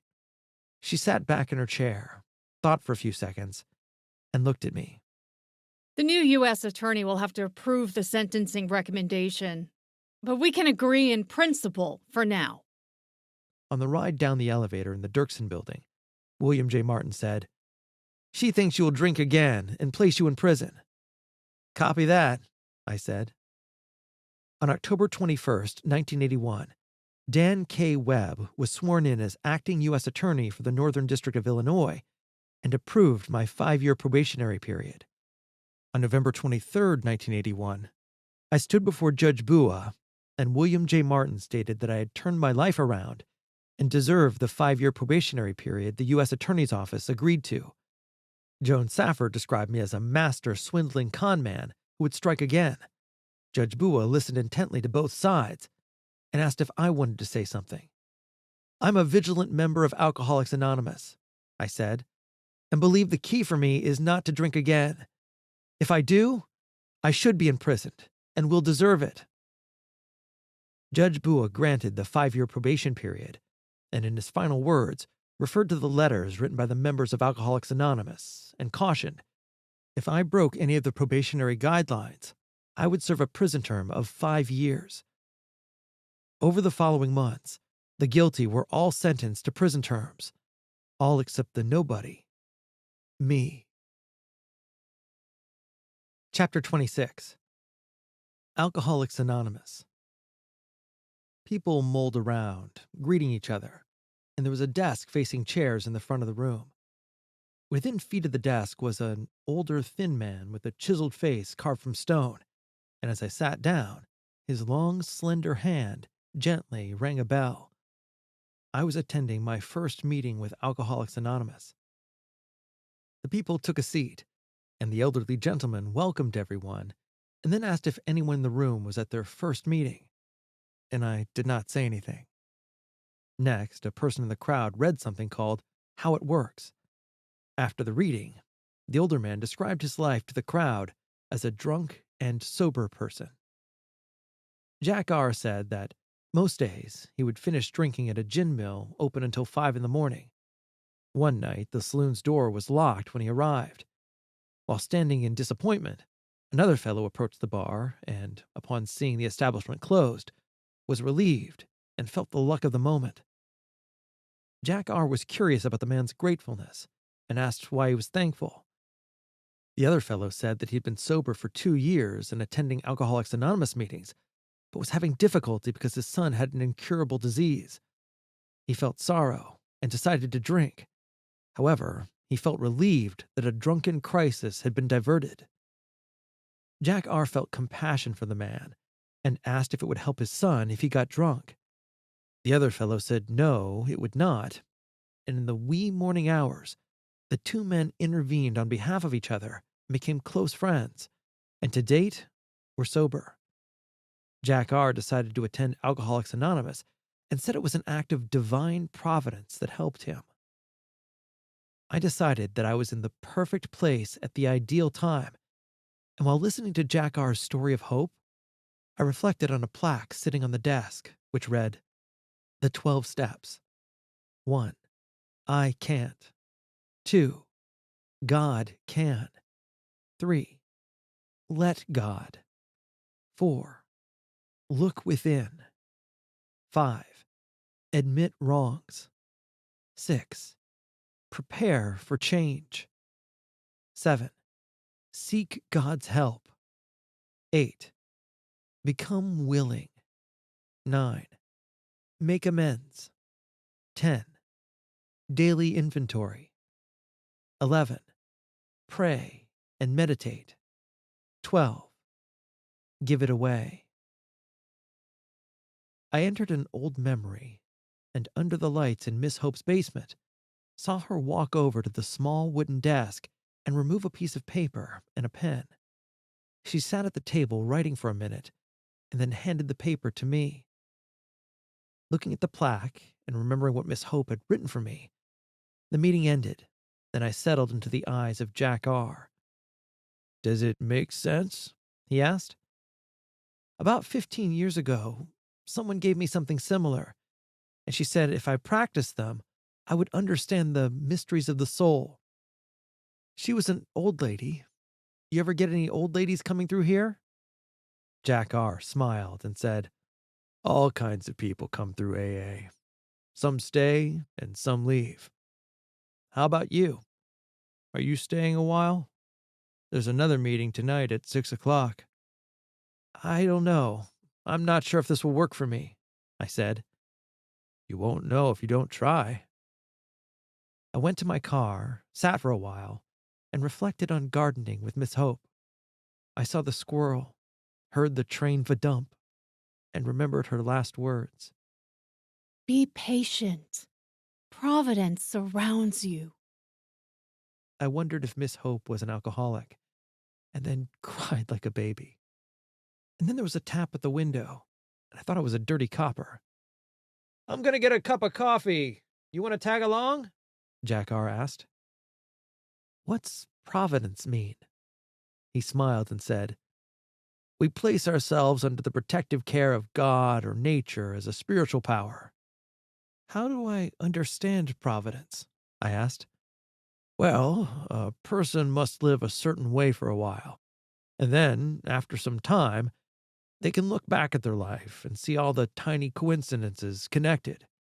A clear picture will show how providence and the care of God have been protective in the one's life.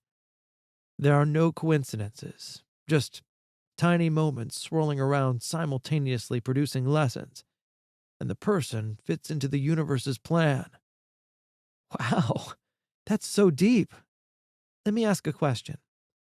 If a person robs a bank and gets caught and does 20 years, how is that the protective care of the universe? "Great question," he said, "but you're not focusing on the lessons. The location doesn't matter to the universe. What's important to God is that a person evolves." "Are you a bank robber?" "No, just curious." "So you're saying that providence is like looking in a rearview mirror. If I live the right way, I will see the tiny little coincidences connected, and everything changes. Relationships, careers, purpose, and accomplishment?" "It does require faith that you believe that providence is real," Jack R. added. "And if I believe, the universe will lead me out of multi-generational trauma?" "Exactly. You got it," he said. My eyes misted up, and Jack R. asked, "Why the tears?" "I wish I could thank Miss Hope. You sure you haven't seen her?" "Keep coming back to meetings, and you may see her again." Jack R. became my AA sponsor, and as I shared my life, I discovered that I was not alone. I came to believe that understanding divine providence was within Miss Hope's 8 rules and the 12 steps of Alcoholics Anonymous. Over time, I experienced the care and power of the universe and found the 12 steps of Alcoholics Anonymous transformational. Chapter 27. Lakota Virtues. 12 Lakota Virtues. 1. Humility. 2. Perseverance. 3. Respect. 4. Honor. 5. Love. 6. Sacrifice. 7. Truth. 8. Compassion. 9. Bravery. 10. Fortitude. 11. Generosity. 12. Wisdom. Life wasn't perfect. At times, peace was elusive for an injured child trying to be an adult. Occasionally, I had nightmares and woke up feeling afraid, and I'd tremble over minor decisions, worried that an unseen monster would consume me, and I'd be back on Skid Row, drunk and looking for day labor. From the outside, life looked normal, and I was making a living in the window business, so I bought a home and discovered I had a knack for gardening and could keep flowers alive. These incredible successes helped tame some of the fear of failure embedded in my soul, and I became determined to create a backyard haven. I enclosed the yard with a tall yellow pine fence and poured a concrete patio surrounded by evergreen hedges and flowers. I planted a small red oak tree in one corner with white flowers that bloomed in spring, and I enjoyed the peacefulness of nature and journaled to release stress and understand my life. On an early autumn day, I stopped in a garden center for some things and saw a poster for a Native American retreat at a campground in western Illinois. Directing the seminar would be a Lakota Indian named Chief Thunderfoot, who was traveling throughout the country, instilling awareness in the community about the survival of Mother Earth. The retreat's focus would be awareness of Mother Earth and the path of forgiveness. A few weeks later, I joined 40 other people standing in a group talking at the retreat grounds as I gazed into an autumn poster card picture of green, gold, and red trees. After a few minutes of small talk, the Indian gave us the ground rules. I am Chief Thunderfoot, and I will be your guide. We're trying to help you see the Earth as a living, breathing organism, so you will treat our mother planet with reverence. It's like the bumper sticker, give a hoot, don't pollute, but in a deeper way. Our first session occurs at noon in the lodge, and there are bunkhouses down this path. To succeed, you must let us lead you to a place of awareness and forgiveness. I unpacked in the guys' bunkhouse, then walked to the lodge.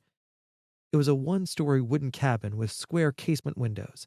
The interior walls were white, and stained glass light fixtures hung from a 12-foot ceiling. The floor area was filled with couches, easy chairs, tables, and a gray stone hearth, producing a blazing fire. Thunderfoot greeted us, and then we paired into partners to vent our anger about someone who wronged us. I sat facing a polite woman named Susan, in her 50s, who stated she'd been hurt by her husband's infidelities and felt foolish for being so loyal. How could qualities such as dedication and loyalty be foolish? I asked. She lowered her head, sobbed, and looked around the room. Most pairs had a partner crying or yelling at the other partner. Thunderfoot walked around, offering guidance, and he stopped when he came to us. He placed his hand on Susan's shoulder and asked me how it was going. Your name should be Chief Handkerchief, I said. The chief grinned, and Susan raised her eyes and gave a faint smile. I nodded up toward the plaque over the fireplace and asked him, A woman gave me something very similar to the Lakota virtues 20 years ago. Do you know Miss Hope? The chief was puzzled and said, I'm not sure, but just as life leads you, let us lead you to a place of awareness and forgiveness. Susan continued to cry until she had no more tears and became calm. Switch roles now, Thunderfoot directed. I ranted about alcoholics and child abuse until I was calm, and Susan sat quietly listening. When I finished, Susan said, I have 3 beautiful children whom we cherished. They've grown to be wonderful adults. Do you see them much? Often. And she started sobbing again. That's wonderful. Uh-oh. Chief passed me a Kleenex as walking to us. Susan started mixing laughing with crying and said, Stop. How do you laugh and cry simultaneously? That's a fabulous talent.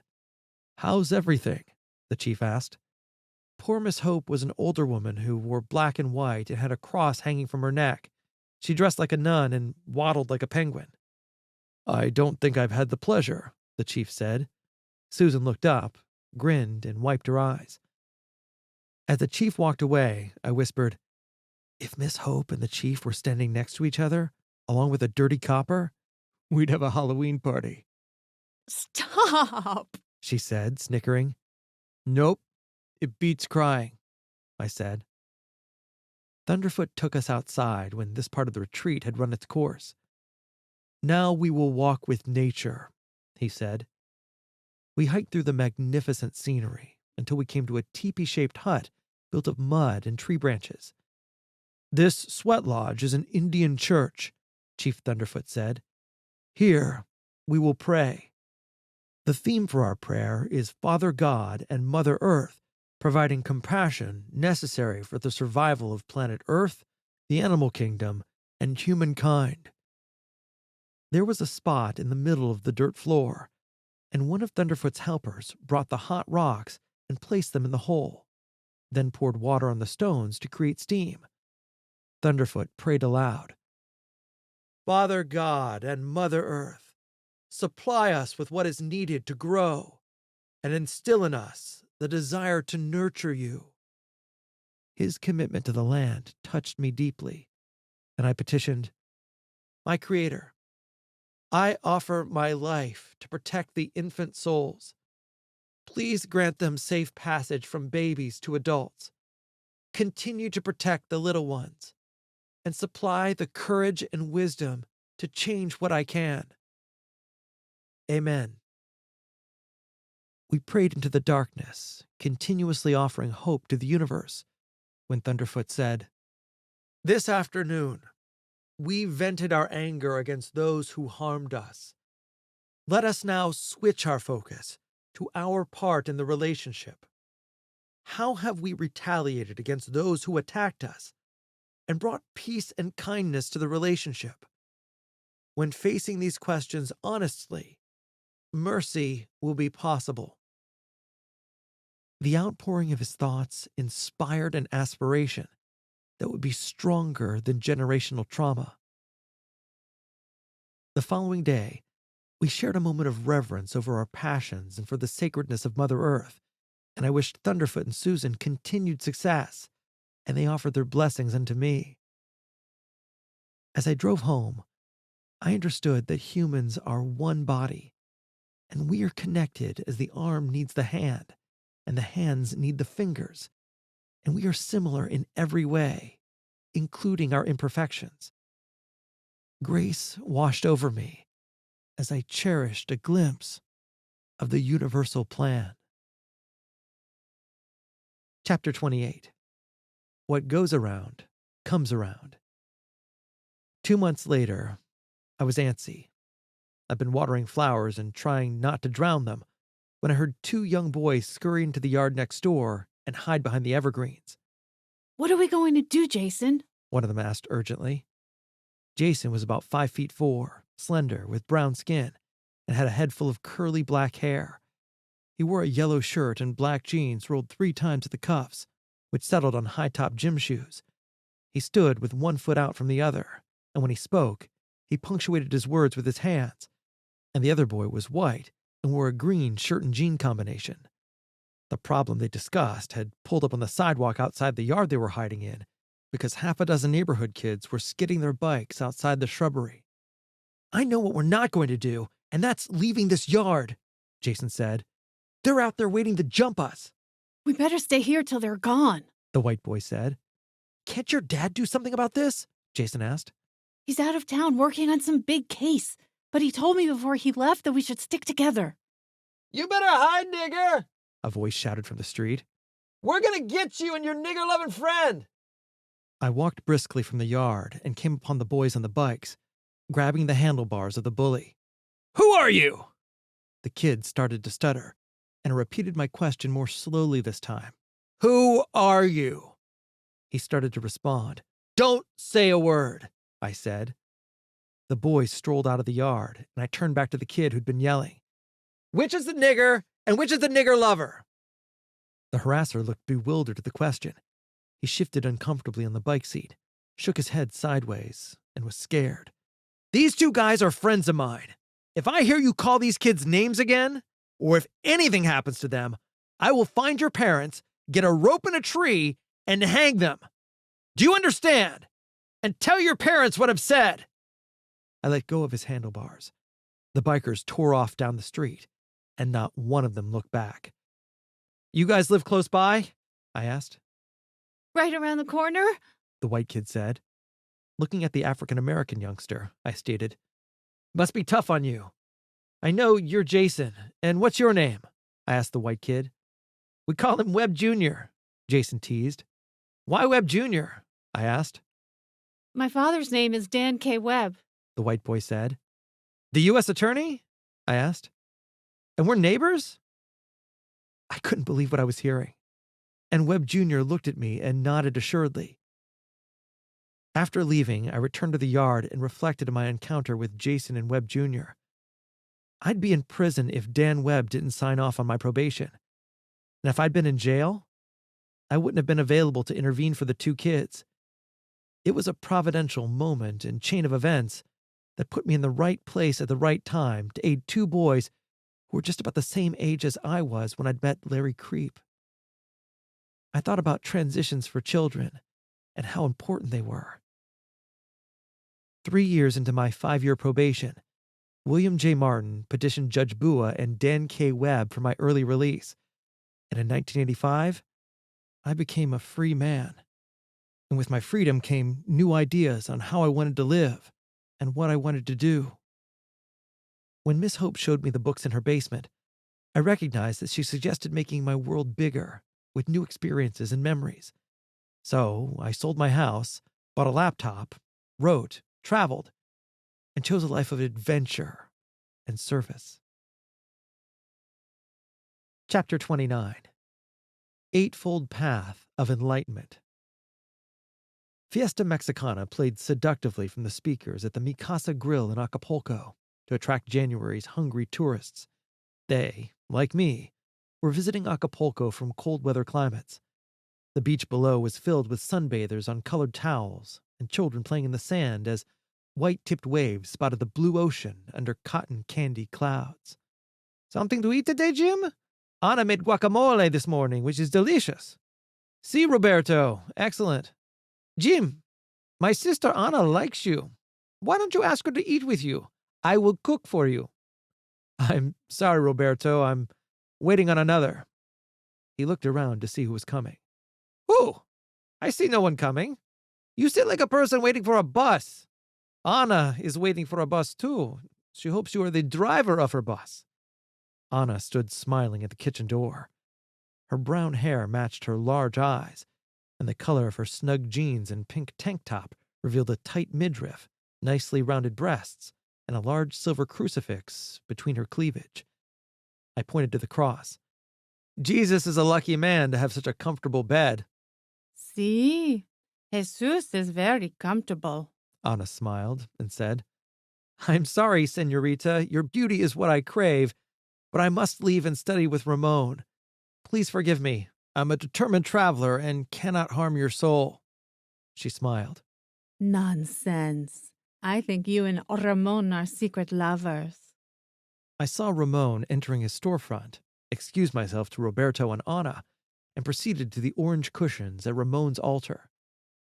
Open floor-to-ceiling windows allowed sunlight to pour onto the interior walls, and out from the windows below I saw the great Pacific Ocean's blue water. On the altar were freshly cut flowers, and a large plaque of the Eightfold Path of Enlightenment, which read, "Right view, right intention, right speech, right action, right livelihood, right effort, right concentration, right mindfulness." I sat in a chair with palms up and gazed at the Dharma wheel and the eight-spoked mental concepts meant to provide strength in the voyage from birth to the grave. I inhaled the comfort of the altar, and then exhaled my cravings for Anna as Ramon bowed and knelt facing the shrine. He stretched his hands outward towards the altar and spoke, his voice echoing slightly in the hollowed room. What is your memory today, Jim? It's 1967, and I'm having a flashback and fighting with my father. It's a survival response of not mentally submitting. I flash forward to a 1986 memory, and I'm speaking with a psychiatrist who states that I have shell shock and compares my experiences to prisoners of war who continue to relive the events for the rest of their lives, defeated in fear, depression, and sadness. The psychiatrist is suggesting medication as a form of treatment. And how are you responding? I asked the doctor, if I don't return to the prison cell and instead replace the old memories with new positive ones, will I still need drugs to cope? And what did the good doctor say? He said it was logical, but conveyed it was difficult because of family dysfunction. I also asked the doctor if he had taken any drugs himself to see if they worked or were harmful. And he said no, that he was trusting the pharmaceutical companies. I believe, in time, results will show Big Pharma addicted trusting patients. After the meditation, I gazed out the windows through binoculars. I saw children on the beach jumping over patches of ocean green seaweed as they threw a yellow frisbee as vacationers strolled around them. A child hurled it into the air, and it swayed side to side like a kite, then glided down to their outstretched hands. I saw a tourist woman walking towards them when a child's foot suddenly snagged in the seaweed. He sprawled face first in the sand and crunched over in pain. The woman stopped, checked the child's foot, and spoke to the other children, and a few of them ran towards a hotel. The woman raised her face towards the hillside and gazed intently like a statue, looking for help to arrive. She had shoulder-length black hair that the breeze moved softly around her face, big brown eyes, and full red lips. She was wearing a stylish black and brown bathing suit, and the muscles in her long tanned legs were very well defined. Next, I saw another woman from the hotel run through the crowded beach, greet the boy, and thank the helpful woman in the bathing suit. The tourist woman continued her walk down the beach, climbed through the sand, and entered the Acapulco Plaza Hotel. I put the binoculars down on the windowsill and thought, she was the only one who had stopped to help the child, and I was checking into that hotel shortly. Later that night, I was sitting on a couch in the lobby of the Acapulco Plaza and reading a Mexican newspaper. The tourist woman from the beach walked by me and towards the street, entering Acapulco's nightlife. She wore a snug white mid-thigh skirt and a light blue sleeveless satin blouse with black buttons, and around her neck sat a silver brooch outlined with red coral. I watched as she stretched out a leg to admire her shoes, and the evening light defined her firm, tan calf. Screw me, I thought. She walked to the street and crossed. My line of sight was interrupted by a truck driver honking the horn. The workers were standing over the side of the farm truck, yelling at someone on the opposite side.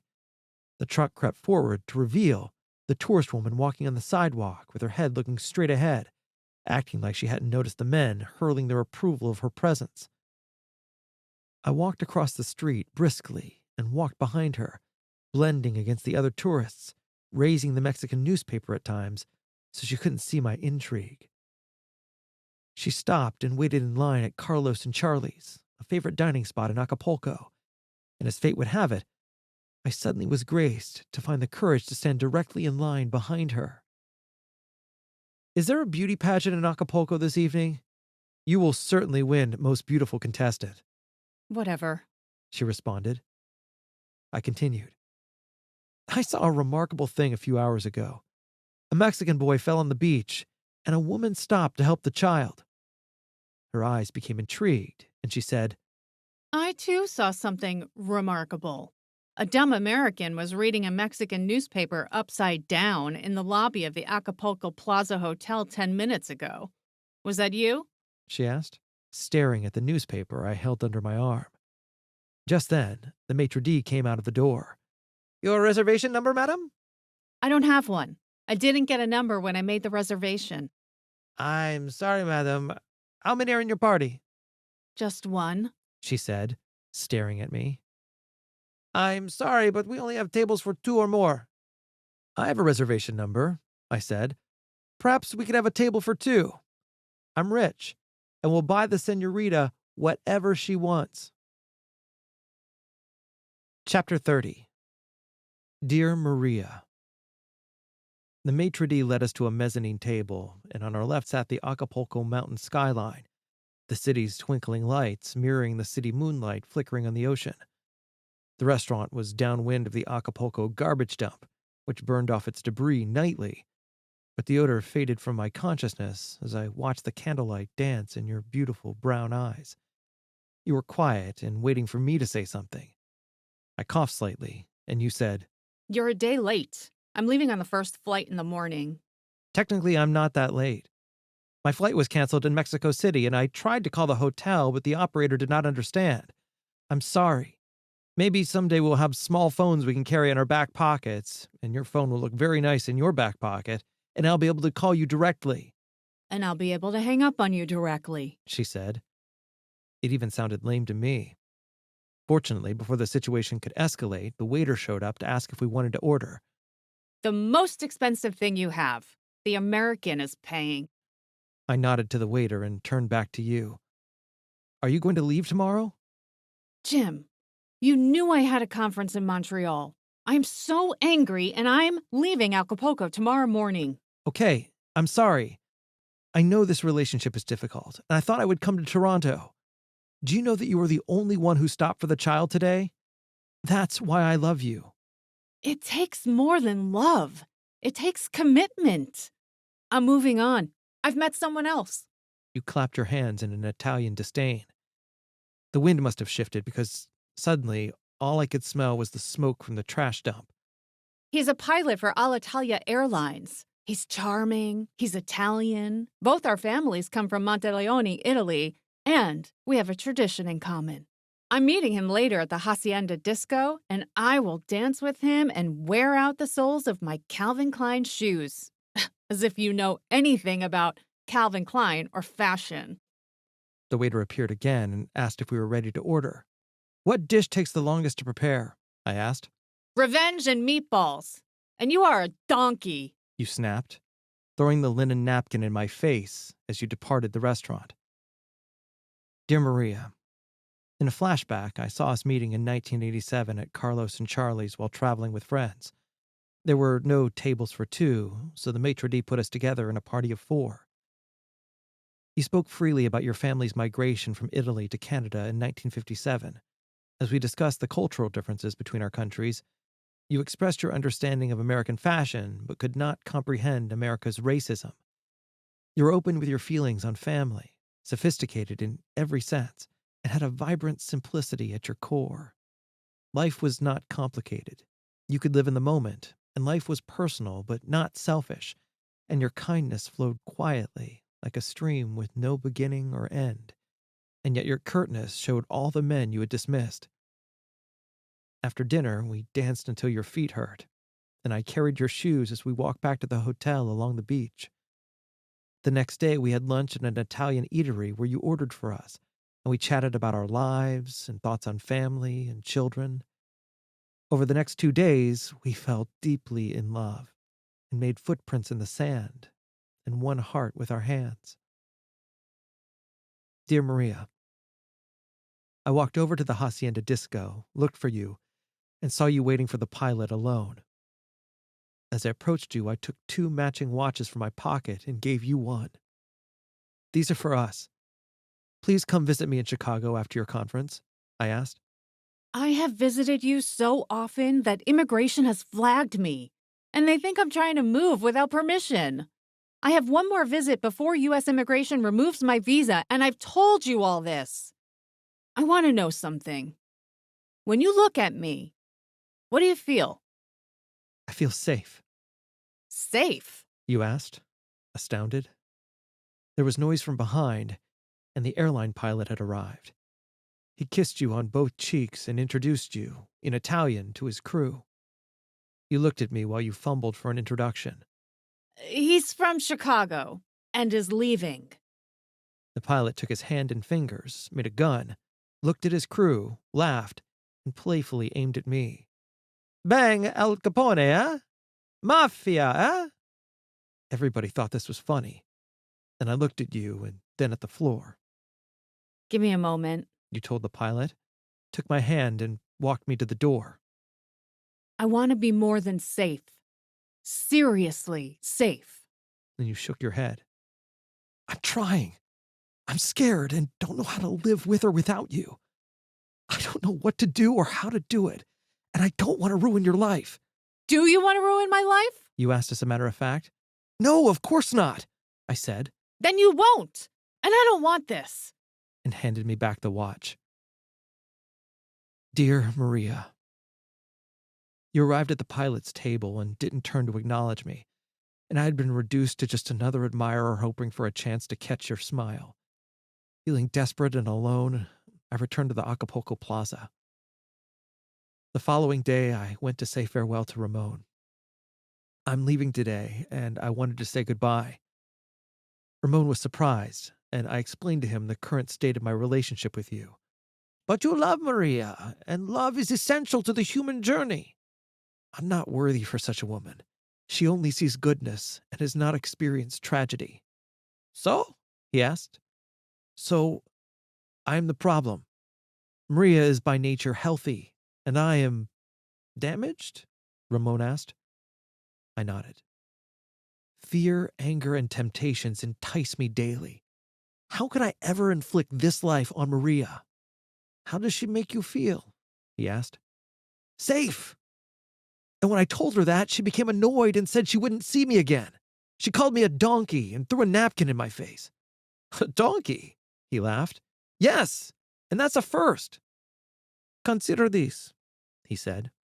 You can manage your struggles and merge into her reality, and use her nature as a shield against what attacks you. Is that possible? I asked. She neither sees nor feels what you feel, and you may dwell safely in her space. And me? I asked. Suffering and temptations will attack you. Seek goodness in the middle of the temptation, and place right thinking in what you believe, and you will become stronger. Have you ever faced the evil you describe? I asked. Yes. My moment led me to be a teacher, and teaching reinforces my beliefs. He spread his hands to frame the altar. One must seek evil. I prefer the temple's sanctity, and you are always welcome here. Goodbye, Maria. On the drive to the airport, I rewound our memory and became encased in sorrow. Where to? The taxi driver asked. Las Vegas, I replied. Chapter 31. Pleasure Escape. The baggage carousel swirled around at Las Vegas McCarran Airport, matching the highlight wheel in my brain. The spinning made me dizzy with stagnant energy, and I felt like a dead fish floating on top of a puke pond. Where to? The cabbie asked sullenly. The Flamingo, I said. Good choice, the cabbie said. The Flamingo was the first casino built on the Las Vegas Strip, and the founding operator was Bugsy Siegel and New York mob money. Bugsy Siegel had an idea about building a casino, and look at Las Vegas now. Are you staying long? Maybe. I'm not sure. It depends if I win, I said. The Flamingo's revolving door sucked seductively as dings of fruit machines enticed me to wonder if I could win too. In front of me was a no-limit blackjack table presenting 4 hopeful men, and a blonde dealer flipping the cards without an expression.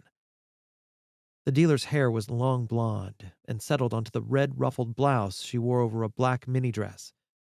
Her long fingers were tipped with pearled nails as her hands floated like a magician above the card chute.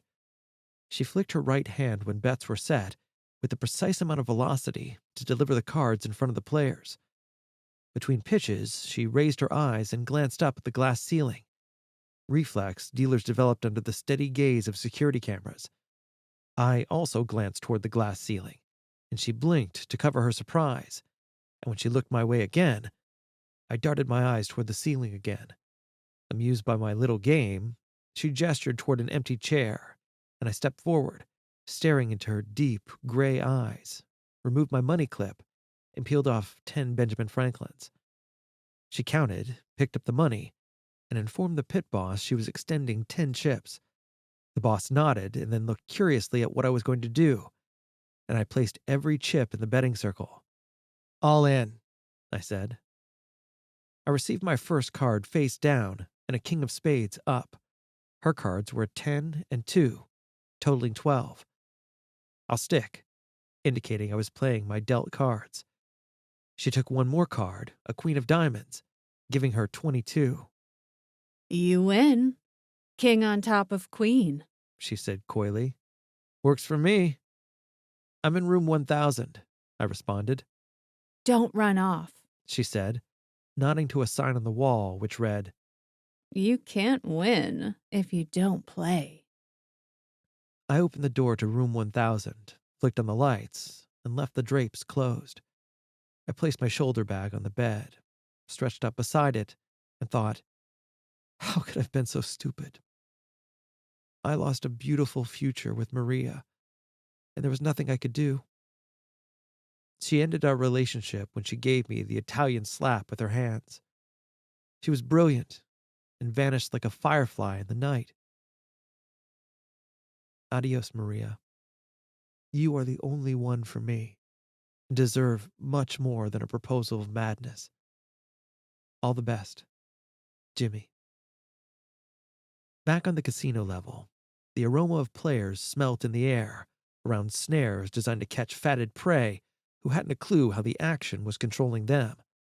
I studied the players and saw nuances that betrayed their hands, how their eyes blinked, their faces twitched, and how they held the cards.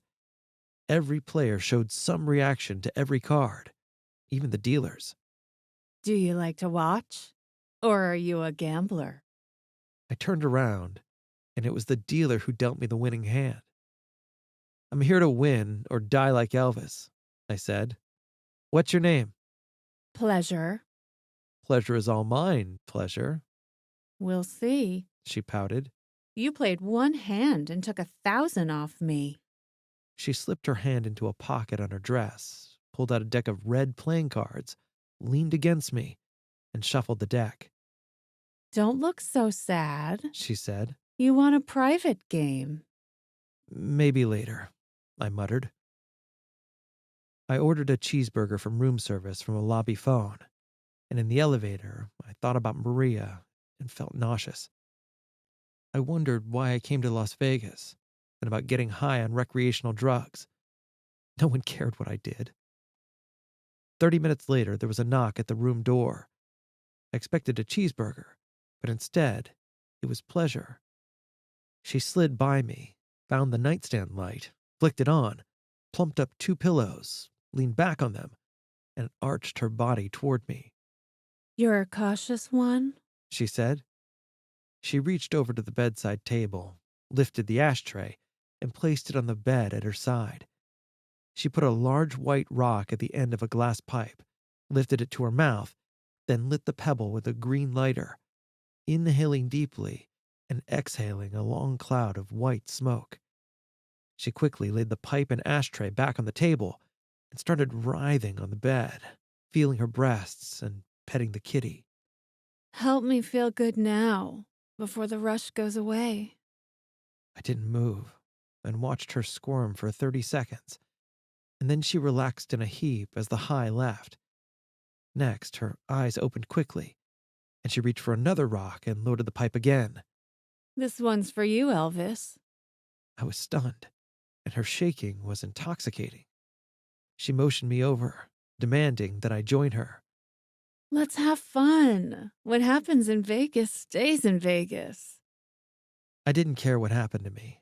Now, it was about feeling good, and I crawled onto the foot of the bed, and she sat straight up to shift her body towards mine.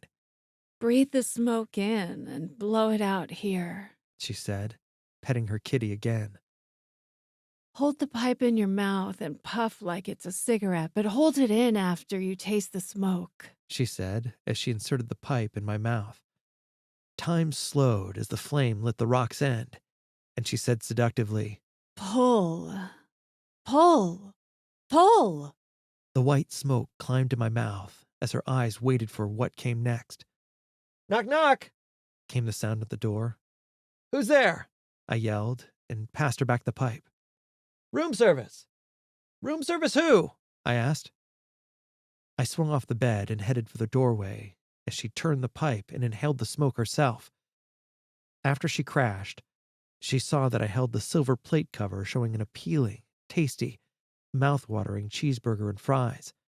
I'm starving. I haven't eaten in 2 days because I broke up with Maria. And she called me a donkey. And that's a first. I moaned. Pleasure watched wide-eyed as I woofed down a big bite. Then I continued blathering. Did you know that the mystics believe that whatever a person seeks, they'll find? And temptation and evil are compelling in Las Vegas. You're calling me evil? Pleasure asked as she gathered the party supplies and put her coat on. No, I believe I may die, and it will not be today. Have something to eat. You'll feel better. Pleasure lifted a French fry off the platter and threw it at my chest as she walked out of the room. You are so stubborn. Knock, knock, who's there? Maria is right. You are a donkey. Chapter 32. Win if you don't play. I started the meditation standing in the sand on a beach in Southern California. The water rolled softly from the deep blue ocean and settled quietly on my toes. I bent over and scooped up a handful of white sand, holding it for a moment before letting it slip through my fingers until only specks of gold were left. I stretched right to the left and created a triangle with my hands, summoning the stream of sunlight across the blue ocean and into my thoughts. And above the safety of the calm waters and blue skies, I felt myself accessing the files where I'd stored the mental snapshots of many spiritual disciplines and petitioned the memories for strength. Then, without warning, I witnessed the horrors of children being abused, only to pass the abuses to their offspring from generation to generation. Next, I was in a glass elevator, descending in a blur of red lights, and halted abruptly on Dante Avenue. Tell the dealer I'm here to play a game of choice, I said. The bouncer mumbled through his headset, listened a moment, and then the big door swung open, and the first thing I saw was a headline that read, "You can't win if you don't play." Walking further down the hallway, I stopped at the next wall that read, "Dead Wall of Fame. Elvis Presley, Michael Jackson, Whitney Houston, Heath Ledger, Philip Seymour Hoffman, Amy Winehouse, Chris Farley, John Belushi, Janis Joplin, Jimi Hendrix, and Jimmy Heaney." At the end of the corridor, a door opened as I approached, revealing a dimly lit casino packed with gamblers and sexy servers delivering alcohol to the clientele, making it impossible for them to stay focused on the big score. A purple door blinked at the edge of a raised stage, and a dealer occupied a single table with his back facing the players. On the left side of the room, parents started arguing at a table, and two small children sat at their feet, intently watching them, and the parents were oblivious to the children. Moving quickly through the crowd, the dealer inquired, How are you, my old friend? I stopped dead in my tracks, because I was sure the dealer would be Larry Creep, but I was very wrong. The dealer pushed out the empty chair with his foot and gestured for me to sit. Don't look so surprised, Cody Jarrett said. You've been the dealer in this game for some time now. I sat down and mumbled, I'm here to win today. Cody Jarrett flipped the first card over, and it was the face of Larry Creep. May I ask you a self-pity question? How's your life going? I know you've had it difficult. Larry took your hopes at such a young age, and you have watched as other kids advance without a burden. Is being jealous because your life was destroyed important? I looked into the eyes of Cody Jarrett and nodded yes, and he flipped another card with my father's face. Your father betrayed you, Cody Jarrett said, and it hurts more than you could ever describe. I nodded yes, and Cody flipped another card with my mother's face. Your mother cared more about drinking than you. What kind of mother lets a father break her children? You carry deep sadness in your soul because you will never be able to trust Maria. I nodded yes, and he flipped a card with the face of my brother Tommy. You could have prevented Tommy's death, and you left him and hung out with your friends. You killed Tommy. It was not my fault. How could I have known? I whimpered. You knew your dad wouldn't watch him. You can't lie to Cody Jarrett. I was there. Face up on the table sat the evidence that reflected a life under siege, and my hand shook because I wanted desperately to pick up the cards and play them. Play the cards, Cody Jarrett hissed. Pleasure will help you forget. Guilt, rage, and lust dominated my thoughts. I didn't know that Tommy would die, I stuttered. You knew. You can't deceive Cody Jarrett. I was there. I ached for pleasure. I picked up the card holding my father's face and tapped it against my forehead. How is your post-traumatic stress syndrome? Cody Jarrett asked. The doctor wanted to prescribe drugs to calm you. I was hoping you'd make the right choice because he had a solution. But you talked about a memory healing technique you dreamt up. No wonder the doctor was annoyed. But you would agree the memory produces my fear and rage, I asked. Who cares? Our mother is breathing whiskey on her grandkids right now. My mind was frenzied. I was flashing on the memory file Mom and fighting with myself. I picked up the Tommy card and added it to my father's. You know you're responsible for Tommy's death.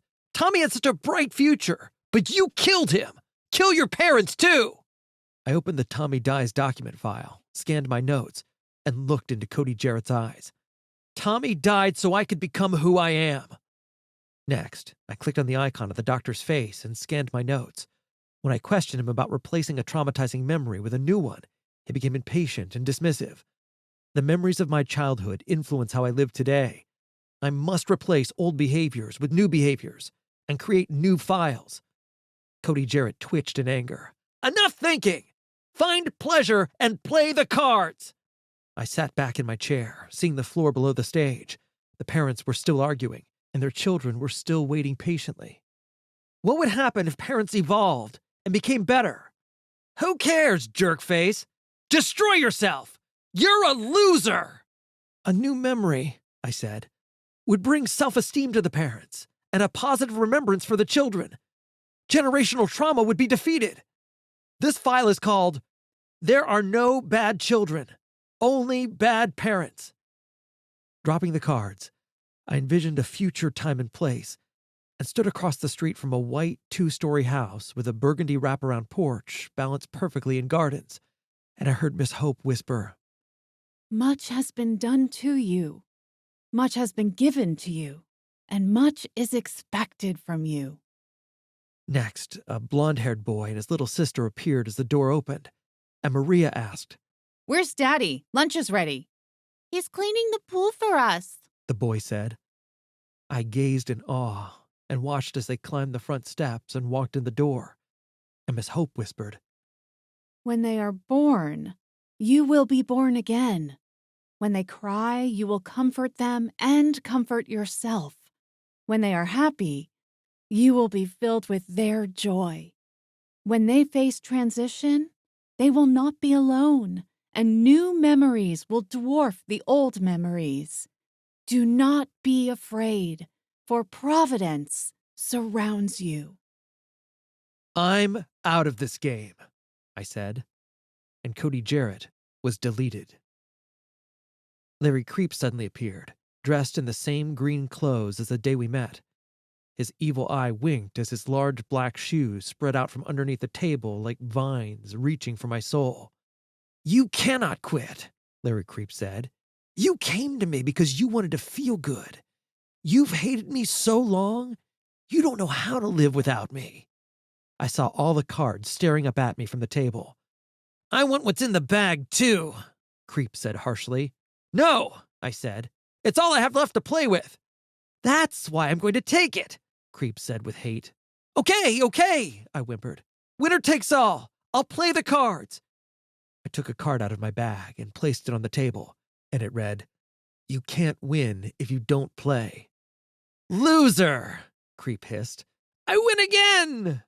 I hesitated a moment, then stared into Creep's evil eyes and flipped the last card, which read, with a red X through can't, You win if you don't play.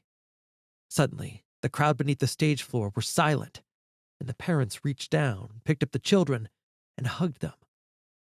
Larry Creep was deleted, and a young 11-year-old little Jim Heaney sat in his place.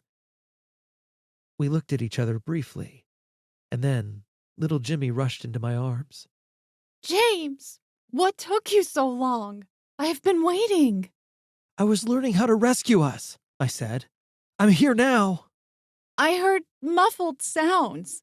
I was buried so deep, but I trusted you would return. You sound just like me, little man. That's something I would say. You did say it, James. I'm you, and you are me. Yes, we are one again. But now I need your help to forgive. Sure, okay. Why not? But first, let's propose to Maria. And what's up with the mice? Chapter 33. Immigrant Possibilities. After World War II, Italians endeavored to leave Italy due to their poor standard of living and lack of opportunities. Thousands immigrated to Toronto, Canada, where men arrived seeking greater possibilities for their families.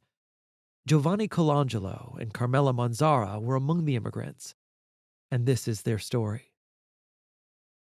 Maria had lived at home with her immigrant parents, and to say this was a colossal moment was an understatement, because she was moving to Chicago so we could be together, and we weren't married. We parked in front of the red brick house, and budding pink tulips graced a flower bed below the windows as the brown winter lawn turned into a lush springtime green. Gazing intently into the house, I saw parents staring out the window, which landed like a missile in the car's front seat. They don't look happy, I said. Oh, I want you to know my father thinks you're using me for sex. I grinned and asked, Anything else you want to mention before I explain what is happening here? No, not that I can think of. She joked. Papa greeted me with a firm handshake and was gracious and dignified. Mama stood over a waist-high black wrought iron railing at the top of the stairs, made her hand and finger into a gun muzzle, and pointed at me. I do not like you. You take my daughter from me. Clearing my throat, I said, I love the flowers, and the grass is turning green. I'm terrible. I can't grow anything, but I try. How do you know how to grow and keep things alive?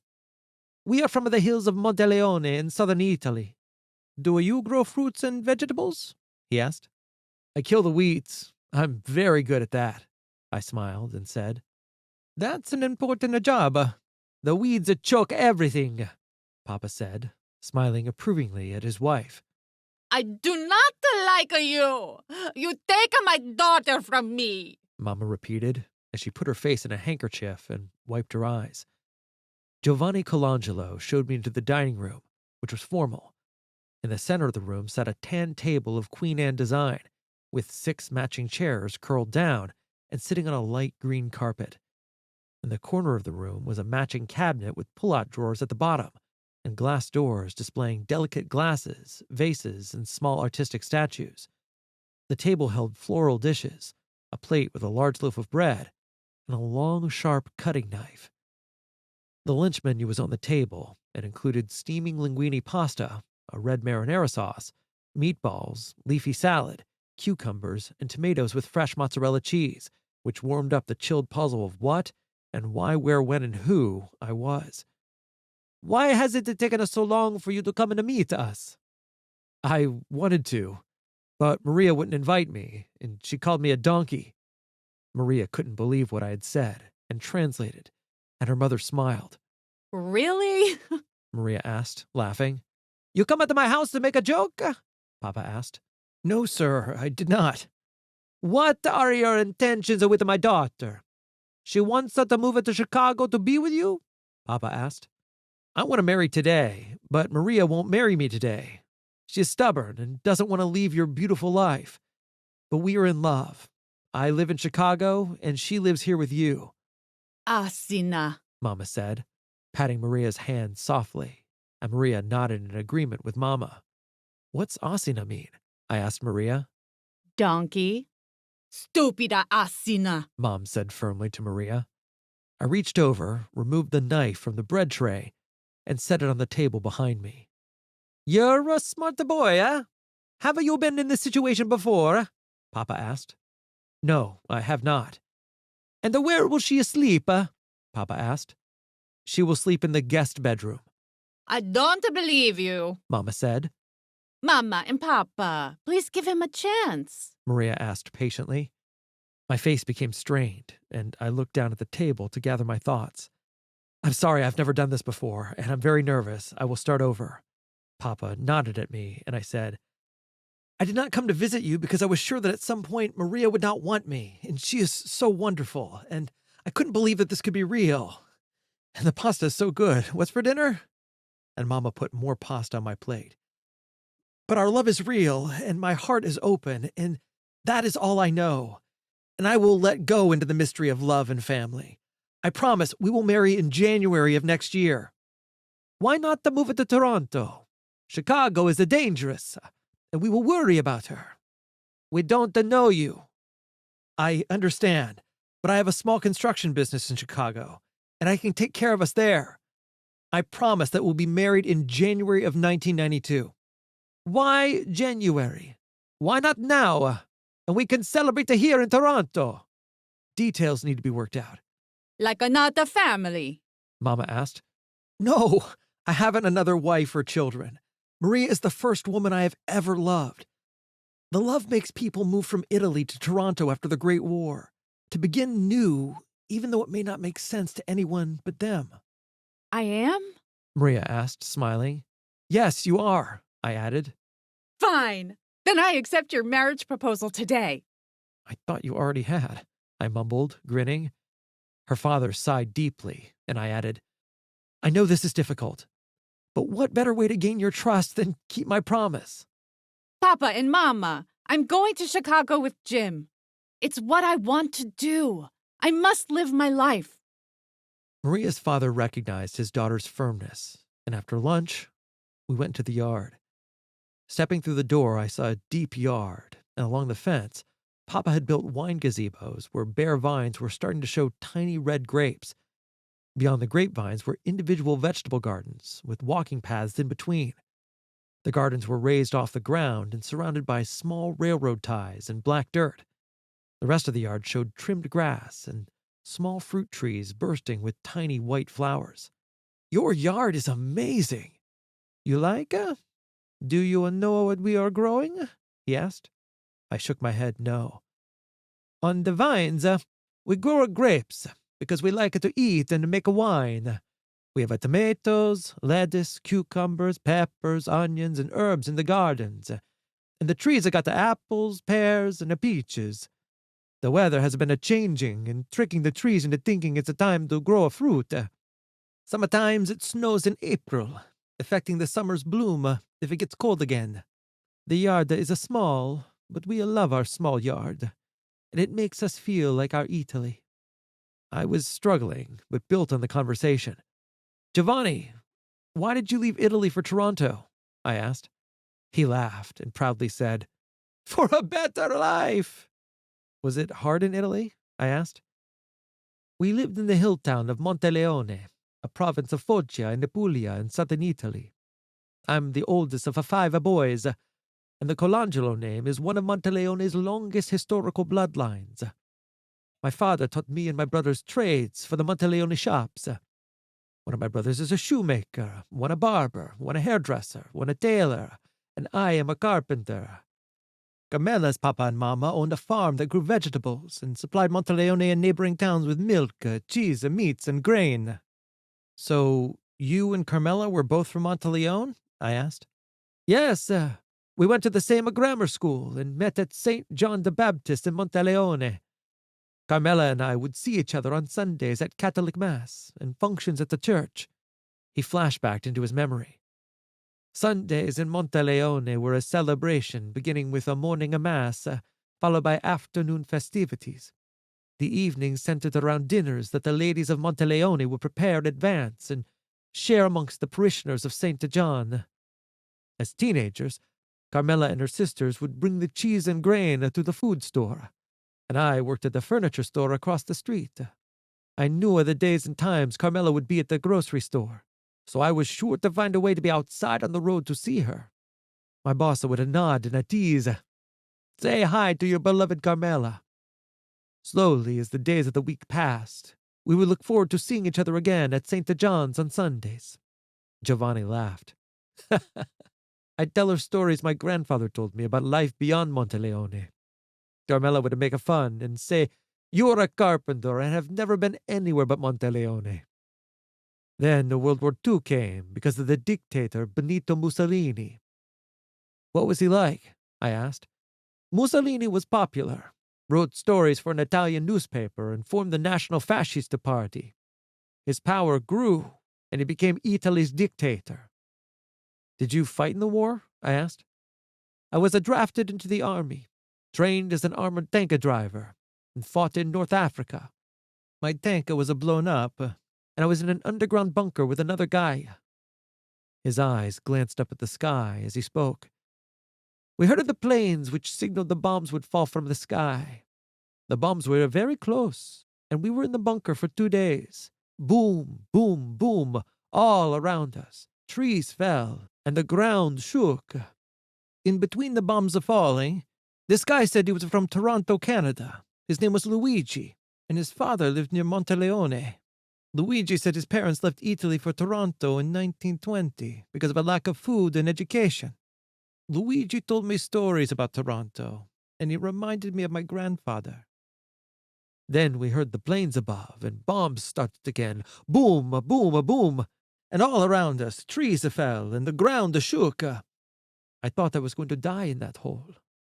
And then it stopped for about 10 seconds, and Luigi spoke softly through the dark. Millions of people in Toronto need a good carpenter, barber, shoemaker, tailor, and hairdresser, and you should all move to Toronto." He made the joke. Then we started laughing, and the bombs fell again. Boom, boom, boom. Luigi said he would sponsor me, and I promised to tell my brothers that we were going to Toronto if I survived the war. "And Carmela? Where was she?" I asked. "Monteleone had a revolt because sisters from a farm got angry because the police confiscated food they were bringing to the people of Monteleone. The sisters protested, were brought to the mayor, and were locked in a warehouse filled with cheese and other stolen foods. The women were amazed to see that the mayor was hoarding the food they were delivering for fear of Monteleone being invaded by the Allies, and the 3 sisters set the warehouse on fire and escaped. Hearing of the stolen food, a mob formed, and the police station stormed. Police had trouble controlling the riot and fired guns into the air, and hundreds of citizens were arrested. The revolt was the first in Italy during World War II. When I returned to Monteleone, Carmela was to be married to a landowner's son who owned the farm near them." "How did she feel about that?" I asked him. "Carmela was sad and felt the pressure from her parents to marry the other man. So I persuaded the guy not to marry Carmela. And soon after, we were married at St. John the Baptist." "How did you persuade him?" I asked. "I asked him if he loved Carmela, and he said no. Then I asked him why you would marry a woman you no love.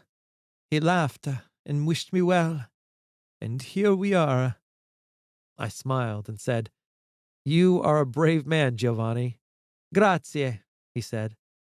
"After the war, I sailed across the Atlantic Ocean, and there was a big storm, and I think I will die again. I arrived in Nova Scotia, and I took a train to Toronto, and Luigi got me a job as a carpenter. I was lucky to be in that bunker, because it changed our lives. I came to Toronto by myself in 1951, Carmela got here in 1954, and Maria was born in 1956. He paused and reflected. You know, Maria had an older sister who died in Monteleone? Yes, I saw a picture. What happened? One day, she got an infection, and no doctors were nearby. We watched her die, and my wife cried all the time. She was our first baby, and we loved her so much. After a few moments, he sighed, and his eyes pierced.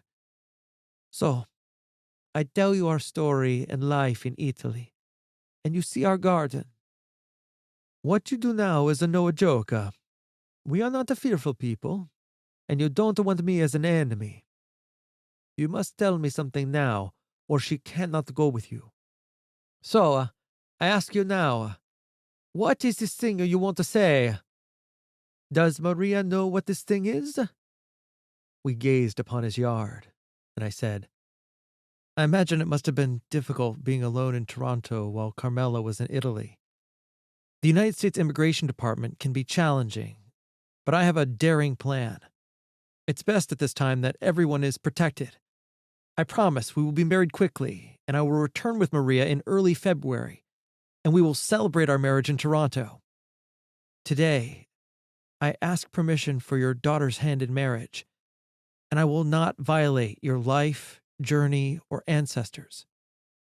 And how do I keep my wife from crying? He asked. I paused and didn't know what to say, and he answered his question. And then, children. We have no grandchildren, and you are not Italian, but that is okay. It is better to have a clever, qualified man who loves my daughter and asks my permission for her hand than an Italian man who may never come to the door. But remember this, we are tanto intelligentsia. Your children will have much intelligence. I nodded, and then Maria and her mother walked into the yard. Papa, Mama said I could go with Jim. There's no disagreement between us, and Mama knows I must do this. He looked around the yard to see if anyone was listening and whispered, The three women in the revolt were Carmela and her sisters, and the Manzara girls can be testy. Don't get Maria angry because you need to sleep with one eye open. And she will not cook for you. Copy that, sir, Mama announced. Welcome to the family. I've made cannolis. Grazie. I smiled and nodded. On the way back to the house, I stopped and gazed upon Giovanni and Carmela's yard, and felt graced that I was in the presence of their love, struggles, and determination. The thought that Giovanni Colangelo was in a foxhole under attack with Luigi from Toronto, whose family lived nearby Monteleone, Italy, was not a coincidence. And decades later, an intersection of countries and continents occurred. Maria from Toronto, Canada, packed a suitcase for Acapulco, Mexico, while Jimmy Heaney from Chicago simultaneously packed a suitcase for Acapulco. I understood that if these courageous immigrants hadn't dreamt of opportunities and better educations and sailed the ocean to North America, Maria and I would have never met. Meeting in Mexico was fate. Chapter 34. Married to an Immigrant. United States immigration law stated, aliens who entered a valid marriage with a United States citizen made them an immediate relative under the U.S. immigration laws.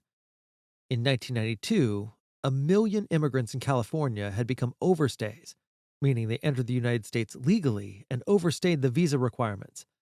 Maria was considered an overstay. So, California was the perfect place to get married. Maria's temporary visa had expired, so that every detail would require flawless execution.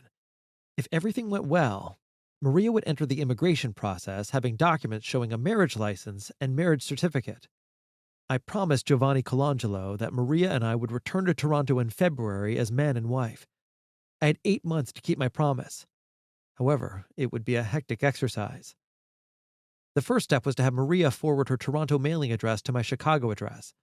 The second step meant visiting the Civic Center in Santa Ana, California, to obtain a marriage license and certificate. Maria was not interested in the little details and enjoyed buying a wedding dress. On January 27, 1992, We drove through the winding road up towards the Santa Ana, California courthouse, where homeless people protected tents and possessions while extending dirty styrofoam cups, hoping that money would fill them. I gazed intently beyond the tent dwellers and saw the municipal castle, which held our future in its hands. Maria wore a white chiffon satin wedding dress, draped softly over her shoulders, tightened at the hips, and flowed out on the tips of her shoes. Her soft hands held a pink bouquet, and a satin tiara graced her light, streaked, reddish-brown hair, and she looked like a princess. Most in the room stopped what they were doing and noticed us as we sat down. The marriage office was timeless, with immigrants holding identification, sitting in chairs waiting patiently to be married, their hope being the same as forefathers who sat before them, a desire for the American dream.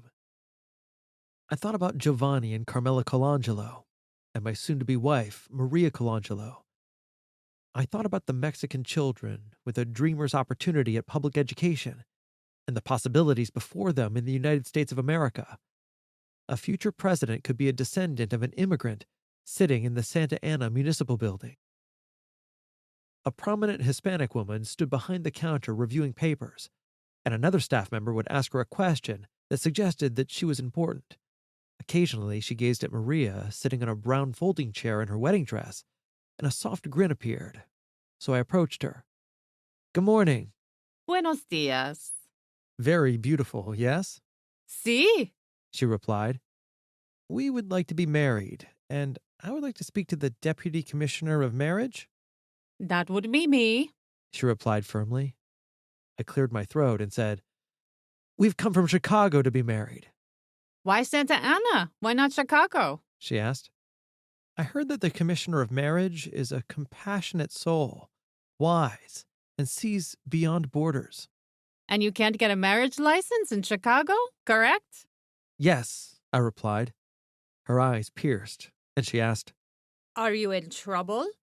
"Yes, we are deeply in love," I said, "and cannot live apart, and wish to be married today." Her eyes hesitated, and I moved so she could see Maria in her beautiful wedding dress again. I whispered, "This will be Maria's only wedding day, and you will be our most important guest. We will have children who will add to the betterment of others."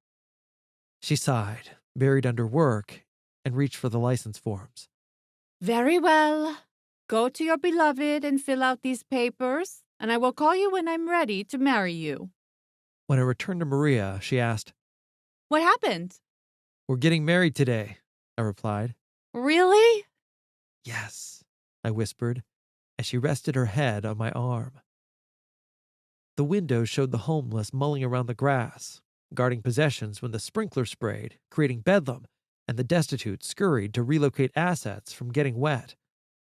I flashed back to an earlier time zone and remembered sleeping in my car and wondering, why was I inside the Santa Ana Municipal Building getting married to Maria, and the homeless hadn't any shelter?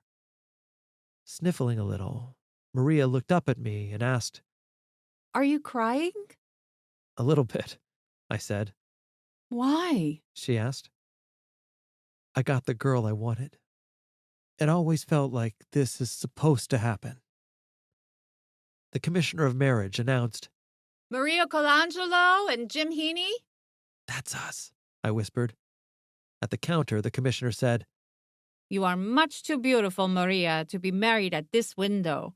There is a floral garden outside where I will perform the wedding vows, and I will meet you there in 10 minutes. We stood admiring the flowers, and some homeless people approached, and Maria said, We are getting married here, and I want you and your friends to be our guests. Please invite everyone. The Justice of the Peace appeared with the Bible in hand, and she was surprised to see the garden surrounded by the homeless. Our attendees. Maria said. We took our vows together, and Maria said, I do. and I promised to love Maria until my last breath. We were content, and on the plane ride home, I thought about having children and creating the circle of life. Act 4. We heal and forgive. Chapter 35. A Star is Born. Circles have no beginning or end, and if we start anywhere on a circle and follow it around, we end up in a loop coming back to where we started. An infant's circle of life is mystical because they are born innocent with a clean chalkboard, and with conscious intentions, parents can enter a child's circle and heal generational trauma. The circle of life are events that unfold, bringing babies from the cradle to the grave through ups and downs, love, and misfortunes. No matter how big or small the circle is, it ends in the same way for everyone, and similar events repeat, with the opportunity to master the previously baffling experiences. Dear Christian, it was early morning, and the light glare from the streetlight lurched out from its lantern, sneaking through our bedroom window draperies and settling on the floor at the foot of the bed. Oh, it hurts so much. I'm going into labor. Mom moaned. Can you iron a shirt for me because I have nothing to wear for this occasion? She sat in bed, rubbed her stomach, and stared at me, and I decided it best to scramble down to the car, remove the snow, and start the engine. Pumping the gas pedal 3 times, I said out loud, "Don't flood it." I turned the key, and the engine hesitated, not knowing what to do in the frozen chill. And then the car screamed, "Vroom!" As we drove to the hospital, the streets were bare, and a robust eastern wind belted the side of the car, shaking it sideways. Mom was breathing in and exhaling as she had learned in prenatal classes, and she was holding her tummy and in pain. "Mom, I've been thinking a lot about genetics lately, and with a little luck, the baby will have your DNA intelligence. I know what you're thinking. Intelligence is very complex, but environmental factors influence intelligence. Let's consider nature plus nurture plus spirit." The baby just moved. Can we just get to the hospital? "Copy that," I said. 10 hours later, Mom was in the fight of her life and trying to push you into birth, and Nurse Debbie was assisting her with her breathing. Mom moaned with each labor spasm, creating an anxious concern, and at hour 10, the doctor announced, "We need to perform a C-section because the baby's head is too large to pass through the birth canal. I will make an incision in your stomach and lift the baby out." "Is it dangerous?" I asked. "It's a common procedure, and Mom is quite strong. Do we have your permission?" he asked. Mom nodded and said, Yes, "How do you feel, Mom?" I'm okay. Mom said to the doctor. "And how are you, Dad?" "I'm exhausted. I didn't know that having a baby was such hard work. Does a big head suggest a big brain, doctor?" The doctor saw the reaction of Nurse Debbie and Mom and smiled. "There are studies suggesting babies with bigger heads have bigger brains." "Screw me. I thought so," I said. Nurse Debbie closed a screen, and soon after, the doctor presented you, and you were alert. "You have a baby boy," he announced. You were wrapped in a white blanket to keep you warm, and Mom's joy escaped through happy tears, and she forgot her fight to bring you into the world. "Hello," I said, and your eyes darted toward my voice, walloping me like an incoming missile.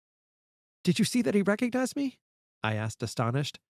He listened to you for 9 months, and your voice is familiar because you talk so much. Nurse Debbie said.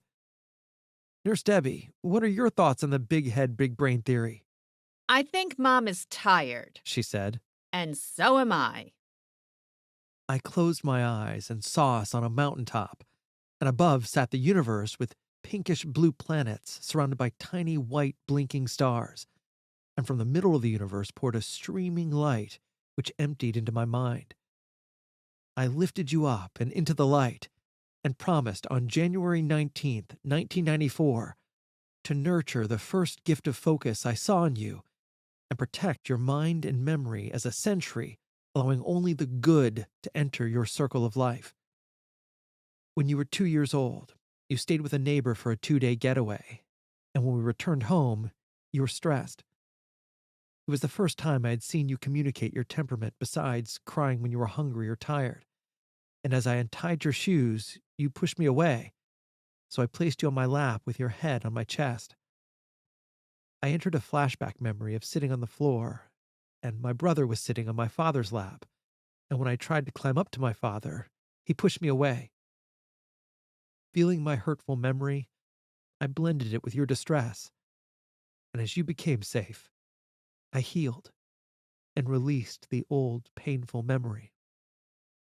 I realized during the meditation that you struggled with adapting to new routines, and instilling reliable patterns for you would give me a second chance to relive a better childhood. It was remarkable, because our daily routines were a winning combination and a reset on my circle of life. Thank you for needing what I needed. Another time, we watched a movie where the rain poured and flooding occurred. It began raining in the middle of the night, and you woke up afraid and came to me. We went back to your bedroom and climbed into your bed, and I watched your eyes become startled and look out of the window at the rain pounding on the glass as lightning shook the sky. As you clung to me, I remembered when I was also afraid and alone. We are safe, and I am protecting you, I whispered.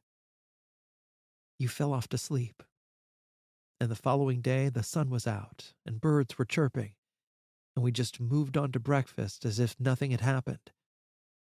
It was a healing exchange because I protected you as you gave me comfort, and I healed because of our new memory together. The new memory was more potent than the old hurtful memory that dwelled deep inside me. As you grew, your talents developed into the boy that would not give up. You displayed persistence, patience, kindness, and humility, and I learned perseverance, patience, service, and humility through you. Thank you for being a great teacher. Mom saw your desire to build and gave you Legos, and you would look at the box, study it, and then put the pieces together. I marveled at your quest to analyze the individual components and connect them. Later, your love for basketball came, and you were short, so we lowered the new rim and basket so that you could shoot and make your shots. When you were 8 years old, you asked, Dad, do you think I will play in the NBA someday? "What do you say we try?" I said. From that day on, I became Coach Dad, and we played in the yard. Your analytical focus appeared, and you practiced relentlessly on your shooting. We were a great team because you were the boy who wouldn't give up, and I was Coach Dad, who would not give up on you. When you played games of the next 12 years, it gave me so much joy because I was your dad and helper, and you gave me the gift of companionship and charity. I didn't believe that you would ever play in the NBA, but I believed that you were learning you could do anything if you tried. However, I didn't know that you were becoming a future software engineer as you practiced. When you moved to California, I asked, "Have you seen the ocean yet?" "I saw it today, and the waves are rolling in." I closed my eyes and remembered the first time I sat at the ocean's curb and felt the awe of the horizon as white-tipped waves rolled up on the beach and my feet. "I want to work in software engineering, Dad." "I believe in you," I said. I knew the boy who never quit would be a great software engineer, because anyone so analytical at shooting a basketball would apply the same life skill to becoming a successful engineer. The training in the yard taught you passion and expanded your life skills. Please remember, exploration is exploration, whether sailing the seas or developing the internet. Once upon a time, Giovanni Colangelo, Carmela Manzara, and Mom were explorers like you. Never forget that your ancestors' courage is how you came to be, and that they dwell inside your soul. Please be considerate of others, and take pictures of your life, and take time to write the story of Christian Colangelo Heaney, because this way, our story will pass down to our future generations. Please remember that child skills are discovered during family activities, and it's the small, beautiful moments that will be remembered. Please remember that the chains of generational addiction have been broken, and life is a circle that repeats itself, and you will always have another chance to be a better version of yourself. Love, Dad. Chapter 36. A Starlet Arrives. Interracial Adoption. Children hear, see, feel, touch, and experience life as sponges, absorbing information as truth and creating beliefs about themselves and the world around them. Dear Angelica, on a cloudy March Chicago morn, a poor baby girl is born in the ghetto, and her mama cries, 'cause if there's one thing that she doesn't need, it is another hungry mouth to feed. In the ghetto. Elvis Presley. You gathered the books at the desk, and I smiled as you stacked them neatly so that you could carry them all at once. As you placed them on the table, I squished over in the chair and made room for you. And the book covers read, Rosa, the Story of Rosa Parks, and Martin Luther King's simple, direct, poetic words.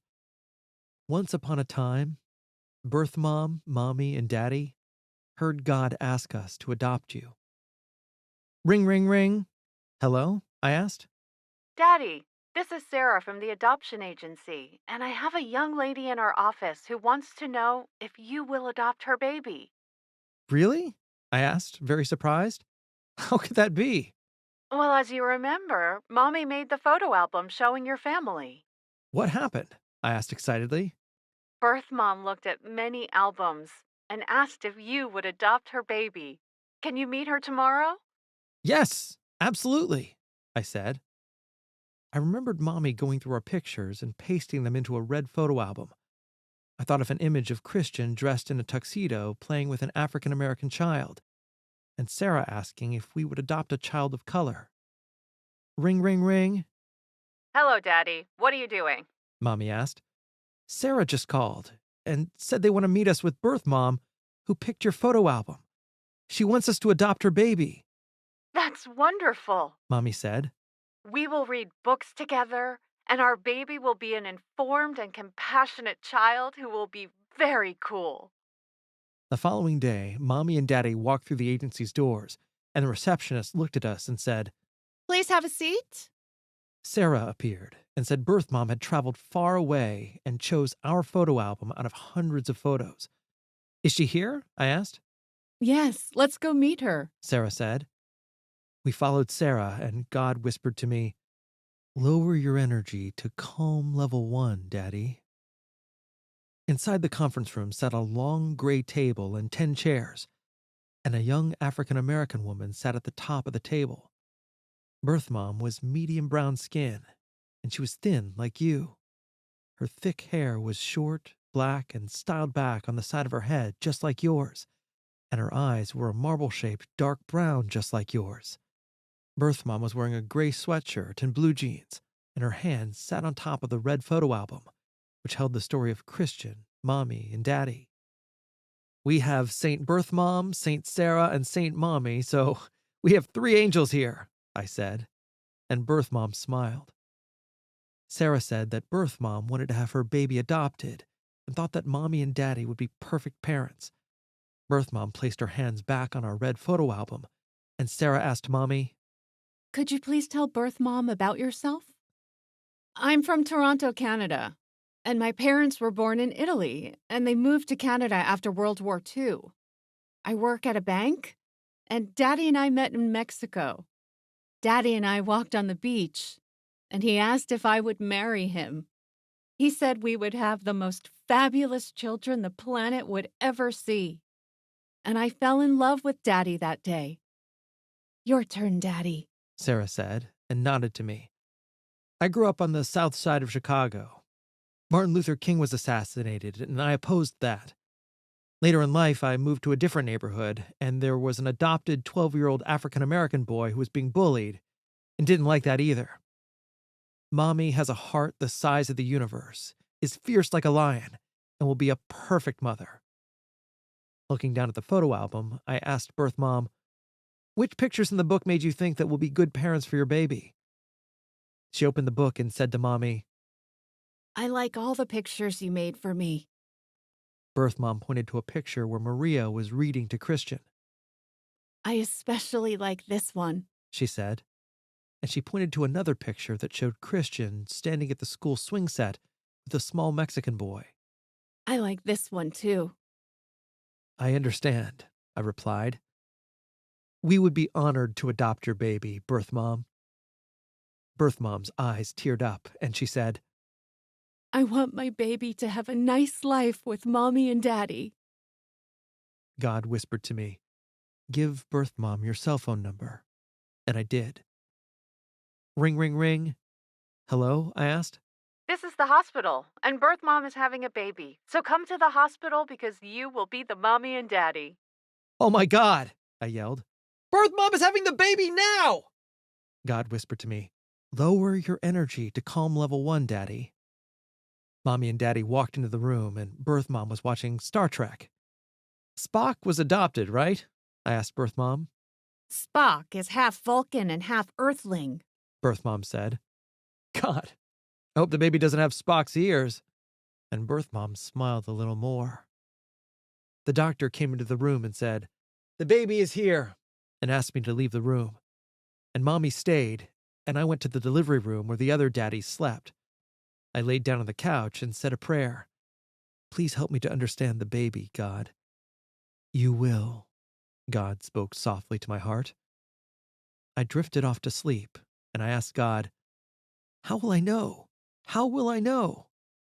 Because you're getting yourself. And say this to Angelica. I'm for you, and you're for me. And that's how God wants it to be. Next, Mommy kicked the couch. I can't believe you fell asleep. The baby is here.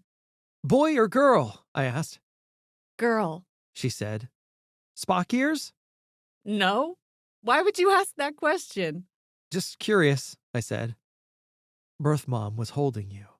Your hair was short, black, and styled back on the side of your head.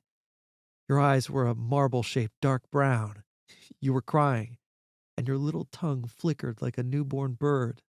She's hungry, I said to the nurse. The nurse looked at me and said, How do you know that?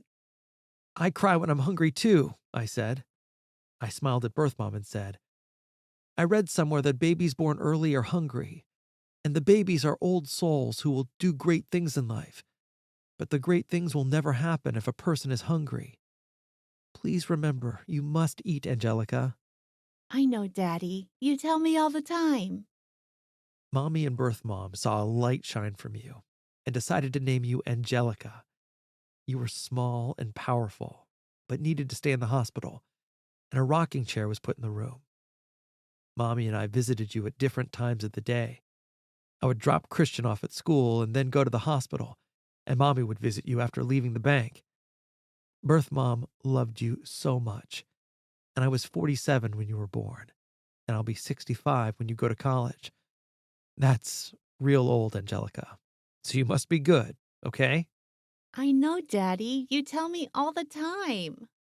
Birth mom was sitting in the rocking chair, crying, and slowly moving front to back.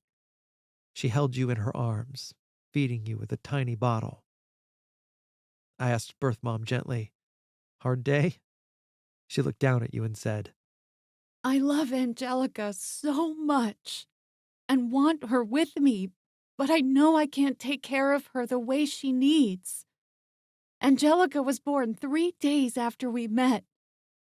We are doing what the universe wants, and this is something we can't be afraid of.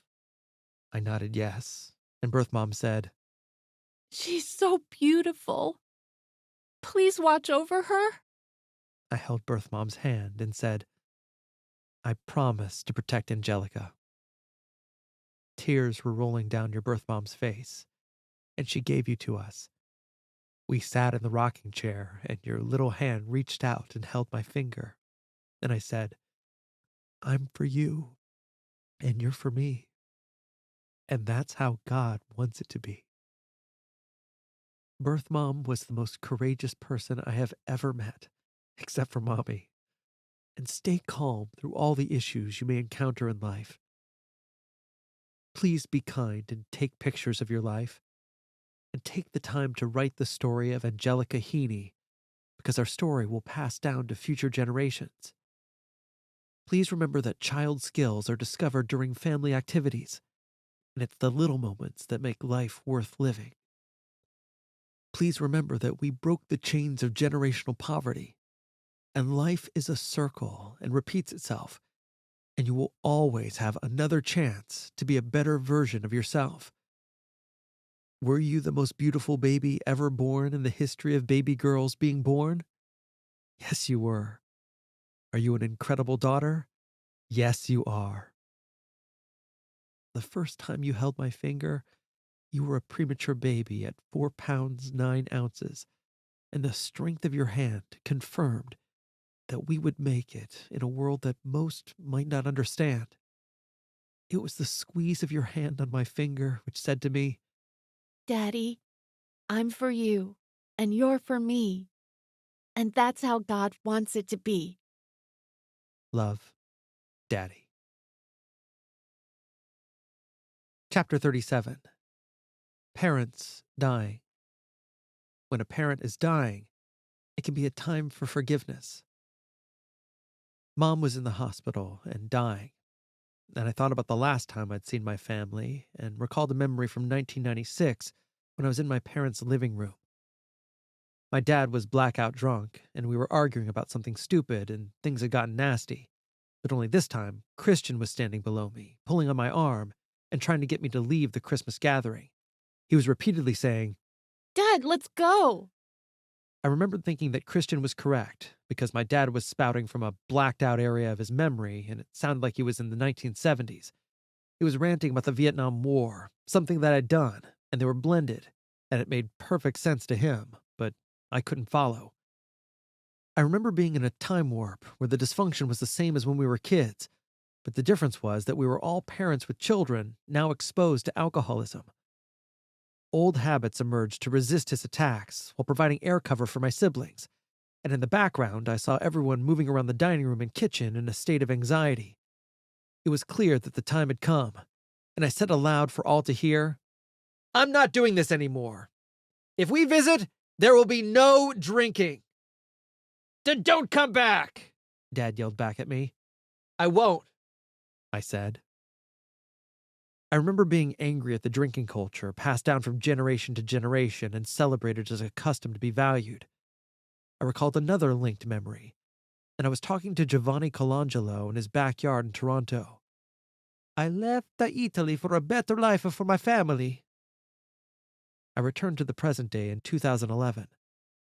I hadn't seen my family in 17 years and was walking into an angry beehive that would require detachment. I would say as little as possible and detach.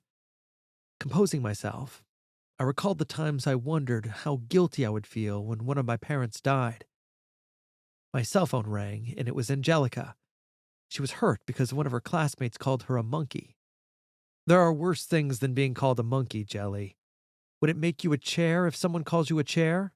No, Daddy. She said. Meet and greet, Jelly. The world is divided between givers and takers. Greet all people with kindness, and the givers will respond to you in kindness and turn your back on the nasties. I heard my words meet and greet and thanked Angelica for her guidance. The hospital room was dark, and the only light came from the monitors that were keeping Mom alive. Her face stuck out from the top of the sheet, and her long, slim arms were covered in spaces of white tape, hiding the needles connecting the intravenous fluids providing nourishment. Brother John and Dad respectfully stood on the side and rear of the bed and disclosed that Brother Joe's daughter was getting married in California. Everyone except Dad was going to California for the wedding. An ambulance would deliver Mom home from the hospital, and everyone would return early the following week from California. I thought to myself, the only reason I'm here is because of a wedding. Okay, I said. Later that day, my father and I were alone in Mom's room, and a doctor appeared to update us on her condition.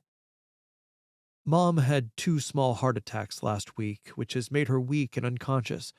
Her bodily fluids are being replenished, and she will be discharged from the hospital soon with an oxygen tank and respirator hose to help her breathe, and she will die soon. My eyes flashed when the doctor said, Mom had 2 heart attacks.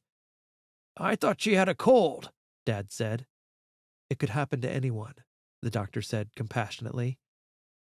Your mother has dementia, but you don't visit her and wouldn't know this, he said. It cut me like a knife, and I nodded. The next day, the ambulance delivered Mom home, and there were jackhammers wailing in the neighbor's driveway right below her window in bed. The respirator hose extended into Mom's nose and slid down her chin.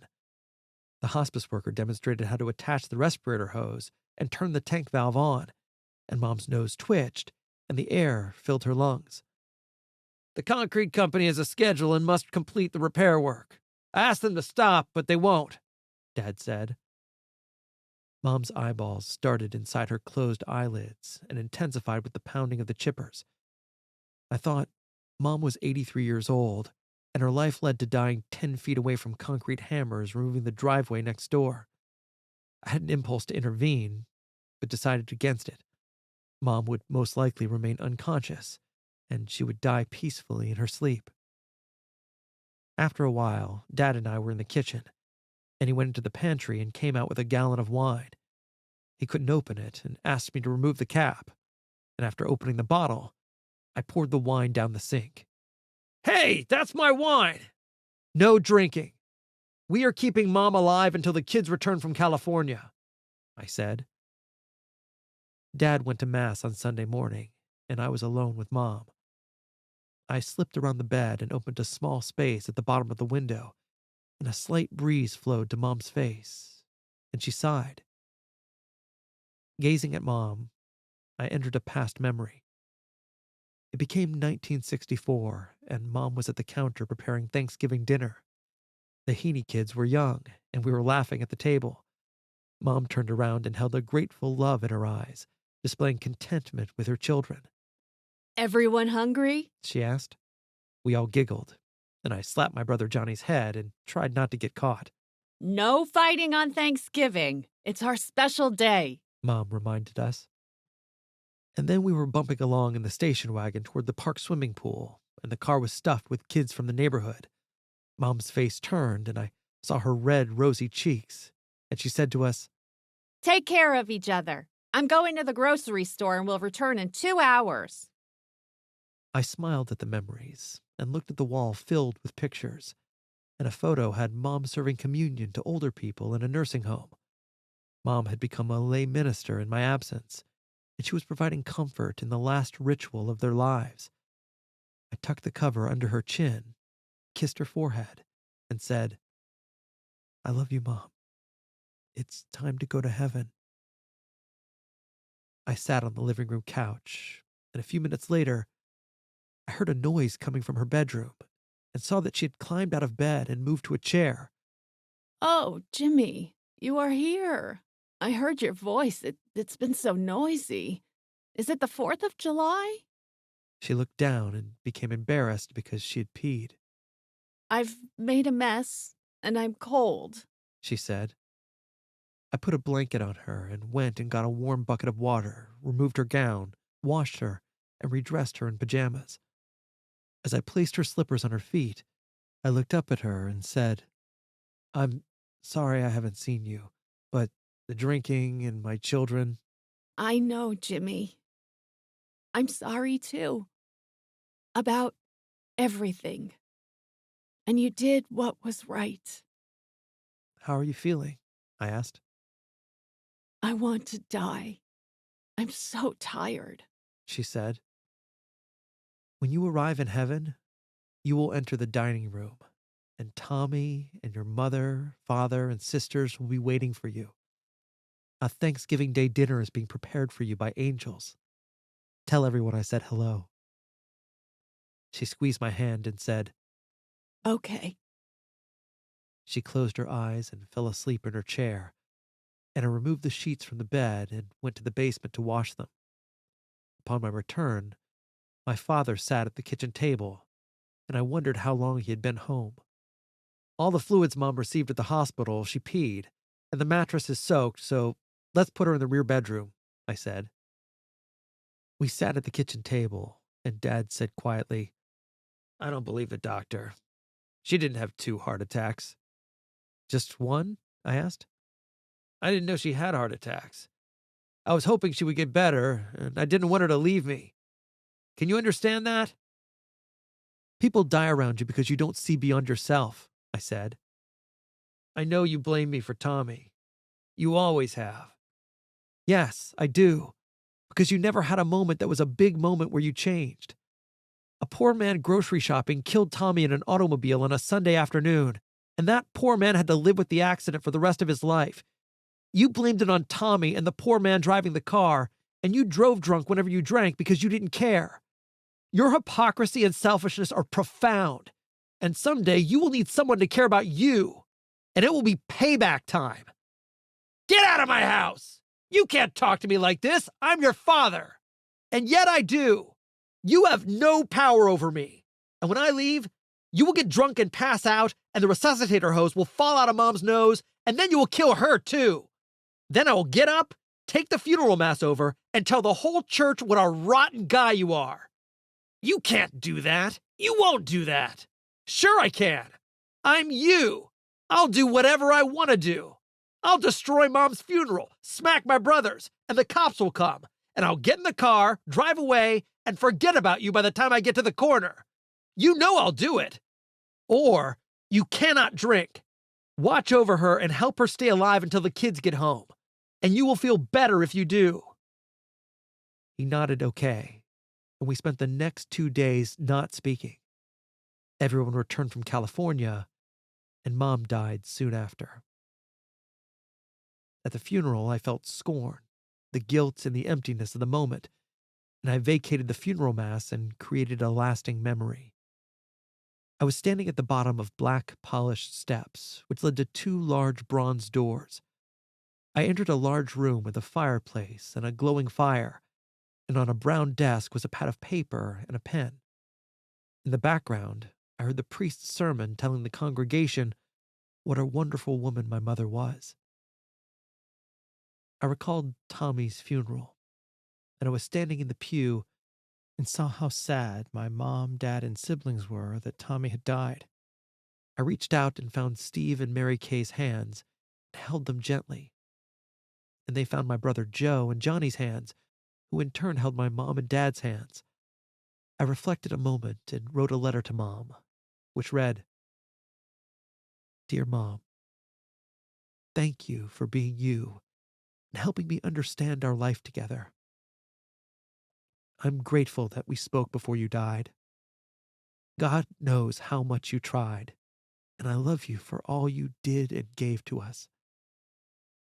And you're on top of the world, Ma, in heaven. Love, Jimmy.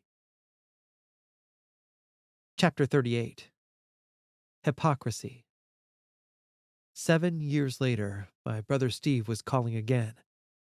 Dad got drunk, fell, and was incapacitated on the kitchen floor for 2 days and may not live. He wants to see you. Perfect, I said. Just when the day can't get any better, I get more good news. A dark hue came from inside Dad's hospital room.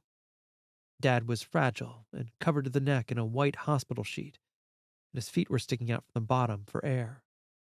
A Catholic mass came from a small speaker near a couch in the rear of the room, and a large crucifix of Jesus hung on the wall, reminding me to stay civil. I turned the volume down and sat at the end of the couch, so if he woke up, he would see me, and after a short time, his eyes opened.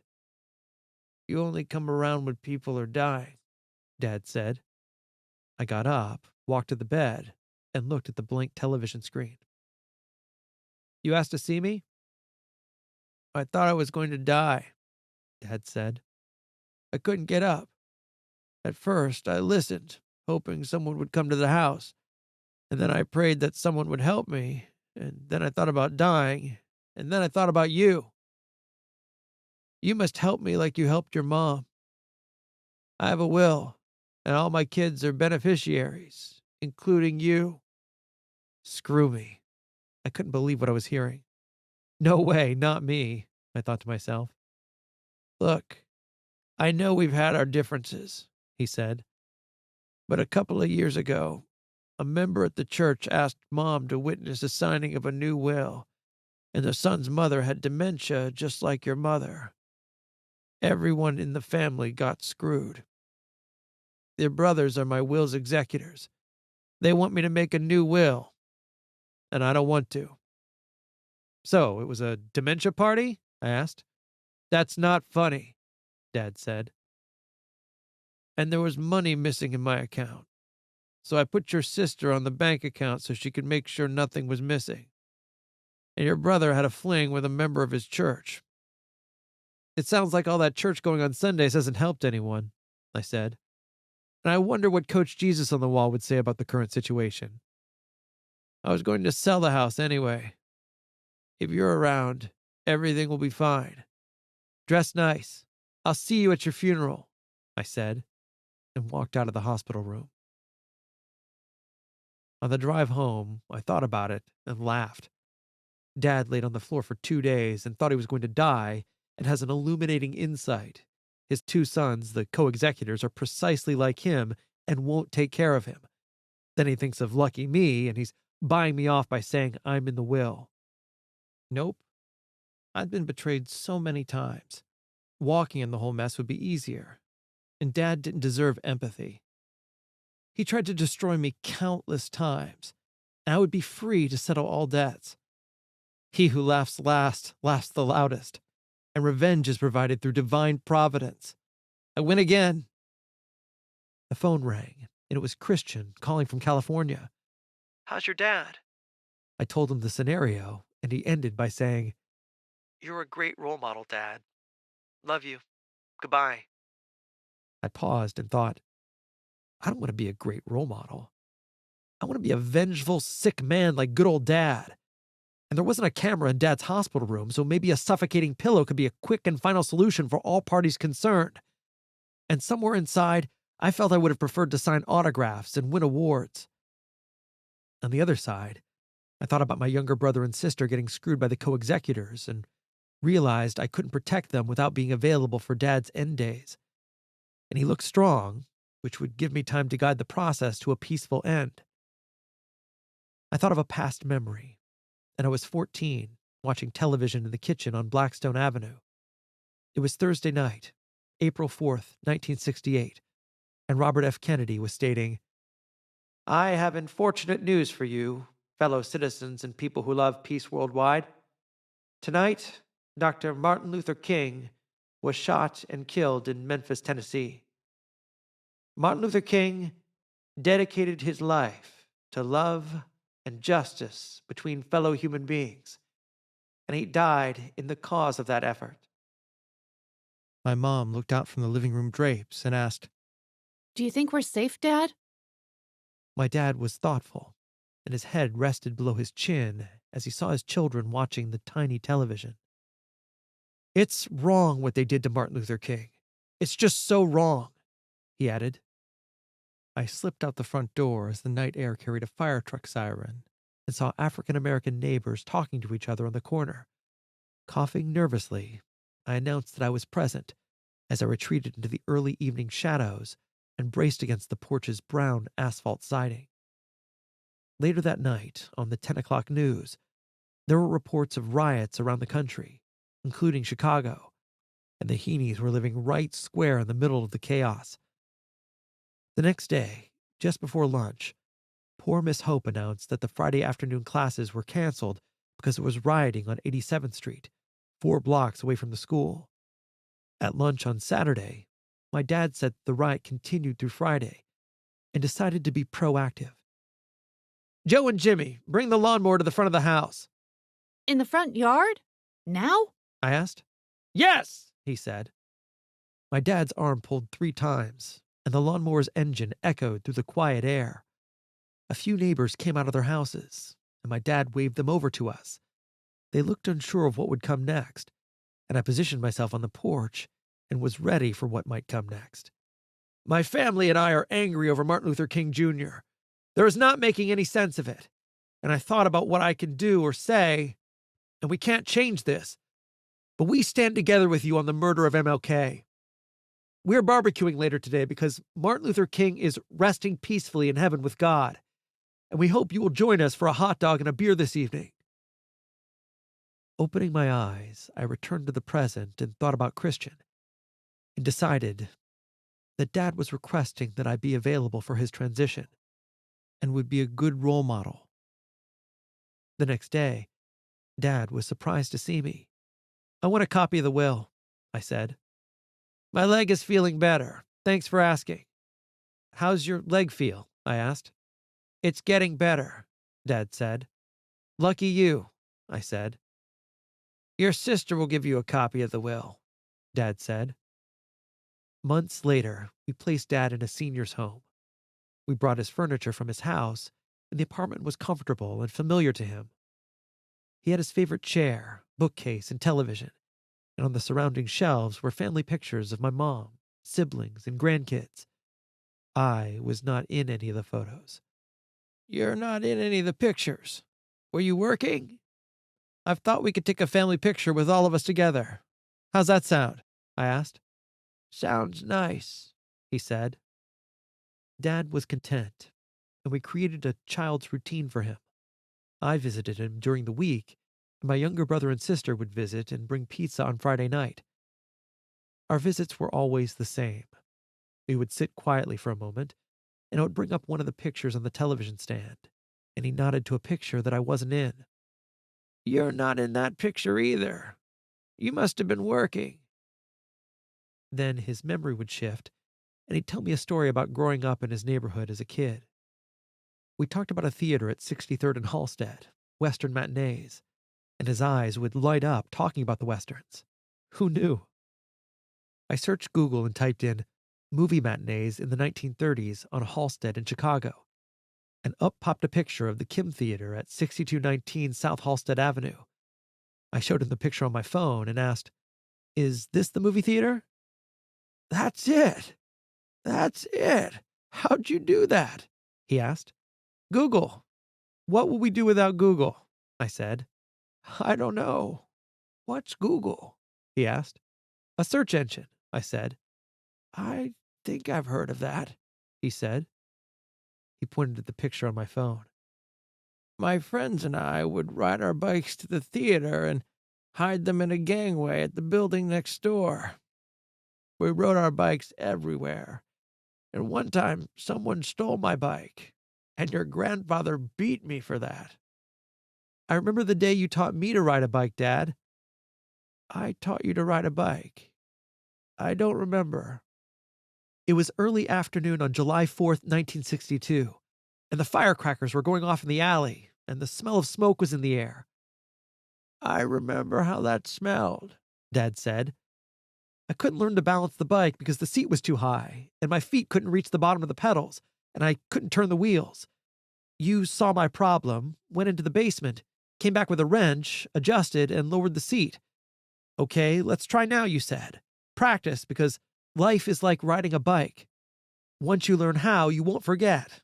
I'll teach you, and today, you will learn how to ride a bike forever.' I kept falling off the bike, and you kept putting me back on the bike, and I rode right into the rose bushes and scratched my arms up pretty good. I was bleeding and feeling sorry for myself, and decided that I would walk everywhere. You got mad and grabbed me by the shirt, and we went down to the basement to clean up the blood and said, 'Jimmy, don't you ever quit in life. Don't let anything or anyone break you, especially me. Life is hard.' You pointed to your brain and said, 'It's a thinking man's game, so think. You're doing something you can change when riding the bike.'" "What happened?" Dad asked. "I kept my balance and rode the bike down the street and back to you." "I believed you could do it. It would be nice if I could remember," he said sadly. Time went by, and Dad felt safe in his new apartment. His house was empty, and my brothers were still trying to get him to change his will before he died. Dad didn't want issues with the estate, so he sold his house and gave me a list of his financial assets. "We never had enough money. I feel different with money in the bank. Dad said. The weekly visits were cordial, and we would talk about his life, followed by my life and what Maria and the kids were doing. I would tell him a story, and he would always end by saying the same thing. "That's a good one, Jimmy." "Yes, Dad. I just thought about what you would do, and then I would do it. It's a thinking man's game." "Remember the summer you were grounded for forging your grades? You drove me crazy because you wouldn't study, so I placed you on the mice extermination mission. Do you remember why I did that?" "Yes, it was 1966. And you said, 'Jimmy, we came from a long line of mice hunters. In the old country, the rich Irish lived in brick houses, and the poor Irish lived in wood houses. The wood houses had mice entering the frame house because the weather would eat away at the wood nearest the ground. We believed that if a person could outsmart a mouse, you would be successful in life. The key to mice hunting is to catch the leader mouse, because the leader trains all the other mice. Catch the leader, and the other mice are caught too. You, Jimmy, can be the greatest mouse hunter of all time. And because you're in jail forever, I commission you to catch the mice in the basement." "What did you call your invention?" "A Howard tape trap," I said. "Tell the story again, son." Mr. Howard's rowboat had hit a rock and had a small leak and was leaking water, and he had an idea about fixing the boat with glue and tape. I'd take Tommy on a walk in the stroller, and Mr. Howard and I strategized on how to test the glue, tape, and destroy mice simultaneously. I took Mom's cookie pan, lined the bottom with Mr. Howard's glue, and then placed his tape on top of the glue. Put a couple of scoops of peanut butter on the tape, and then put it on the floor. 4 mice got stuck on the tape eating the peanut butter. I showed you the pan and asked if I could go to little Frankie's birthday party. And you said no. And you went anyway and caused a ruckus at that motel. Yes, the mission had a time frame, and Mr. Howard and I called our mission Get Santa. You knew about that? I asked. It was a small neighborhood. I was proud of you, but you drove me crazy. How are Maria and the kids? Good, Dad. They're good. One day, Dad was reserved, and while staring out the window, said, I've been meaning to say about the paper route.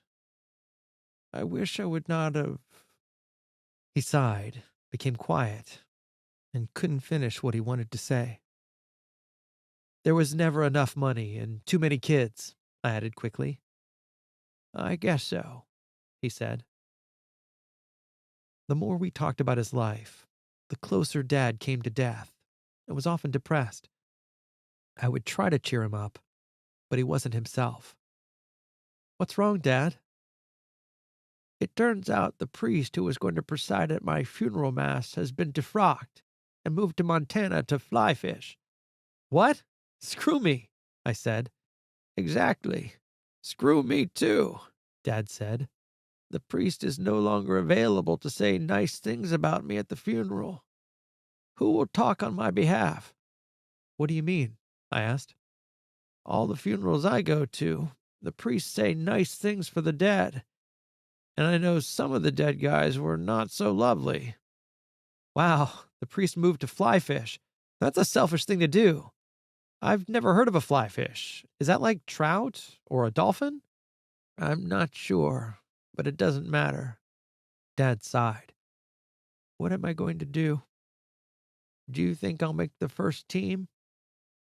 Look, we'll have another priest for the mass, I said, and we'll give him a few nice things to say about you. You won't know anyway, because you'll be dead. He smirked and said, Everything's always funny to you, and that was a problem. Everything is not funny. Okay? Okay, I said.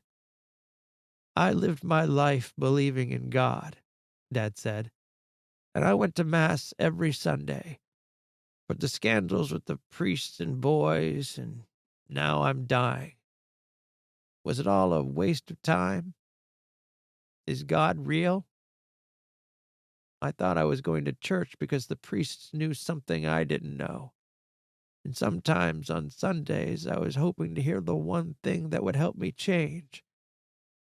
I know I wasn't perfect, but I would try to be better.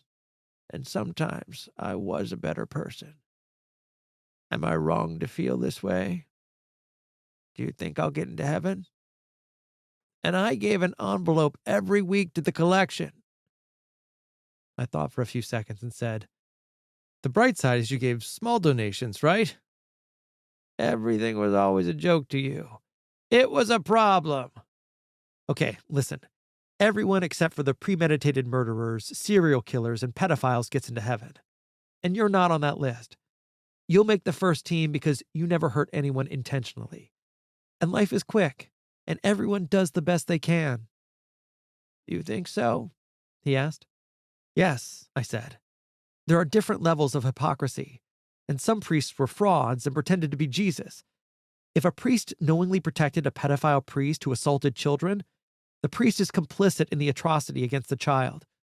The priests keep each other's secrets, the children suffer, and lives are changed forever.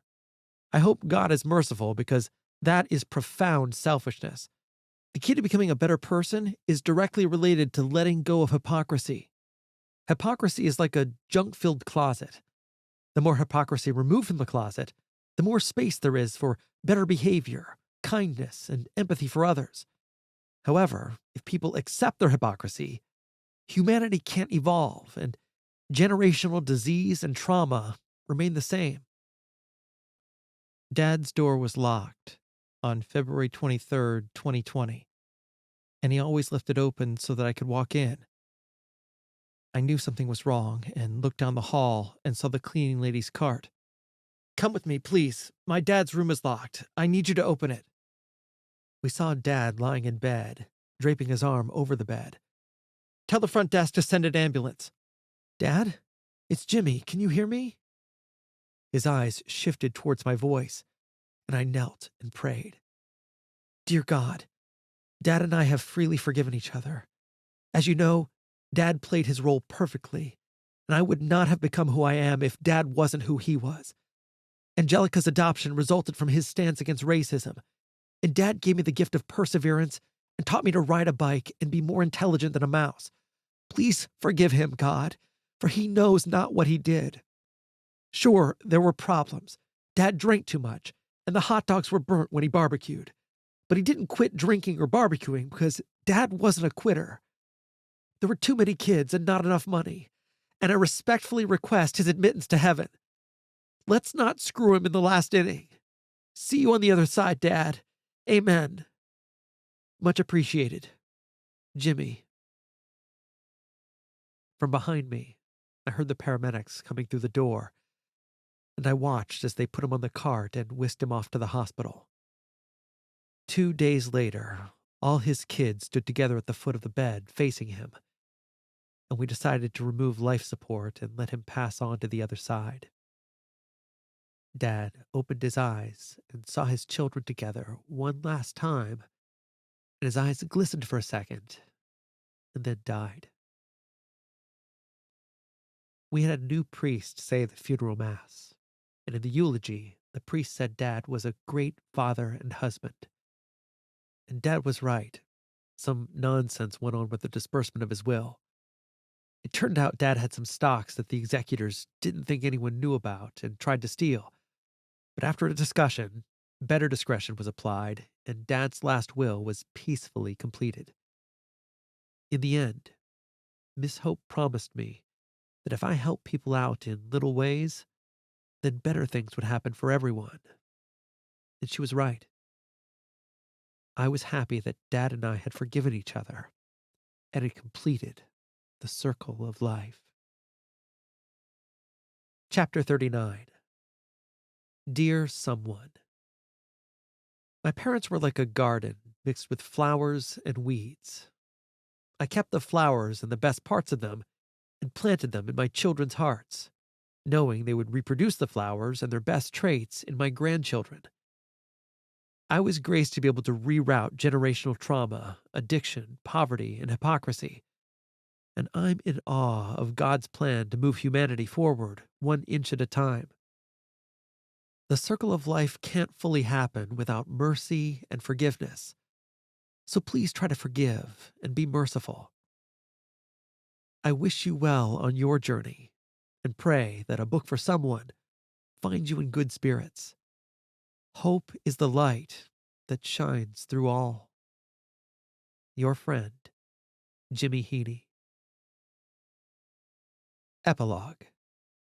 Ring, ring, ring, Yes, I see. the director said. And I will forward the message to poor Miss Hope. The High Command's message read, Mission accomplished. The end.